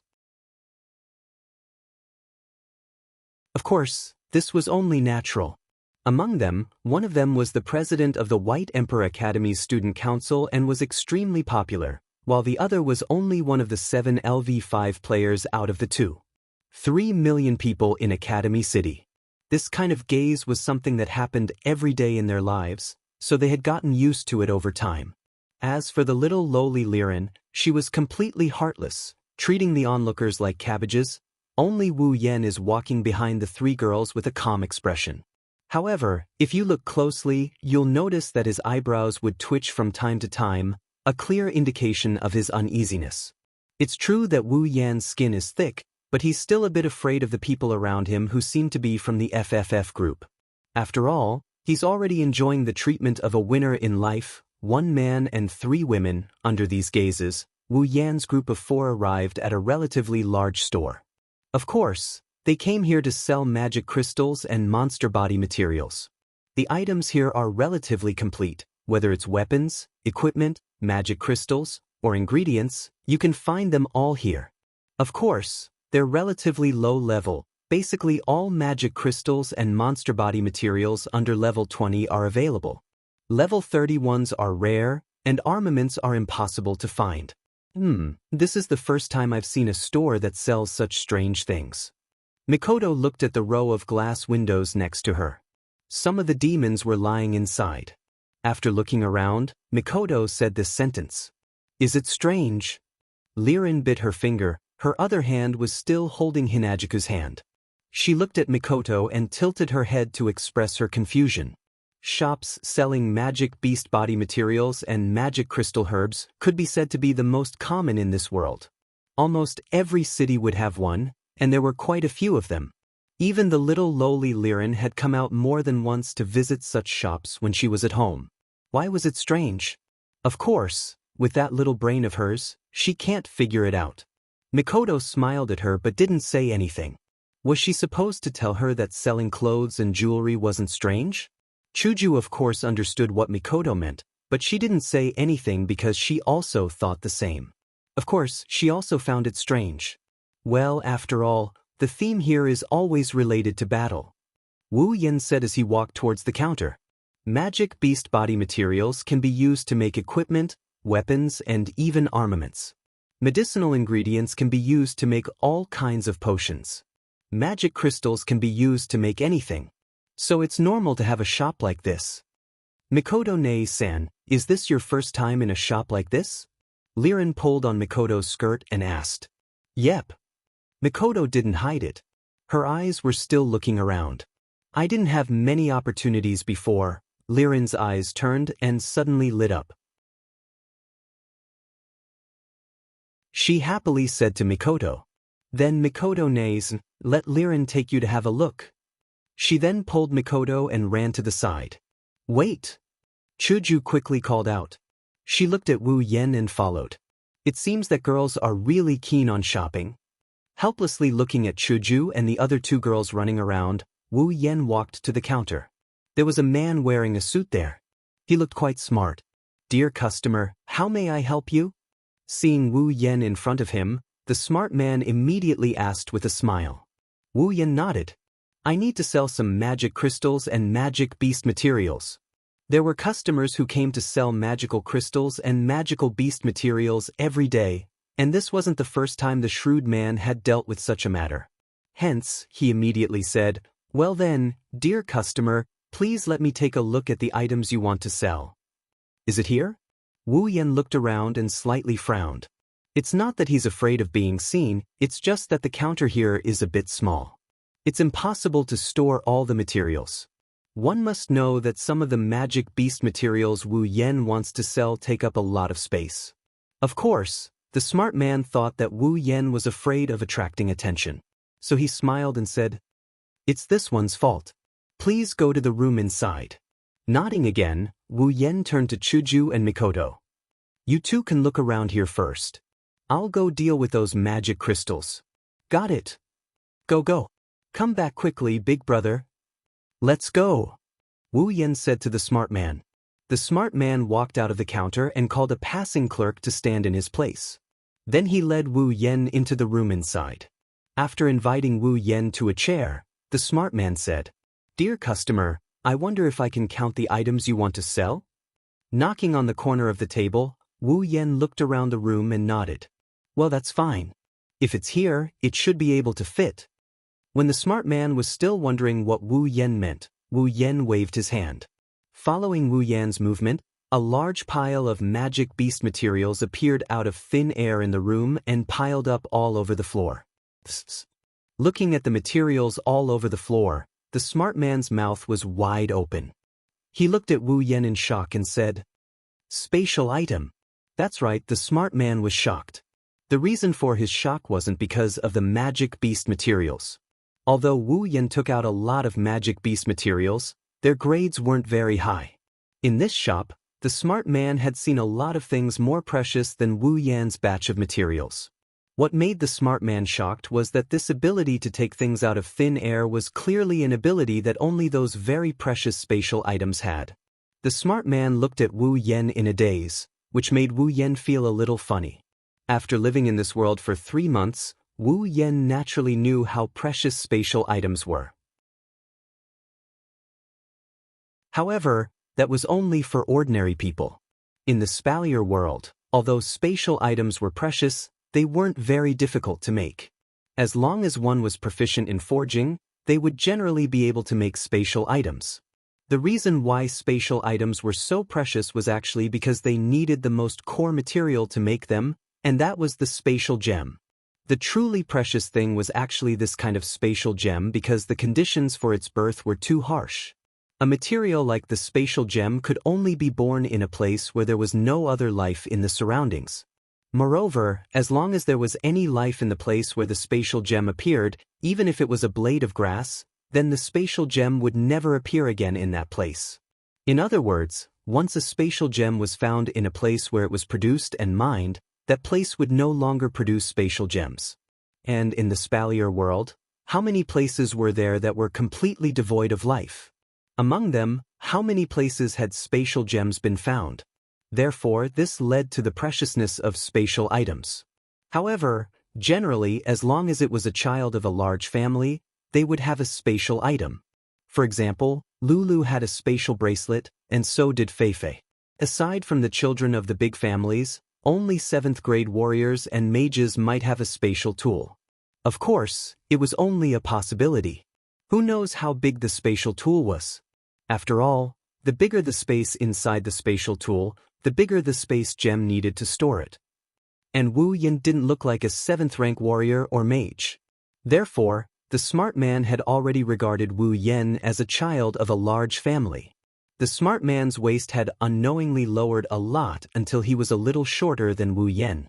He said respectfully, "Sir, could you give this one some time to check the price of these magical beast materials?" "Do as you wish." Wu Yen took out another bag from his spatial ring and handed it to the smart man, saying, "And these magic crystals, too." "Alright, please wait a moment." The smart man took the bag of magic crystals from Wu Yen and bowed to Wu Yen. Then he got busy. Wu Yen sat there calmly, drinking tea. It wasn't that he liked to put on an act. Wu Yen had already guessed what the smart man was thinking before he came. As long as he showed the spatial item, there would be such a change. There was nothing bad about this. At least he wouldn't be cheated. Maybe the price would even rise a little.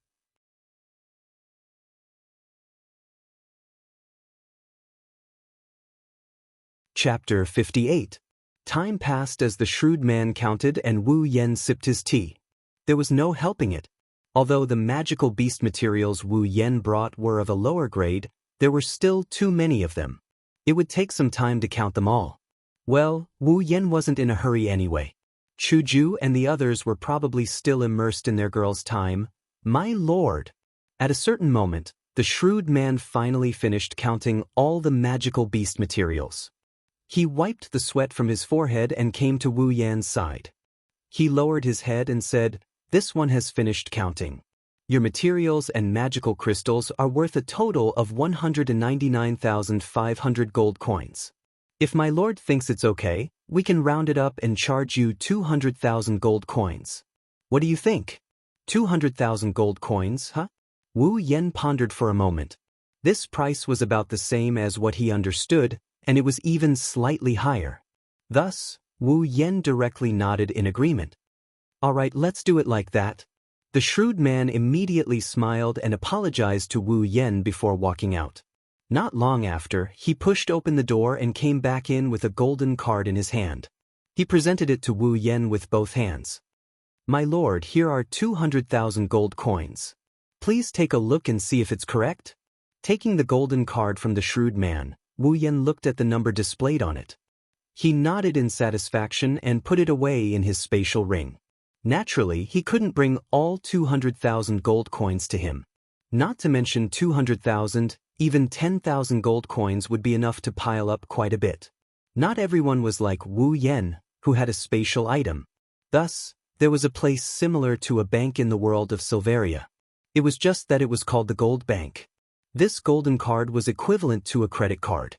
Carrying a golden card like this was no doubt much easier than carrying a whole pile of gold coins. When it's time to pay, all you have to do is let the other party count it. It's very convenient. There's even a column that displays the amount. It's considered a little magic. Although Wu Yen hasn't seen Kaneko yet, he did ask around about Kaneko. That's why there's no awkward situation where he doesn't recognize Kaneko. He doesn't want to be treated as a country bumpkin. At least country bumpkins know about Kaneko. After dealing with the magical crystals and magical beast materials, Wu Yen thought for a moment and asked the shrewd man, "Oh right, are you guys collecting armaments?" In the Whirlwind Butler dungeon world, Wu Yan's level increased by quite a bit.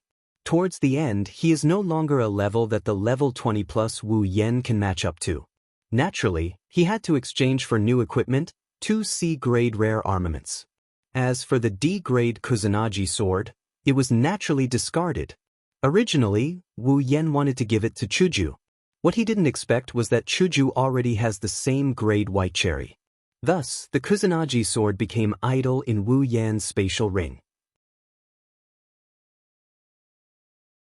Originally, Wu Yen wanted to keep it.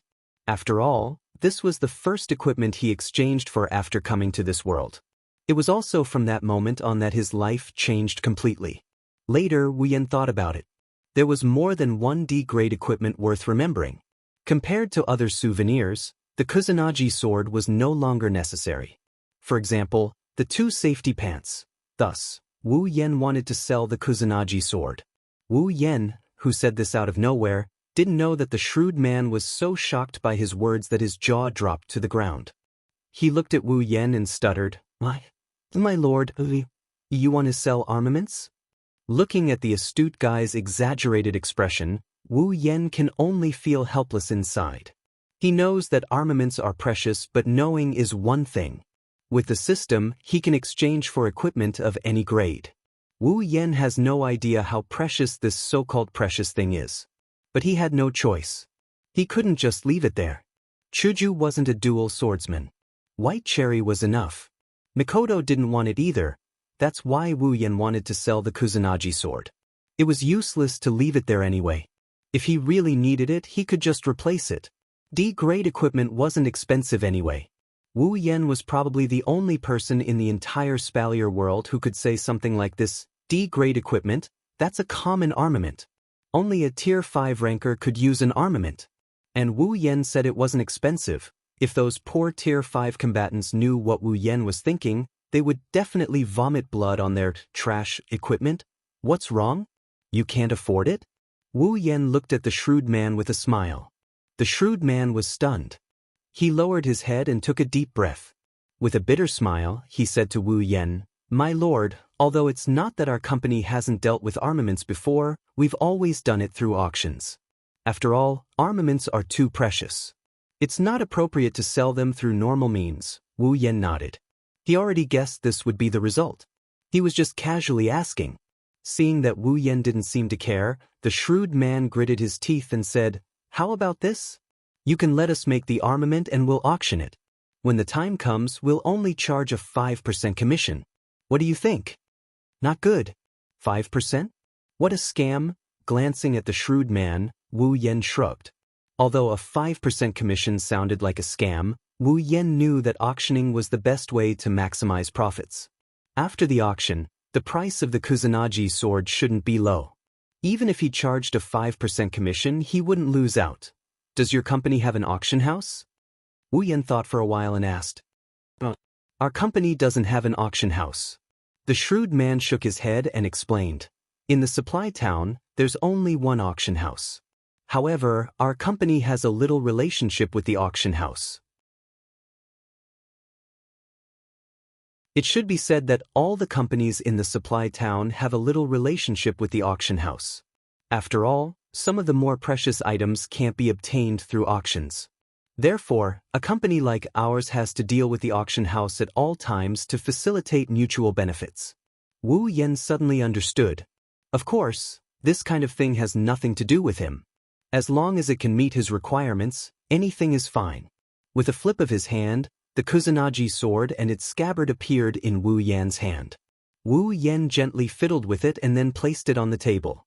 He pointed at the Kusanagi sword to the shrewd man. His meaning was obvious. "Is this the armament that my lord wants to sell? It looks like a sword, but it's really small."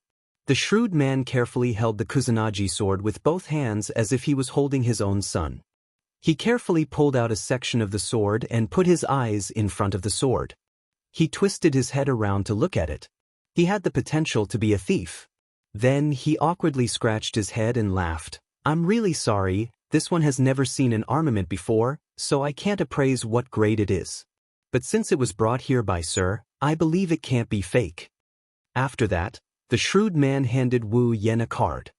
"My lord, there will be an auction tonight. Your armament should be displayed at that time. This is the auction house's VIP card. With this card, you can directly go to the auction house to watch. If you see something you like, you can even bid for it." Oh! Although Wu Yan has heard of auctions, he has never seen one before, let alone participate in it. At that moment, Wu Yan couldn't help but feel a little interested. He reached out and took the VIP card. Wu Yan put it in his infinite space ring. "I understand. I'll be there when the time comes. When the auction is over, this one will look for you in your VIP room and bring the proceeds of the auction to you." He looked at Wu Yan with a little envy. Although he didn't know what kind of spatial item Wu Yan had, the shrewd man was still a little envious of the convenience of spatial items. Wu Yan nodded and walked out of the room under the shrewd man's respectful gaze.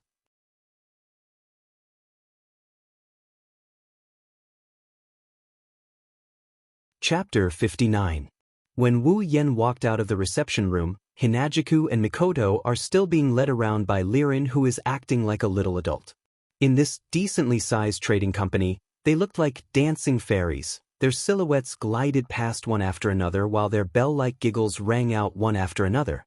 Although there weren't any beautiful clothes or jewelry in this place, there were some exquisite magic crystals that looked like gems.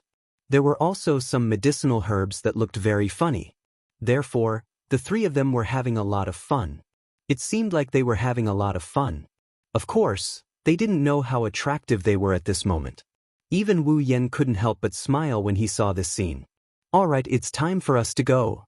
Wu Yan didn't want to disturb their fun, but he also knew that in this kind of thing, a girl's energy was limitless. If he didn't stop them, they might have to stay in this small shop until nighttime. Decisively, Wu Yan decided to stop them. "What's wrong? Is that batch of materials done?" Hearing Wu Yan's voice, Chuju pulled Lirin and followed Mikoto to Wu Yan's side. She had a smile on her face as if she hadn't had enough. "Yes, it's done." Wu Yan squatted down and helped Lirin, who had some sweat on her forehead, tidy up her hair. Then he smiled and said, "Then, where are we going next?" Mikoto's eyes were still staring at the glass cabinet. Her intention was obvious. Seeing Mikoto's appearance, Wu Yen could only smile bitterly. He spread his hands and said, "Well, although I know you want to walk around, I can only say sorry. We still have to find a hotel to book a room. Otherwise, we can only sleep on the street at night. The hotels here are almost full at night." "It's a full house for the night?" Hinajuku pointed at her chin with her finger and looked at Wu Yen suspiciously. The four of them came to this supply town for a few hours, but along the way, although there were a lot of people, Chuju could see that most of these people were the town's locals. She could tell from their casual attire. The town's locals, no matter what, should have a house. They can't be staying in a hotel, right? Why would the hotel be full? Perhaps she wanted to continue shopping. Thus, when she thought of something, Kaisha-sama rubbed her nose and asked Wu Yen her question. Hearing Hinajuku's words, Mikoto, who is beside her, is also confused. Kaisha-sama and Lirin are staring at Wu Yen with 6 pairs of eyes. It seems like they won't give up until he gives an explanation. This situation, at the same time, made Wu Yen speechless. He was also very emotional. Almost every girl had the habit of shopping.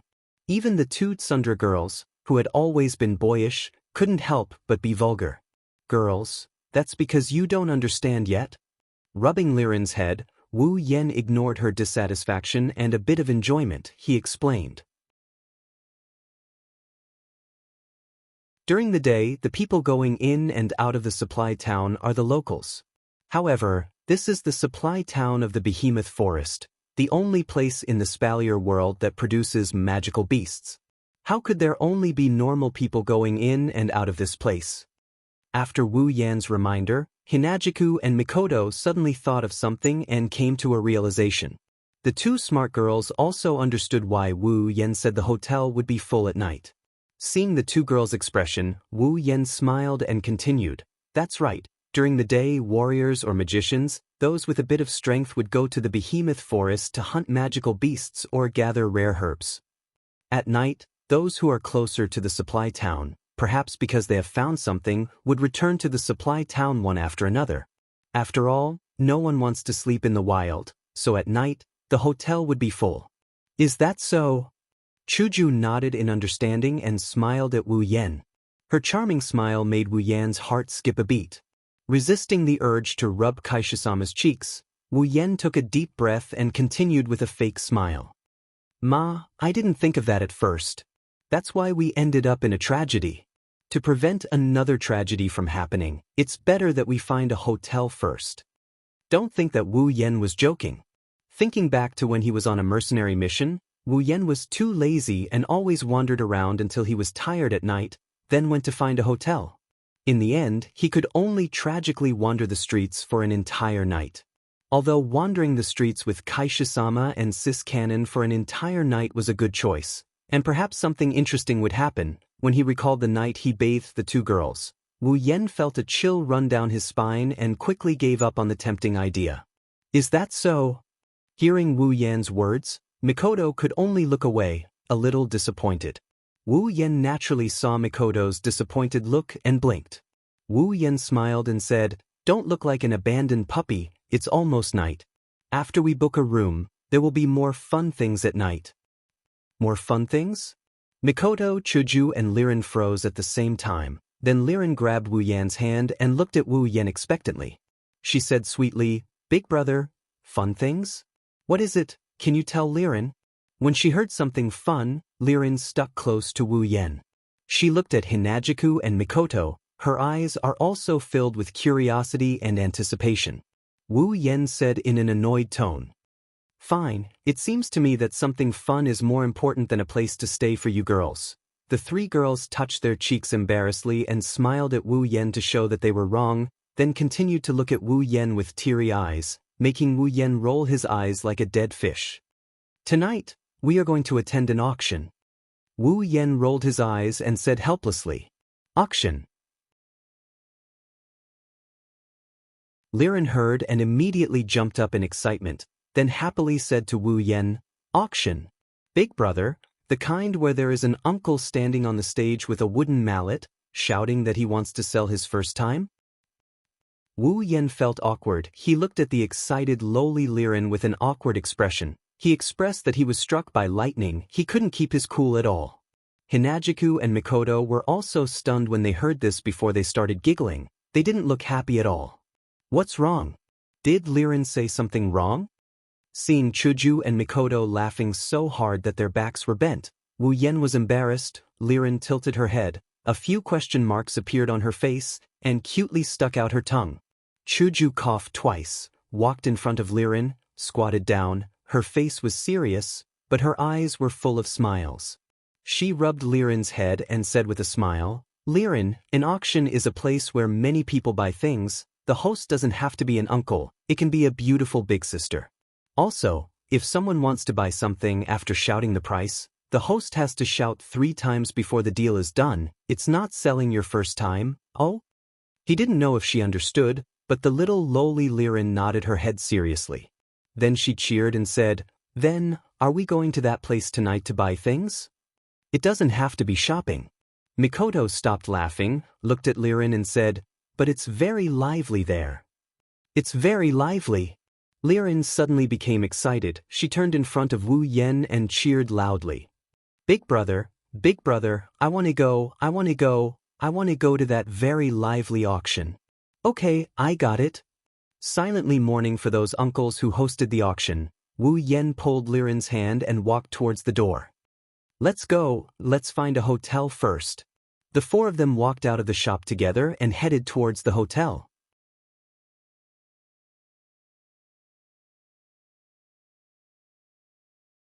Chapter 60. When night fell, the supply town was filled with all kinds of colors. It didn't feel dark at all. The whole town didn't look like a supply town, but a carnival town. Every house, every shop, and every hotel were lit up with magic lights. There were all kinds of lights, causing the whole street to be filled with gorgeous colors. It was like a city without night. Perhaps because of this, the pedestrians on the street didn't decrease at night. Instead, there were more and more people in all kinds of shops compared to the morning. This was to be expected. No matter how gorgeous this place was, it was still a supply town. During the day, warriors, mages, mercenaries, and other capable people all ran to the behemoth forest. If they weren't hunting magic beasts for money, then they were going to gain experience. There were also some special circumstances. Therefore, during the day, except for some ordinary people who didn't have do-chi or magic, there were almost no people. At night, some people who were closer to the town would naturally return to the town. Some people who had been hiding in the behemoth forest for many days and just returned would also come out at night to resupply. They planned to leave tomorrow or enter the behemoth forest again. Therefore, at night, it was much livelier than during the day. When Wu Yan led Mikoto, Chuju, and Liren out of the hotel, the 3 girls exclaimed at the same time. Looking at the colorful street, 3 pairs of eyes were filled with stars. Seeing the people coming and going, Liren cheered. "So beautiful! So beautiful! So much more beautiful than the lights at home." The little lowly Liren was like a runaway horse. She wanted to rush into the crowd recklessly, but Wu Yan had already seen through her intentions. He reached out and pulled her back to her original position. "Big brother, why are you holding Liren?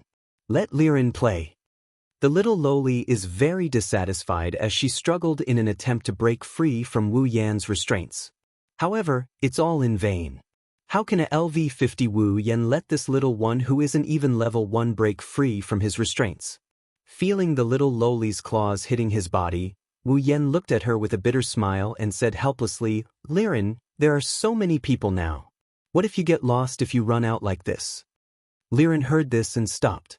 She puffed up her little face and shouted in dissatisfaction, "Humph, bad brother, you won't let Liren go out to play.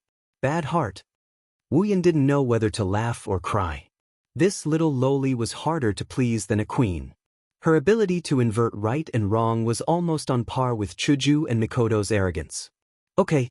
Chuju took Liren from Wu Yan's hand and said, be good, we still have to go to the auction later." "Yes, the auction, the auction." Liren's eyes lit up and became happy again. She opened her little mouth and kept shouting. Then let's go. While speaking, Mikoto walked out, making Wu Yan even more helpless. Chuju and Liren were talking and laughing as they followed. Looking at the three girls' happy expression, Wu Yan felt happy. Although it was only a few days, he felt that it had been a long time since he saw Chuju and Mikoto's smiling faces.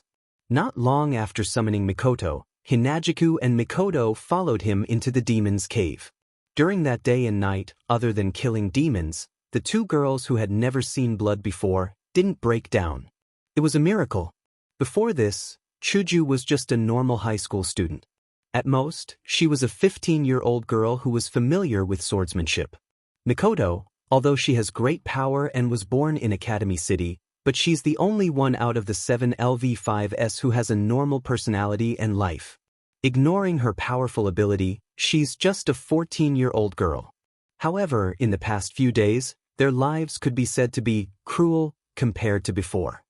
Even now, Wu Yan still can't get over it. In the open space full of demon corpses, Chuju and Mikoto's pale face and blank eyes, after coming to Spalier World, they were immediately brought into a state of slaughter by a sudden mission. It can be said that Wu Yan is constantly worried about whether or not the two girls can maintain their normal lives if they continue living like this. Will the two kind girls become unrecognizable to him because of this? Was it really the right choice for him to bring them along? And now, seeing them walking around and laughing like normal girls, Wu Yan's heart can finally relax. No matter what, they're still the people he once looked up to. How can such a small matter defeat them? How can he not trust them? Thinking of this, Wu Yan's heart laughed happily. With his hands behind his head, he followed behind the three beautiful girls. His heart has never felt so carefree before.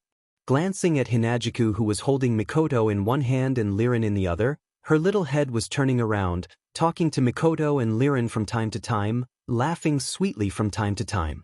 Wu Yan couldn't stop his smile from widening. Speaking of which, ever since that loving kiss with Kaisha-sama, it seems like my pursuit of Kaisha-sama has slowed down.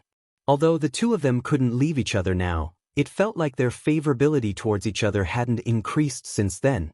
Since I've already taken down the second base, should I fight for the third base? And the legendary home base? But Sis Cannon seems like she needs to increase her favorability more. At least Kaisha-sama and I have some intimate contact, but Sis Cannon's favorability seems to be maintained at the level of friend. Not exactly friend, but it's much better than friend. After all, their lives are intertwined and they've seen each other's naked bodies many times. A friend, but not yet lover. That's probably the level of their relationship.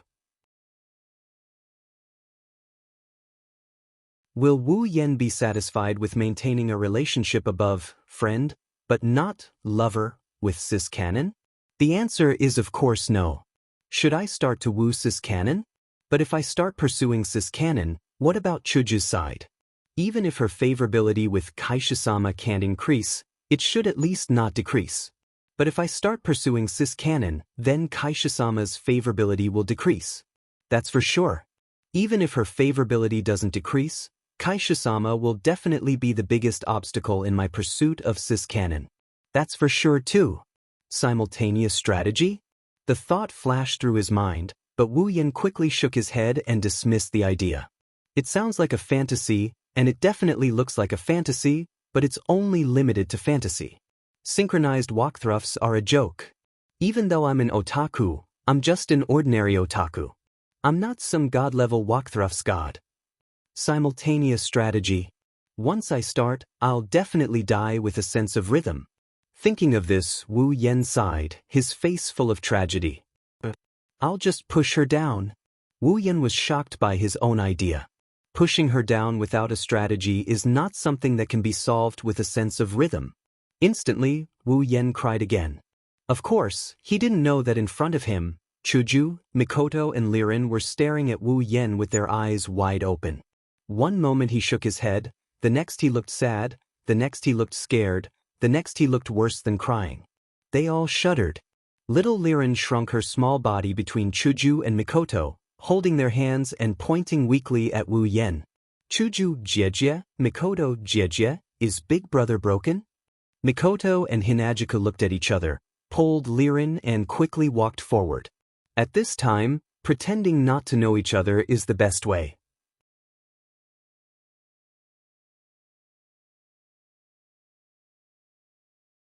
Chapter 61. Walking on the street, Hinajiku tightly held onto Lirin's hand to prevent her from running around. Her eyes were fixed on the various stalls and shops on the street. She didn't hide her feelings at all and smiled sweetly. Mikoto was also looking at the stalls. However, she was staring at one of them.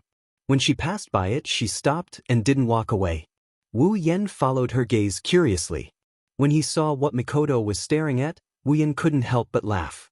It was a gauntlet that looked very much like a frog's gauntlet. More accurately, it looked very much like a Gouda. Seeing Mikoto's eyes turning into cat eyes, Wu Yen couldn't hold it in anymore and laughed out loud. Even though Sis Cannon's expression was very cute on the screen and even in reality, it was too weird. Wu Yen didn't understand how a human's expression could be made to such an extent. Hence, Wu Yen couldn't help but laugh in his heart.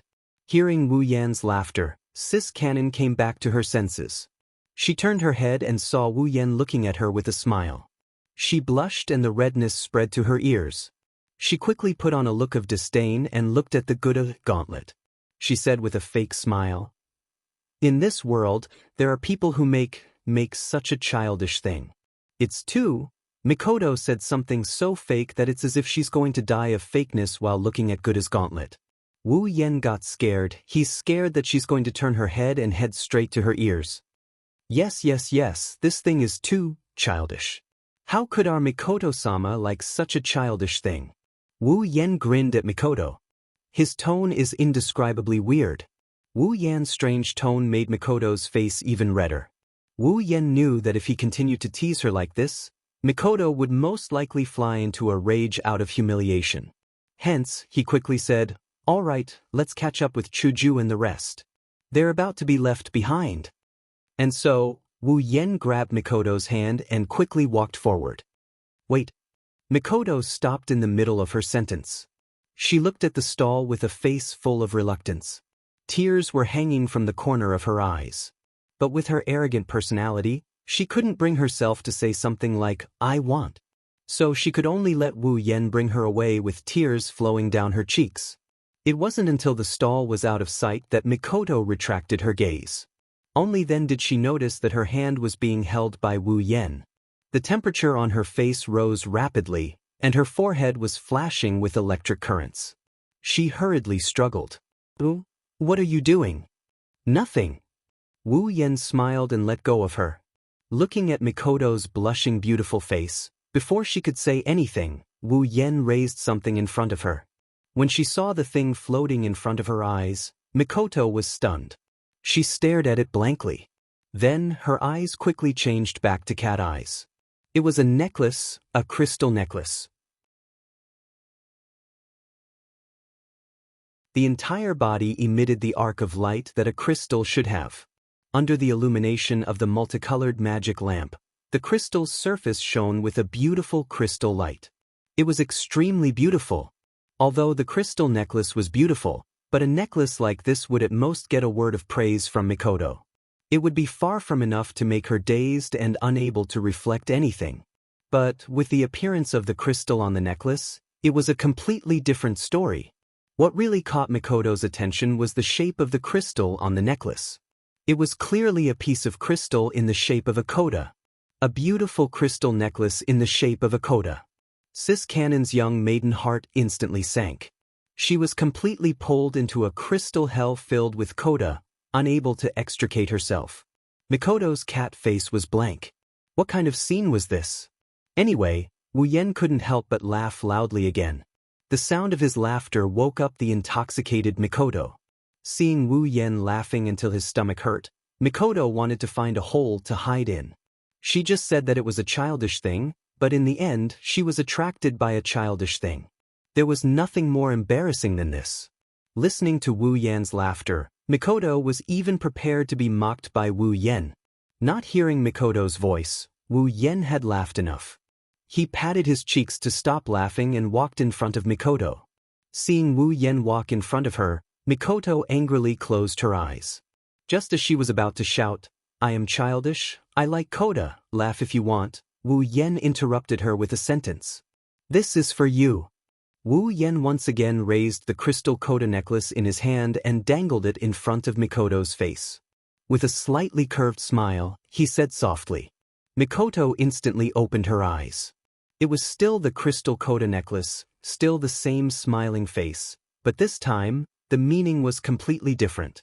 The pedestrians on the street were still walking to and fro, as if they didn't see Wu Yen and Mikoto in the middle of the street. They walked past Wu Yen and Mikoto, one person after another. Coupled with the beautiful magic lamp, at this time, they were unavoidably a foil, forming a beautiful scene. The crystal Koda necklace dangled in front of Mikoto's eyes. Mikoto looked at it absent-mindedly, but this time, her eyes didn't turn into cat eyes. Give it to me." Mikoto's tone had a slight trace of disbelief. Wu Yen moved the crystal Koda necklace away from Mikoto's face, ignoring her gaze that followed the movement of the crystal Koda necklace. He pulled Mikoto's hand and placed it in her hand. "I specially made this for you." Yes, the moment he summoned Mikoto, Wu Yen silently planned to give this necklace to Mikoto. One must know, Mikoto's love for Koda is enough to break through the sky. With such a hobby, Wu Yen naturally wanted to make good use of it. Even though Wu Yen didn't know how to carve crystals and make necklaces, but in the system's item list, there are many strange things. There are also crystal necklaces that can transform with just a thought, and this kind of crystal necklace only has the most basic transformation ability, only 100 item points, cheap and affordable. So, it's possible to say that he made it himself. Didn't I say? This kind of childish thing. I don't like it. Mikoto stuttered. Even though she said she didn't like it, her hand was already tightly gripping the crystal Koda necklace.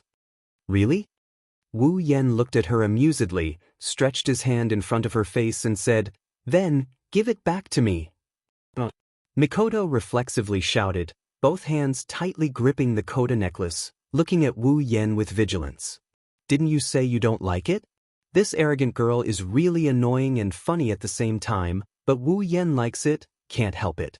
Mikoto's face reddened again. She turned her head away, not looking at Wu Yen. Who gives something and wants it back? Since you worked so hard to make it, I'll reluctantly accept it. If you like it, just say it. Why do you have to beat around the bush? As expected, Wu Yen retracted his hand and said helplessly, "I don't like it. You don't have to deny it, Mikoto." Wu Yen walked in front of Mikoto and held her shoulder, turning her body around to face him. Looking at her red face, Wu Yen slowly said, "Mikoto, no one knows you better than me, at least, other than my world. No one knows you better than me, your hobbies, your personality. I know all of it, so in front of me, you don't have to pretend." Wu Yen chuckled at this point. "Let's not talk about the fact that we're companions. Our lives are intertwined. When we die together. When we live together. So, I will accept everything about you. You don't have to hide anything from me, not to mention. I don't hate you like this, on the contrary, I like it very much." Bang! Mikoto's face started to boil, steam started to rise from it. In her head, there was only one word left. "Alright, let's go after Chuju and Liren." Ignoring Sis Cannon's expression, Wu Yen grabbed her and walked forward.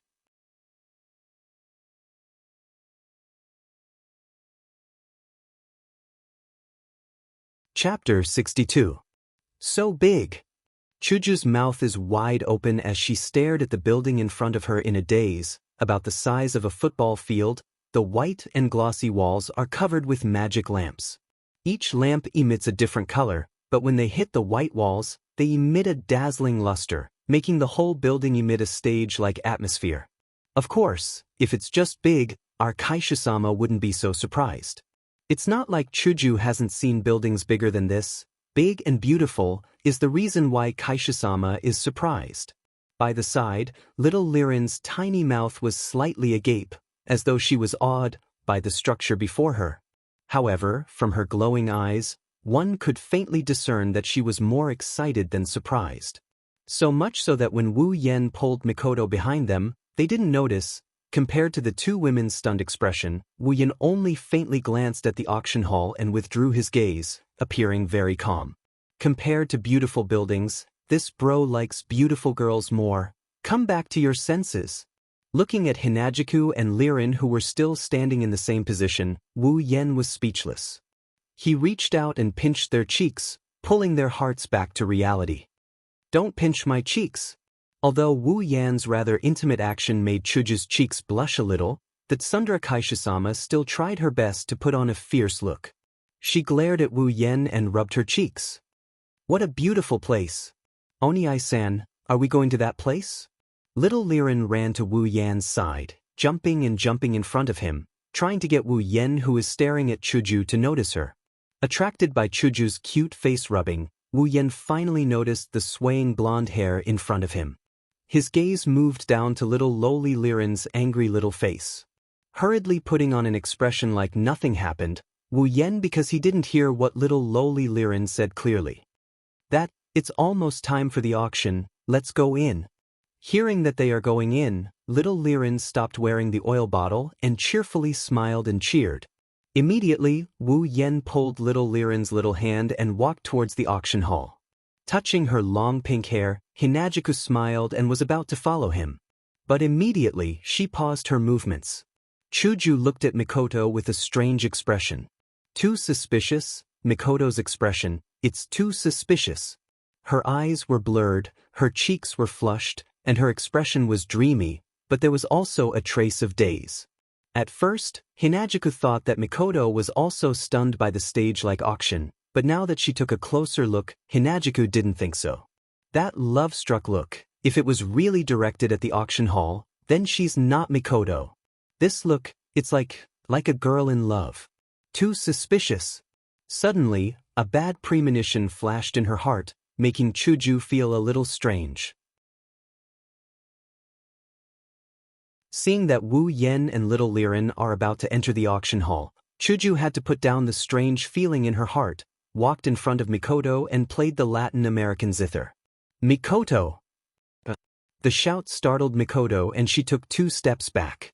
Mikoto saw Chuju's even more strange expression. A trace of pink floated across her face. Mikoto quickly moved her hands behind her back, as if there's something she can't see. What's wrong? Mikoto chuckled and asked Chuju, her voice indescribably weak. Something's wrong. Kaishisama's sensitive young girl heart told her that there's definitely something wrong with this Mikoto. Thus, Kaishisama directly walked in front of Mikoto, tightened her face, and said mischievously, Mikoto, you're very suspicious. Perhaps the teasing in Chuju's voice was too high, causing Mikoto's red face to become unnatural. She quickly pulled away from Chuju and said, What's there to be suspicious about? Nothing. Little did she know that this kind of tone would only make people more suspicious. Thus, Mikoto saw Chuju's "who are you trying to fool" expression. Her eyes started to look around in panic, proving the girl's panic. Mikoto looked left and right, hoping to find something to change the topic. It wasn't until she saw Wu Yen and Lirin walking towards the auction hall that Mikoto's eyes lit up. She smiled at Chuju and said, Hey, they're almost gone, let's hurry up and follow them. Chuju stared at Mikoto for a while, causing Mikoto's hairs to stand on end. She panicked and looked away, not daring to meet her gaze. Mikoto's appearance made Chuju grumble in dissatisfaction. She reluctantly put down her curiosity and nodded. Mikoto laughed dryly and followed Wu Yen. Mikoto, on the other hand, wore a necklace on her neck at a speed invisible to the naked eye. Then she stuffed it into her clothes again at a speed invisible to the naked eye. She touched her chest and felt the necklace's existence. Only then did she walk with her small feet in satisfaction and enter the auction hall with Wu Yen and the others. After Wu Yen showed the guard his VIP card, a waitress came out from the side and respectfully led Wu Yan's group into the auction hall. After the door, it wasn't the spacious hall Wu Yen imagined. Instead, it was a spiral staircase made of jade. Under the waitress' guidance, Wu Yan's group walked up the stairs and looked at their surroundings with interest, occasionally clicking their tongues in wonder. After walking for who knows how long, another door appeared in front of them. The waitress pushed it open and led Wu Yan's group inside. At the same time the waitress pushed the door open, a burst of lively noise came from inside and entered the ears of Wu Yan's group. Wu Yan, Chuju, Mikoto, and Liren reflexively stopped in their tracks and walked in. When Wu Yan and Ko walked in, the first thing they saw was the jadestone railing. The railing is circular in shape and it encircles the floor below their feet into a huge circular corridor. There are only 2 stairs-like entrances on both sides of the corridor. Under the lead of little Liren's cheerful footsteps, Wu Yan, Chuju, and Mikoto also came to the railing and looked out. The rows of seats formed circles like the corridor. The seats in the front row were about half a person's height lower than the seats in the back row. If one were to look down from the sky, it would look like countless circles were placed together, with the big ones surrounding the small ones. And these seats that could seat at least 1,000 people were almost full at this time. They were chatting with each other, and the noise came from this. And in the center of the lowest and smallest row of seats, there was a stone platform. On the stone platform, there was a table that emitted a red light.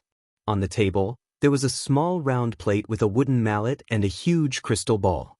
That was the place where the auctioneer hosted the auction. This auction venue with a unique layout really opened the eyes of Wu Yan's group. In the past so-called auctions, Wu Yan, Chuju, and Mikoto only saw them on TV. The difference between this and the one in front of them was huge. Seeing the auction venue in another world with their own eyes, this time, even if they didn't get anything, it wasn't a loss. As for little lowly Liren, from her cheering that hasn't stopped, it can be seen that she also hasn't been here before. Although little Liren really wanted to go down and sit in the lower row of seats, the waitress brought Wu Yan's group to another staircase. That's because at the top of the circular corridor, there was a row of similar circular rooms. Those rooms were connected to each other to form a ring. They were the VIP rooms. Only customers with VIP cards could go up. Compared to the monotonous seats outside the railing, the VIP rooms were not only decorated very luxuriously, there were sofas, fruits, and quite big too. It made Wu Yan sigh. No matter where you are, there are special privileges. After the waitress left, Wu Yan brought Chuju, Mikoto, and Liren to sit on the sofa and looked down from the glass window in front.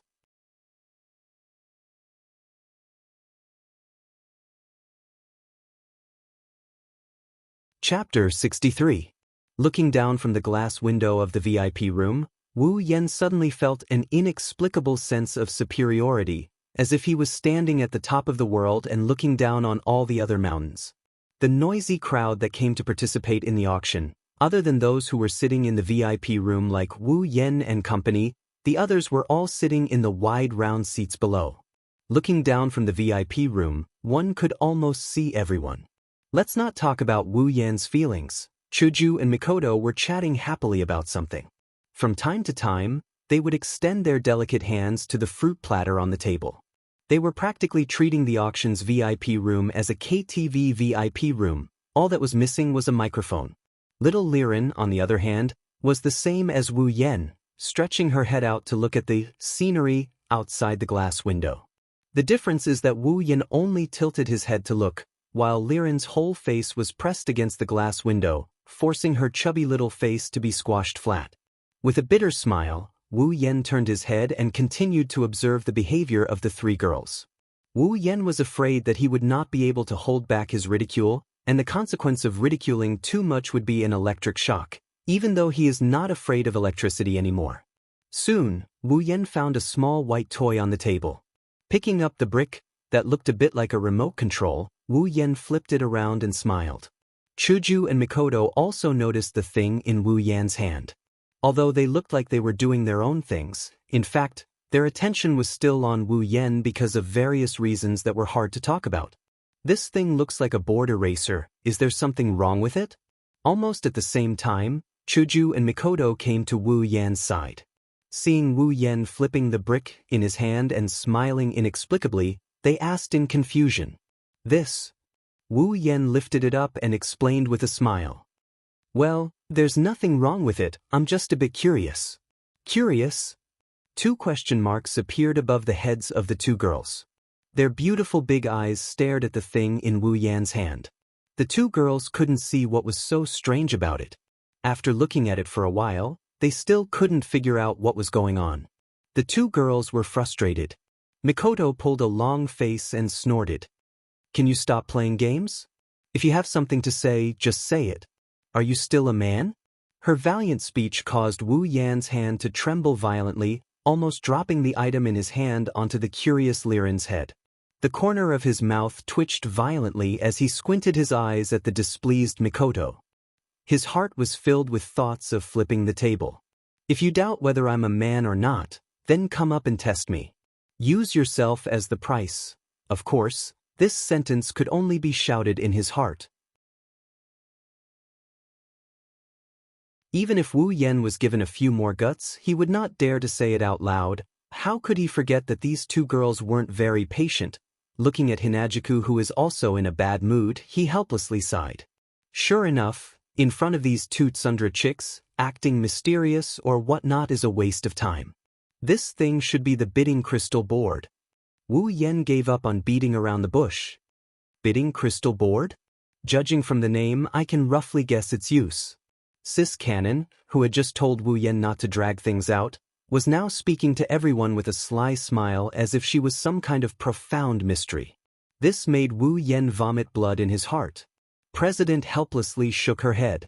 She took the so-called bidding crystal board from Wu Yan's hand and said hesitantly, "Indeed, judging from the name, it's quite obvious and easy to understand. It's used for bidding during auctions, right?" Taking back the bidding crystal board, Wu Yan waved the hand holding the board and explained, "If you fancy something and want to bid, just say the price directly to the board and the host will receive it. Although I don't know how to say receive, it's said to be like this." Chuju and Mikoto nodded in realization. But after a while, they were puzzled again. "Isn't this your first time attending an auction as well? Why are you so clear about it?" Facing the two girls' questions, Wu Yan only pointed at a small booklet with the words auction description written on the cover. He smiled but did not say anything. Everything was understood without words. This time, even little Liren was embarrassed like Chuju and Mikoto. While they were fooling around, at a certain moment, the lights in the auction hall suddenly changed, attracting the attention of everyone present. At the center of the round platform at the bottom, an old man in luxurious clothes suddenly appeared and stood there. The old man stroked his short beard and chuckled. Despite being stared at by so many people, he didn't show the slightest bit of stage fright or unnaturalness. His expression was calm. It seemed that the old man had experienced this kind of scene many times. Looking around at the large crowd in the auction hall, the old man's smile widened. A hoarse but not unpleasant voice came from the corner of his mouth. He seemed to be speaking very softly, but everyone in the auction hall could hear him. Of course. After all, the host of such a large auction hall would not be able to control those ill-tempered customers if he did not have a few tricks up his sleeve.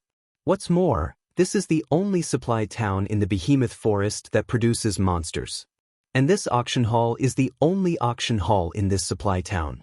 Naturally, it's not that simple. At least, in the eyes of Wu Yan, Chuju, and Mikoto, this old man's character status clearly shows that he is level 65 tier 7. Dear old and new patrons, we meet again. Today, I will be hosting this auction again. Let me tell you in advance, today there will be a lot of good stuff. And the final item will definitely not be simple. Everyone, please look forward to it. Looking at the excited crowd, the old man's eyes flashed with an indescribable light. The corner of his mouth twitched slightly. All right, let's not waste everyone's time. Let's go straight to the first item. The old man picked up the wooden mallet on the round table. Following his movement, the crystal ball on the round table also emitted a dazzling light. The light formed a projection on top of the crystal ball, and an apple-like object appeared on the projection. The old customers were already used to this scene, but for the first time, they were a little surprised at this scene. Faint exclamations could be heard. Just like in the VIP room of Wu Yan and the others, little Liren also happened to let out such a sound. The first item, it is. Violent red fruit. Those who know it should know its effect. That's right, its effect is to greatly increase the strength of the consumer for a short period of time. The first time you eat it, it can increase the amount of do chi or mana. This is a very rare medicine. In times of crisis, it can even save your life. The old man heavily knocked the wooden mallet on the table twice, and the noisy atmosphere in the auction hall quieted down. He said with familiarity, "The starting price is 1,000 gold coins. There is no upper limit. Start bidding." At the same time his voice fell, the scene that Wu Yan imagined did not appear. Instead, the auction hall was still incomparably quiet. There were only some small discussions and the small voices of people bidding on the crystal plates. On the crystal ball projection, below the projection of the violent red fruit, a row of numbers appeared. According to the manual, the numbers in front represented the serial number of the crystal plate in hand, and the numbers behind represented the number of bids. For example, the serial number of the crystal plate in Wu Yan's hand was 007. A serial number that made Wu Yan's heart full of ridicule. As time passed, the items and numbers on the crystal ball projection were constantly updated. The old man's wooden mallet also fell frequently. One by one, the items were taken away by people. Among them, there were not only medicines like the violent red fruit, but also weapons, armor, potions, high-level magical beast body materials, gems, ores, and other strange things. One item after another almost dazzled the eyes of Wu Yan and the others. There were even some items that even Wu Yan who had the system had the impulse to bid for.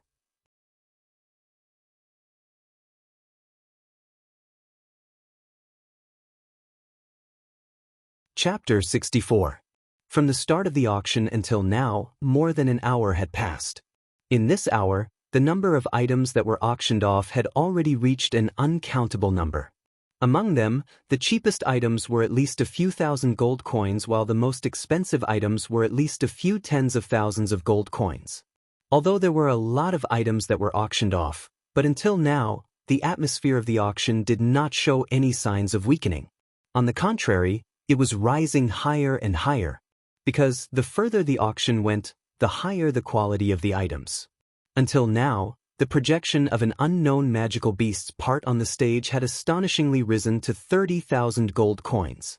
And there were still people bidding. It was just an ordinary auction item and it had already risen to such a level. Then, what level would the three items that were said to be the finale of the auction go up to? Wu Yan did not know because he could not wait for it to rise higher and higher. This way, his Kusanagi sword could be sold for a sky-high price. Therefore, although Wu Yan did not bid for any item, his smile did not stop for a moment, as if he had gained something. Liren, who is standing beside Wu Yan, is holding the bidding crystal board with an incredible serial number. She is looking at the numbers projected on the crystal ball while yelling at the bidding crystal board. She seems to be having a lot of fun playing with it. Speaking to the bidding crystal board was naturally the same as making a bid. Letting a little lowly auction items? Of course, Wu Yan would not be so brainless. Little Li Lin was just purely playing. That's right, she was playing. Looking at little Li Lin playing with the bidding crystal plate, Wu Yan did not stop her at all. Instead, he smiled evilly at the side. Not to mention Wu Yan, even Chuju and Mikoto did not have the intention to stop her. They just looked at Wu Yan and little Li Lin with a bit of helplessness, smiling very reluctantly. The reason why they did not stop her was because little Li Lin, this girl, was really too shrewd. In the beginning, when she said that she wanted to play with the bidding crystal plate, the two girls were very opposed to it. Who knew if little Li Lin would accidentally bid a sky-high price on a piece of trash? At that time, they would really have no place to cry.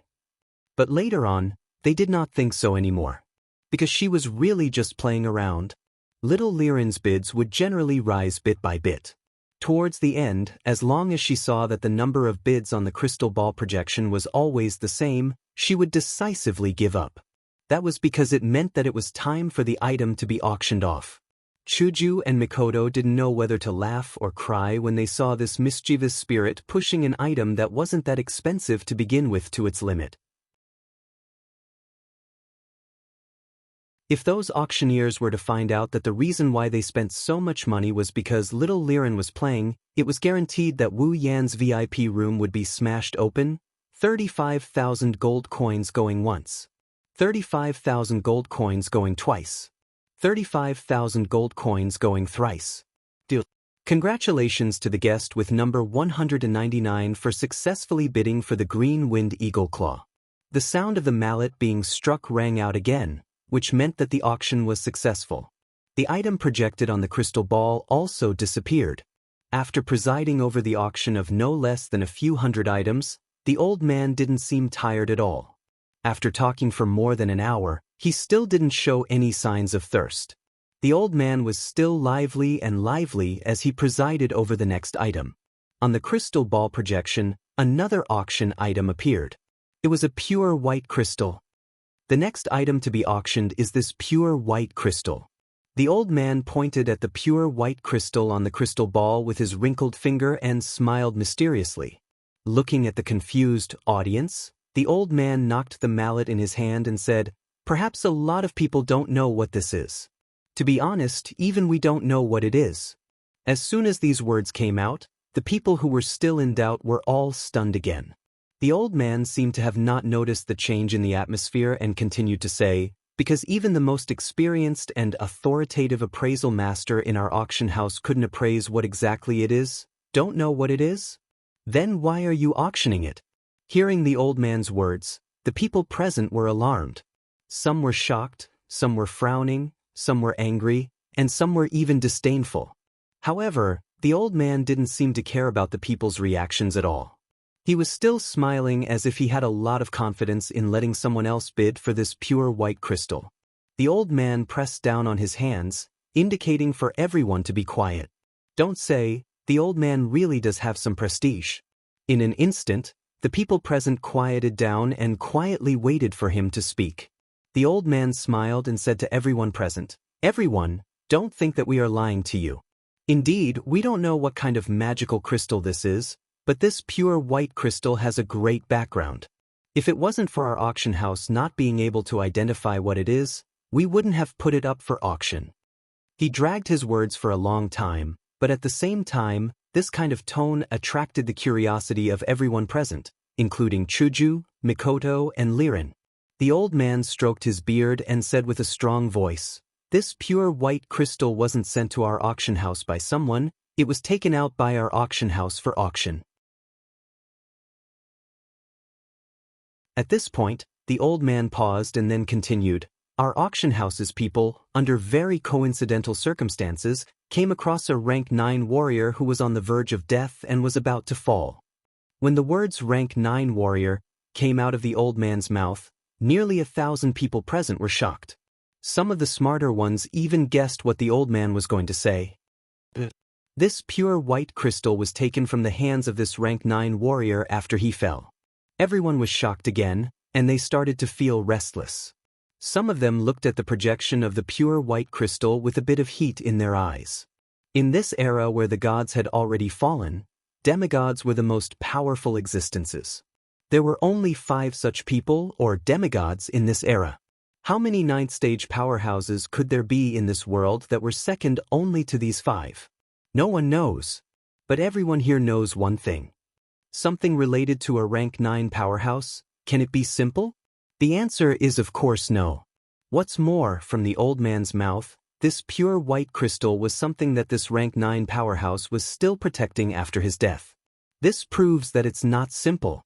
Plus, even the most experienced and authoritative appraisal master couldn't identify what it is. That mysterious feeling, plus the synonym of rank 9, is enough to arouse everyone's desire to possess it. As for whether or not the people of the auction house are bragging and trying to swindle everyone's money, no one doubted it. In this important supply town, to be able to open such an auction house, and the scale is also very big, it can still be trusted by everyone. Therefore, close to 1,000 people have already started to pick up the bidding crystal board in their hands, eager to give it a try. It seems like they want to join in this auction. Even the people in the top row of VIP rooms where no one can see, all of them raised the bidding crystal board to their mouths, ready to bid at any time. Seeing this scene, the old man's mouth slightly twitched, as if he already expected this. Wu Yen, Chuju, Mikoto, and Lirin 4 VIP rooms. Hinajiku and Mikoto frowned as they looked at the pure white crystal projected on the crystal ball, as if trying to recognize it. Lirin, on the other hand, held up the bidding crystal board, looking very excited. Looks like she's going to make a fool of herself again. And Wu Yen? The moment the pure white crystal was projected, his body suddenly shook, and then his eyes shone with surprise. The system determined that the item in the user's sight contains a large amount of life energy. The user is advised to obtain the item.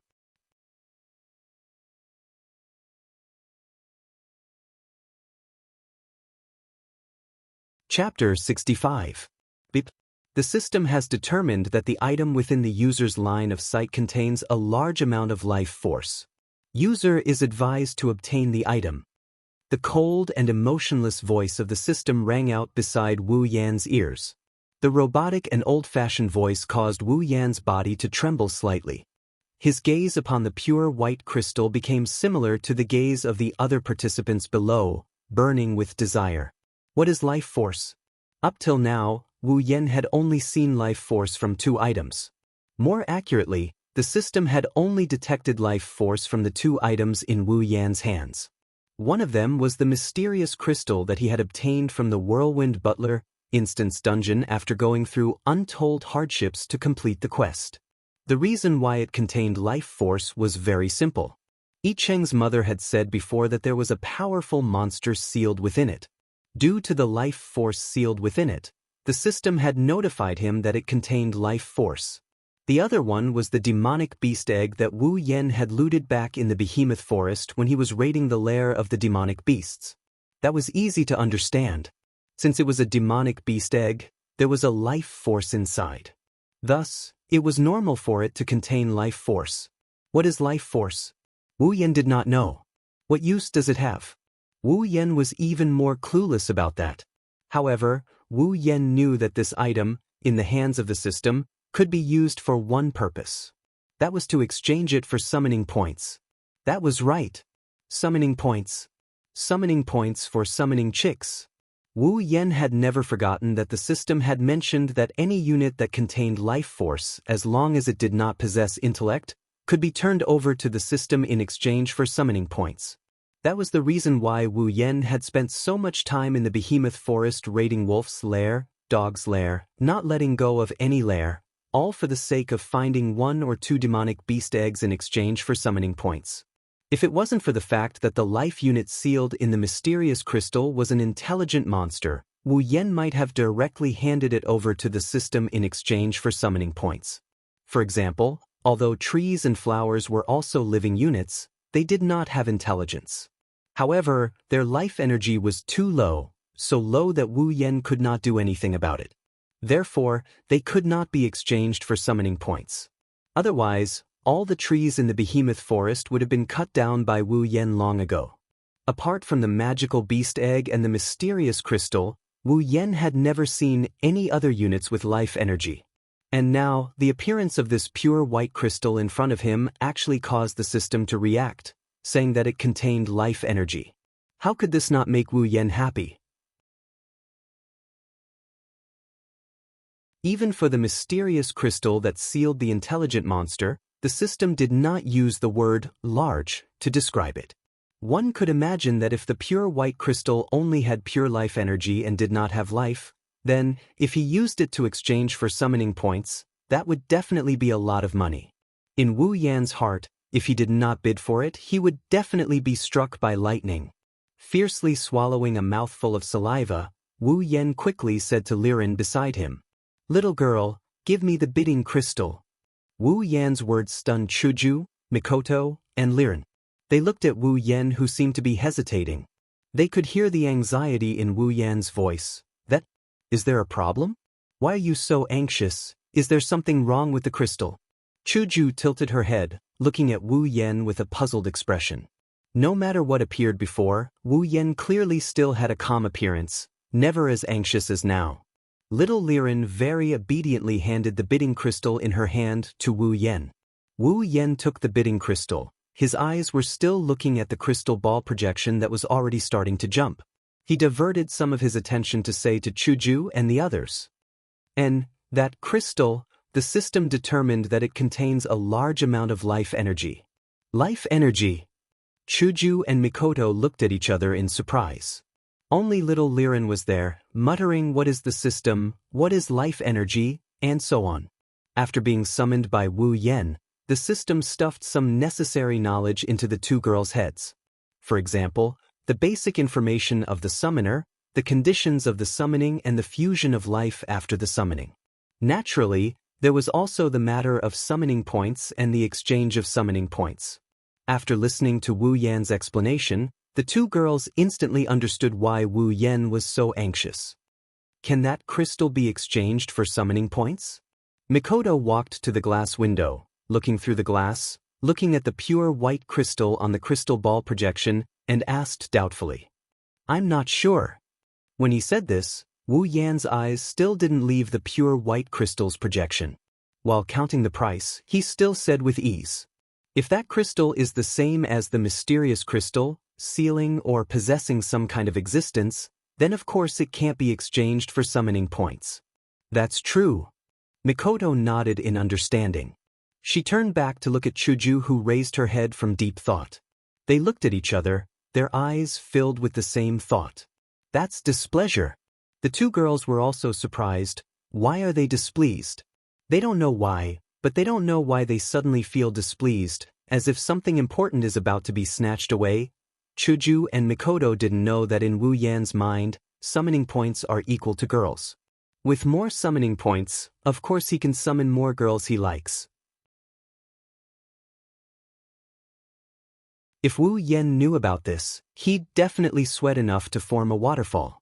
How to say this? This girl's sixth sense is just like the legends, it's enough to break through the sky. Because of the old man's explanation, at least 70% of the auction participants were interested in the pure white crystal and participated in the auction.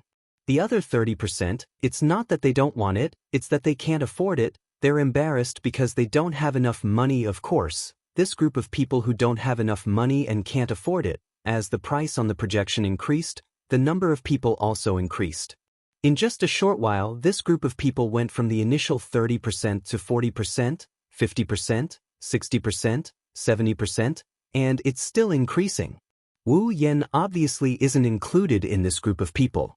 He still hasn't spent a single cent of his 200,000 gold coins. Until a certain moment, only the people in the VIP room are left to participate in the auction. Those who can enter the VIP room are all people with good wealth, at least much better than those below. If it wasn't for Wu Yan's 200,000 gold coins, even if he wanted to auction off the common armaments, that shrewd man wouldn't give him a VIP card. The people who participated in the auction were only the people in the VIP rooms. Of course, no one would know about this matter, because the bids were all made using the bidding crystal plates. Everyone would only know which serial number was participating in the auction, and would not know who was participating in it. This is also a good part of the auction house.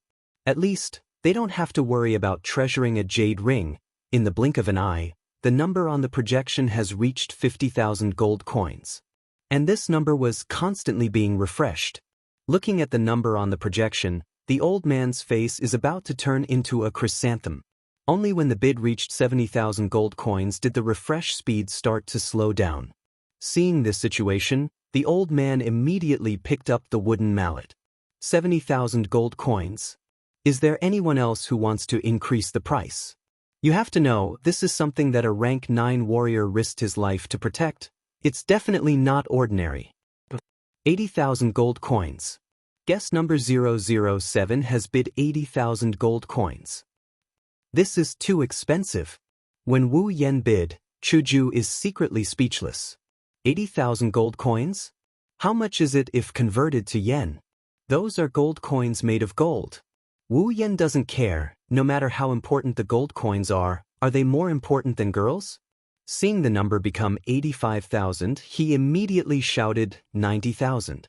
At this point, the number of people bidding has gradually decreased. After all, even if it's an item of a rank 9 warrior, it's useless if you don't know what use it has. Even the appraisal master of the auction house can't appraise it, let alone them. So, the enthusiasm gradually died down. Until 100,000 gold coins going thrice. Congratulations to guest number 007 for obtaining this mysterious pure white crystal.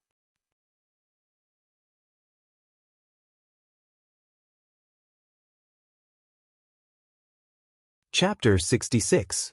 With the third strike of the mallet, Wu Yan's heart, which was beating a little faster, finally calmed down. Although half of the 200,000 gold coins he earned today disappeared in the blink of an eye, Wu Yan didn't feel that it was a pity at all. As long as that pure white crystal could be exchanged for summoning points, then as long as it could be exchanged for 1,000 summoning points, it would be worth it. However, Wu Yan didn't believe that with the system's judgment and the word large, that pure white crystal could only be exchanged for 1,000 summoning points. Although he didn't know how large this large amount was, Wu Yan prayed silently in his heart, hoping that it would be a little more. That way, he would be able to summon her. In Wu Yan's heart, he had already thought about who he would summon next. Glancing at Chuju and Mikoto, who were clumsily dealing with little Lirin's what is the system, what is life energy, what is summoning points and a whole bunch of questions, Wu Yan rejoiced in their misfortune and dodged to the side. The pure white crystal could only be considered as a small climax. For the time being, regardless of whether that unlucky rank 9 died on his own or was hit by the auction house's people, that pure white crystal could now be considered to have entered Wu Yan's pocket. As for the people present, not many cared about it. After all, even if it was a rank 9 powerhouse's item, if it couldn't be used, then it could only be considered as trash. Even such a large-scale auction house couldn't do anything about it. Among the people present, not many felt that they could do it. Therefore, very quickly, this rank 9 powerhouse's item was thrown to the back of everyone's mind. As for Wu Yan, he didn't care. Even if that pure white crystal had some function, it couldn't be compared to summoning points. Moreover, in the system, as long as you have enough points, other than having a child, what else can't you want? When this crystal fell into Wu Yan's hands, he had already decided on its use. After that, the old man hosted the auction for a few more items. All of them were of high quality, and some of them were even more expensive than the pure white crystal. Of course, to Wu Yan, it was something that didn't hurt or itch. He directly threw the bidding crystal board to little Lirin, and let her continue playing her bidding game. After an unknown amount of time, the lights in the auction hall changed again. If the lights at the beginning of the auction gave people a sense of leisure, then the lights at the beginning of the auction were like the prelude to a march. And now, the lights gave people the feeling that it was the climax, the feeling of excitement. When this light appeared, the old man at the center of the round platform couldn't help but straighten his back a little. His tone was no longer as jovial as before. Instead, it was somewhat serious. Sweeping his gaze across the entire auction hall, the old man raised his hands and shouted, "Finally, it's time. The final item of the auction. It will appear in front of everyone's eyes." In this auction, there are a total of 3 final items. Each of them can be said to be very precious. As for how precious they are, you just need to compare them with the previous items that weren't considered the final item of the auction, and you will know. Indeed, in the previous auction items, there were a few that were sold for more than 100,000 gold coins. Such a price wasn't enough to be considered the final item. Then, the final item of the auction would definitely be much more precious. Perhaps it was the effect of the old man's serious words, but all the auctioneers present felt a tense atmosphere, causing their hearts to beat faster. The projection of the crystal ball had already expanded several times in an instant, and a scroll-like scroll appeared on the projection, occupying almost 3/4 of the space on the projection. It seemed even more grand, and on the scroll, the words wind-ripping/technique were clearly engraved in gold. This is a high-level combat technique scroll. It's called wind-ripping/technique, and it's a combat technique created by a level 7 warrior. Its power is incomparably great. As long as you successfully cultivate it, you will definitely be able to become the strongest among those of the same level. Even if you challenge someone of a higher level, you will be able to cause considerable damage to your opponent. The auctioneers in the round seats couldn't help but widen their eyes. Their bodies had already started to lean forward, as if they could close the distance between them and the combat technique scroll. Even their breathing had become heavier. High-level combat technique. Strongest among those of the same level. Challenging someone of a higher level. These words all attracted the eagerness in the hearts of the auctioneers present, so much so that some of the auctioneers had already started shouting, "Hurry up and start." Wu Yan, who was sitting in the VIP room, laughed disdainfully when he heard the old man's words. He didn't hide his disdain for the old man at all. High-level combat techniques were indeed high-level, but it also meant that they were difficult to cultivate. This was a combat technique created by a level 7 warrior. In order to cultivate it, one had to be at least a level 5 warrior. The saying that one was the strongest among those of the same level was also a huge exaggeration. If one had a high-level combat technique, how could others not have one? If one were to compare wealth, how could one compare to the disciples of a large family? Which disciple of a large family didn't have a high-level combat technique or two?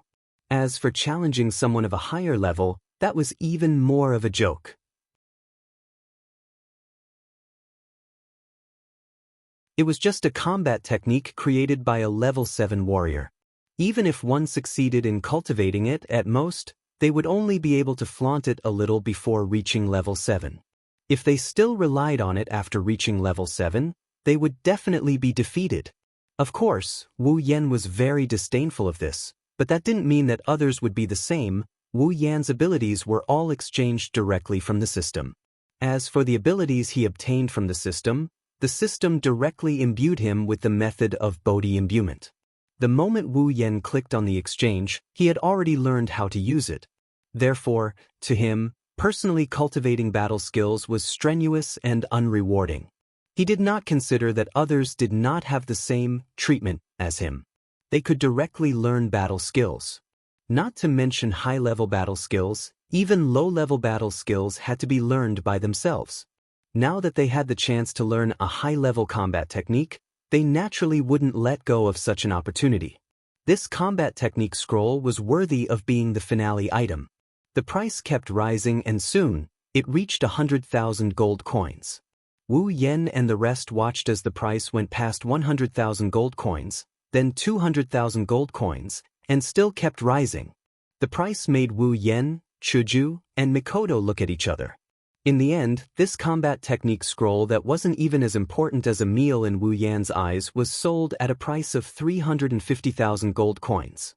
The moment the old man shouted, "Sold," countless people let out sighs of regret that they missed out on such a godly technique. Wu Yan couldn't help but laugh. Wiping away the sweat on his forehead, the old man raised his hand again to quiet down the auctioneers. "Everyone, don't feel that it's a pity. The next item to be auctioned will definitely not disappoint you."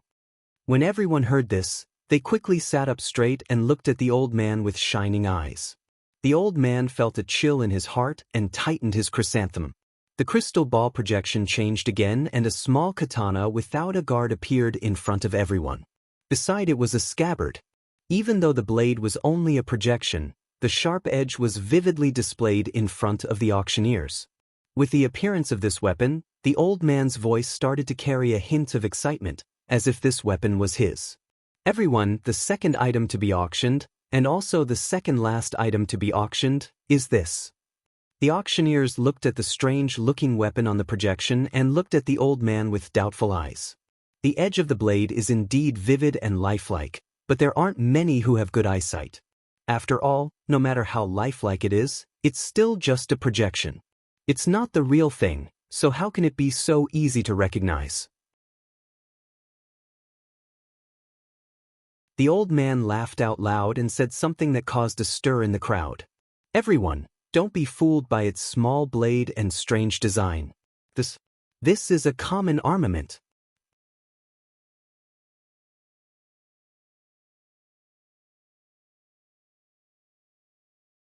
Chapter 67. As soon as the words mass armament came out, the people who were regretting that they didn't get a high-level battle skill were excited again. Compared to battle skills, armaments are much more popular in the spalier world. The reason is simple. In this world where strength is everything, increasing one's strength is always the main theme in people's hearts. Battle skills and armaments, these two things are things that can increase one's strength, but battle skills and whatnot, they still need to be trained. If one's talent is good, then they will succeed and their strength will increase. If one's talent is bad, then no matter how hard they train, how can they increase their strength? Armaments were different. It didn't matter if you were a Tom, Dick, Harry, a soldier, or a noble. Even if you were trash, as long as you could wield it, you would be able to use the armament to increase your strength. This is also the reason why Wu Yan's Kusanagi sword was auctioned after the wind-ripping scroll. Good things come out at the end. Although Wu Yan's mass armament wasn't the last item to be auctioned, it's still not a good thing. Wu Yan, Hinajiku, and Mikoto stared at the numbers on the crystal ball with their mouths agape. Their brains couldn't process the numbers and they are slowly going numb. In just a short while, the price of the Kusanagi sword has already exceeded the previous high-level battle skill scroll, which is 350,000 gold coins. Wu Yan subconsciously raised his hand and rubbed his eyes. He stared at the screen for a while before pointing at the numbers on the screen. He hesitantly asked, Hinajiku, Mikoto, you guys said that's 300k gold, right? Hearing Wu Yan's uncertain tone, Chuju didn't find it strange because she was the same. You didn't see wrongly. No, you saw wrongly. It's not 350,000 gold coins, it's 400,000 gold coins. Feeling, it suddenly increased to 400,000 gold coins. How could that be? Wu Yan stroked his chin and said in distress, It's not like there hasn't been any mass armaments auctioned here before, but I heard that the price of the mass armaments was usually around 350,000 gold coins. Why did it rise to such a level right from the start? That's what we want to know too. Two delicate voices rang out at the same time. Wu Yan became even more distressed when he heard them. Well, who cares why he's like this? Anyway, it's a good thing. Mikoto shook her head in annoyance, causing her short brown hair to sway, indicating that the question was too deep for her to delve into. That's right. It's a good thing anyway. Wu Yan stopped thinking about it. He continued to look at the numbers below and began to laugh. If I had this amount of gold coins in my previous world, I would be able to stay at home until the end of time. In fact, what Wu Yan and the other two didn't know is that the reason why the Kusanagi sword's price rose so fast and even exceeded the mass armaments price in the past is because the people auctioning the Kusanagi sword are mostly women. As everyone knows, the power system of this world is Do-Chi and magic, and those who practice Do-Chi and magic, of course, include women. In order to practice magic, one needs to have extraordinary talent. In the spalier world, the ratio of mages to warriors is ridiculously low. Compared to mages, the number of warriors is undoubtedly a lot more. There are both men and women in mages, and there are also men and women in warriors. After all, even if warriors aren't suitable for girls to practice magic, no one can guarantee that a girl's talent will be good. That's why there are fewer warriors than mages, but that's only when compared to mages. There are still quite a number of female warriors. This is where the problem comes in. In the spalier world, the weapons used by warriors are guns, swords, and the like. These weapons are all relatively thick and bold. Let's talk about swords. This isn't Wu Yan's previous world. In the spalier world, most of the swords are those wide knight swords. This kind of weapon is comparable to a woman's figure. Although it doesn't have much effect in the hands of a woman who practices Do-Chi, and it's very cute, it still doesn't fit the delicate taste of a woman. Of course, not everyone thinks so, only a portion of them. The Kusanagi sword is different. Its small body looks very light and light.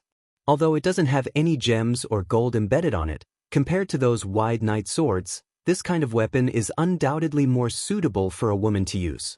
It also fits the taste of a woman more. Therefore, almost all of the female warriors present are captivated by the Kusanagi sword. That's why the price of the Kusanagi sword skyrocketed. If Wu Yan knew about this, he wouldn't be troubled by the price of the Kusanagi sword anymore. This is because he deeply understands one thing. Don't try to guess the thoughts of a woman, It's useless even if you do. He doesn't know what kind of mood he has after watching this auction. In the end, the Kusanagi sword was sold for 500,000 gold coins. Phew! Exhaling softly, Wu Yen muttered softly. I'm rich. This cheesy remark made Chuju and Mikoto roll their eyes at him. Only Liren was smiling foolishly. The old man happily knocked his gavel and announced the successful sale of the Kusanagi sword. Wu Yen doesn't know if it's because he's excited or not, but he feels like he's very happy with the gavel. Alright everyone, today's auction is about to come to an end. Let's take a look at the last item. The bidding crystal board is tightly gripped in everyone's hands.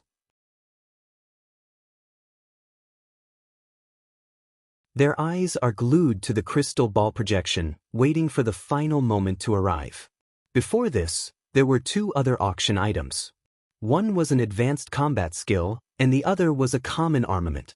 Since this third auction item was placed behind these two items, what did it mean? This meant that the last auction item was at least more valuable than the previous two auction items. When he mentioned the last auction item, no one noticed that an indescribable strange light flashed in the old man's eyes. Even his tone had changed a little.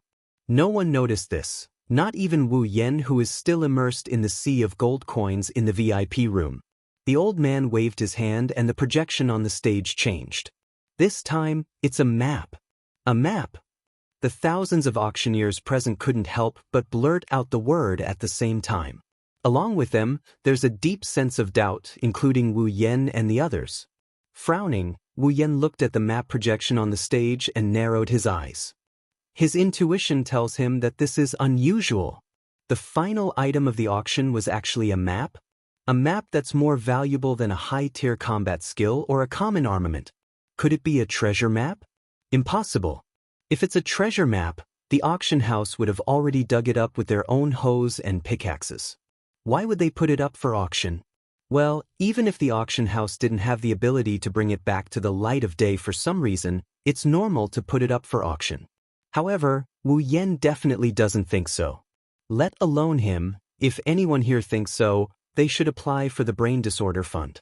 Who would project the entire map and reveal the contents of a treasure map when it's put up for auction. The entire map is now clearly projected. During this period of time, those with good memories should have already memorized it. Isn't it obvious that they want everyone to know the contents of the map? Who would waste money on an auction like this? They could just memorize it directly. Are the auction house's people retarded? That's impossible.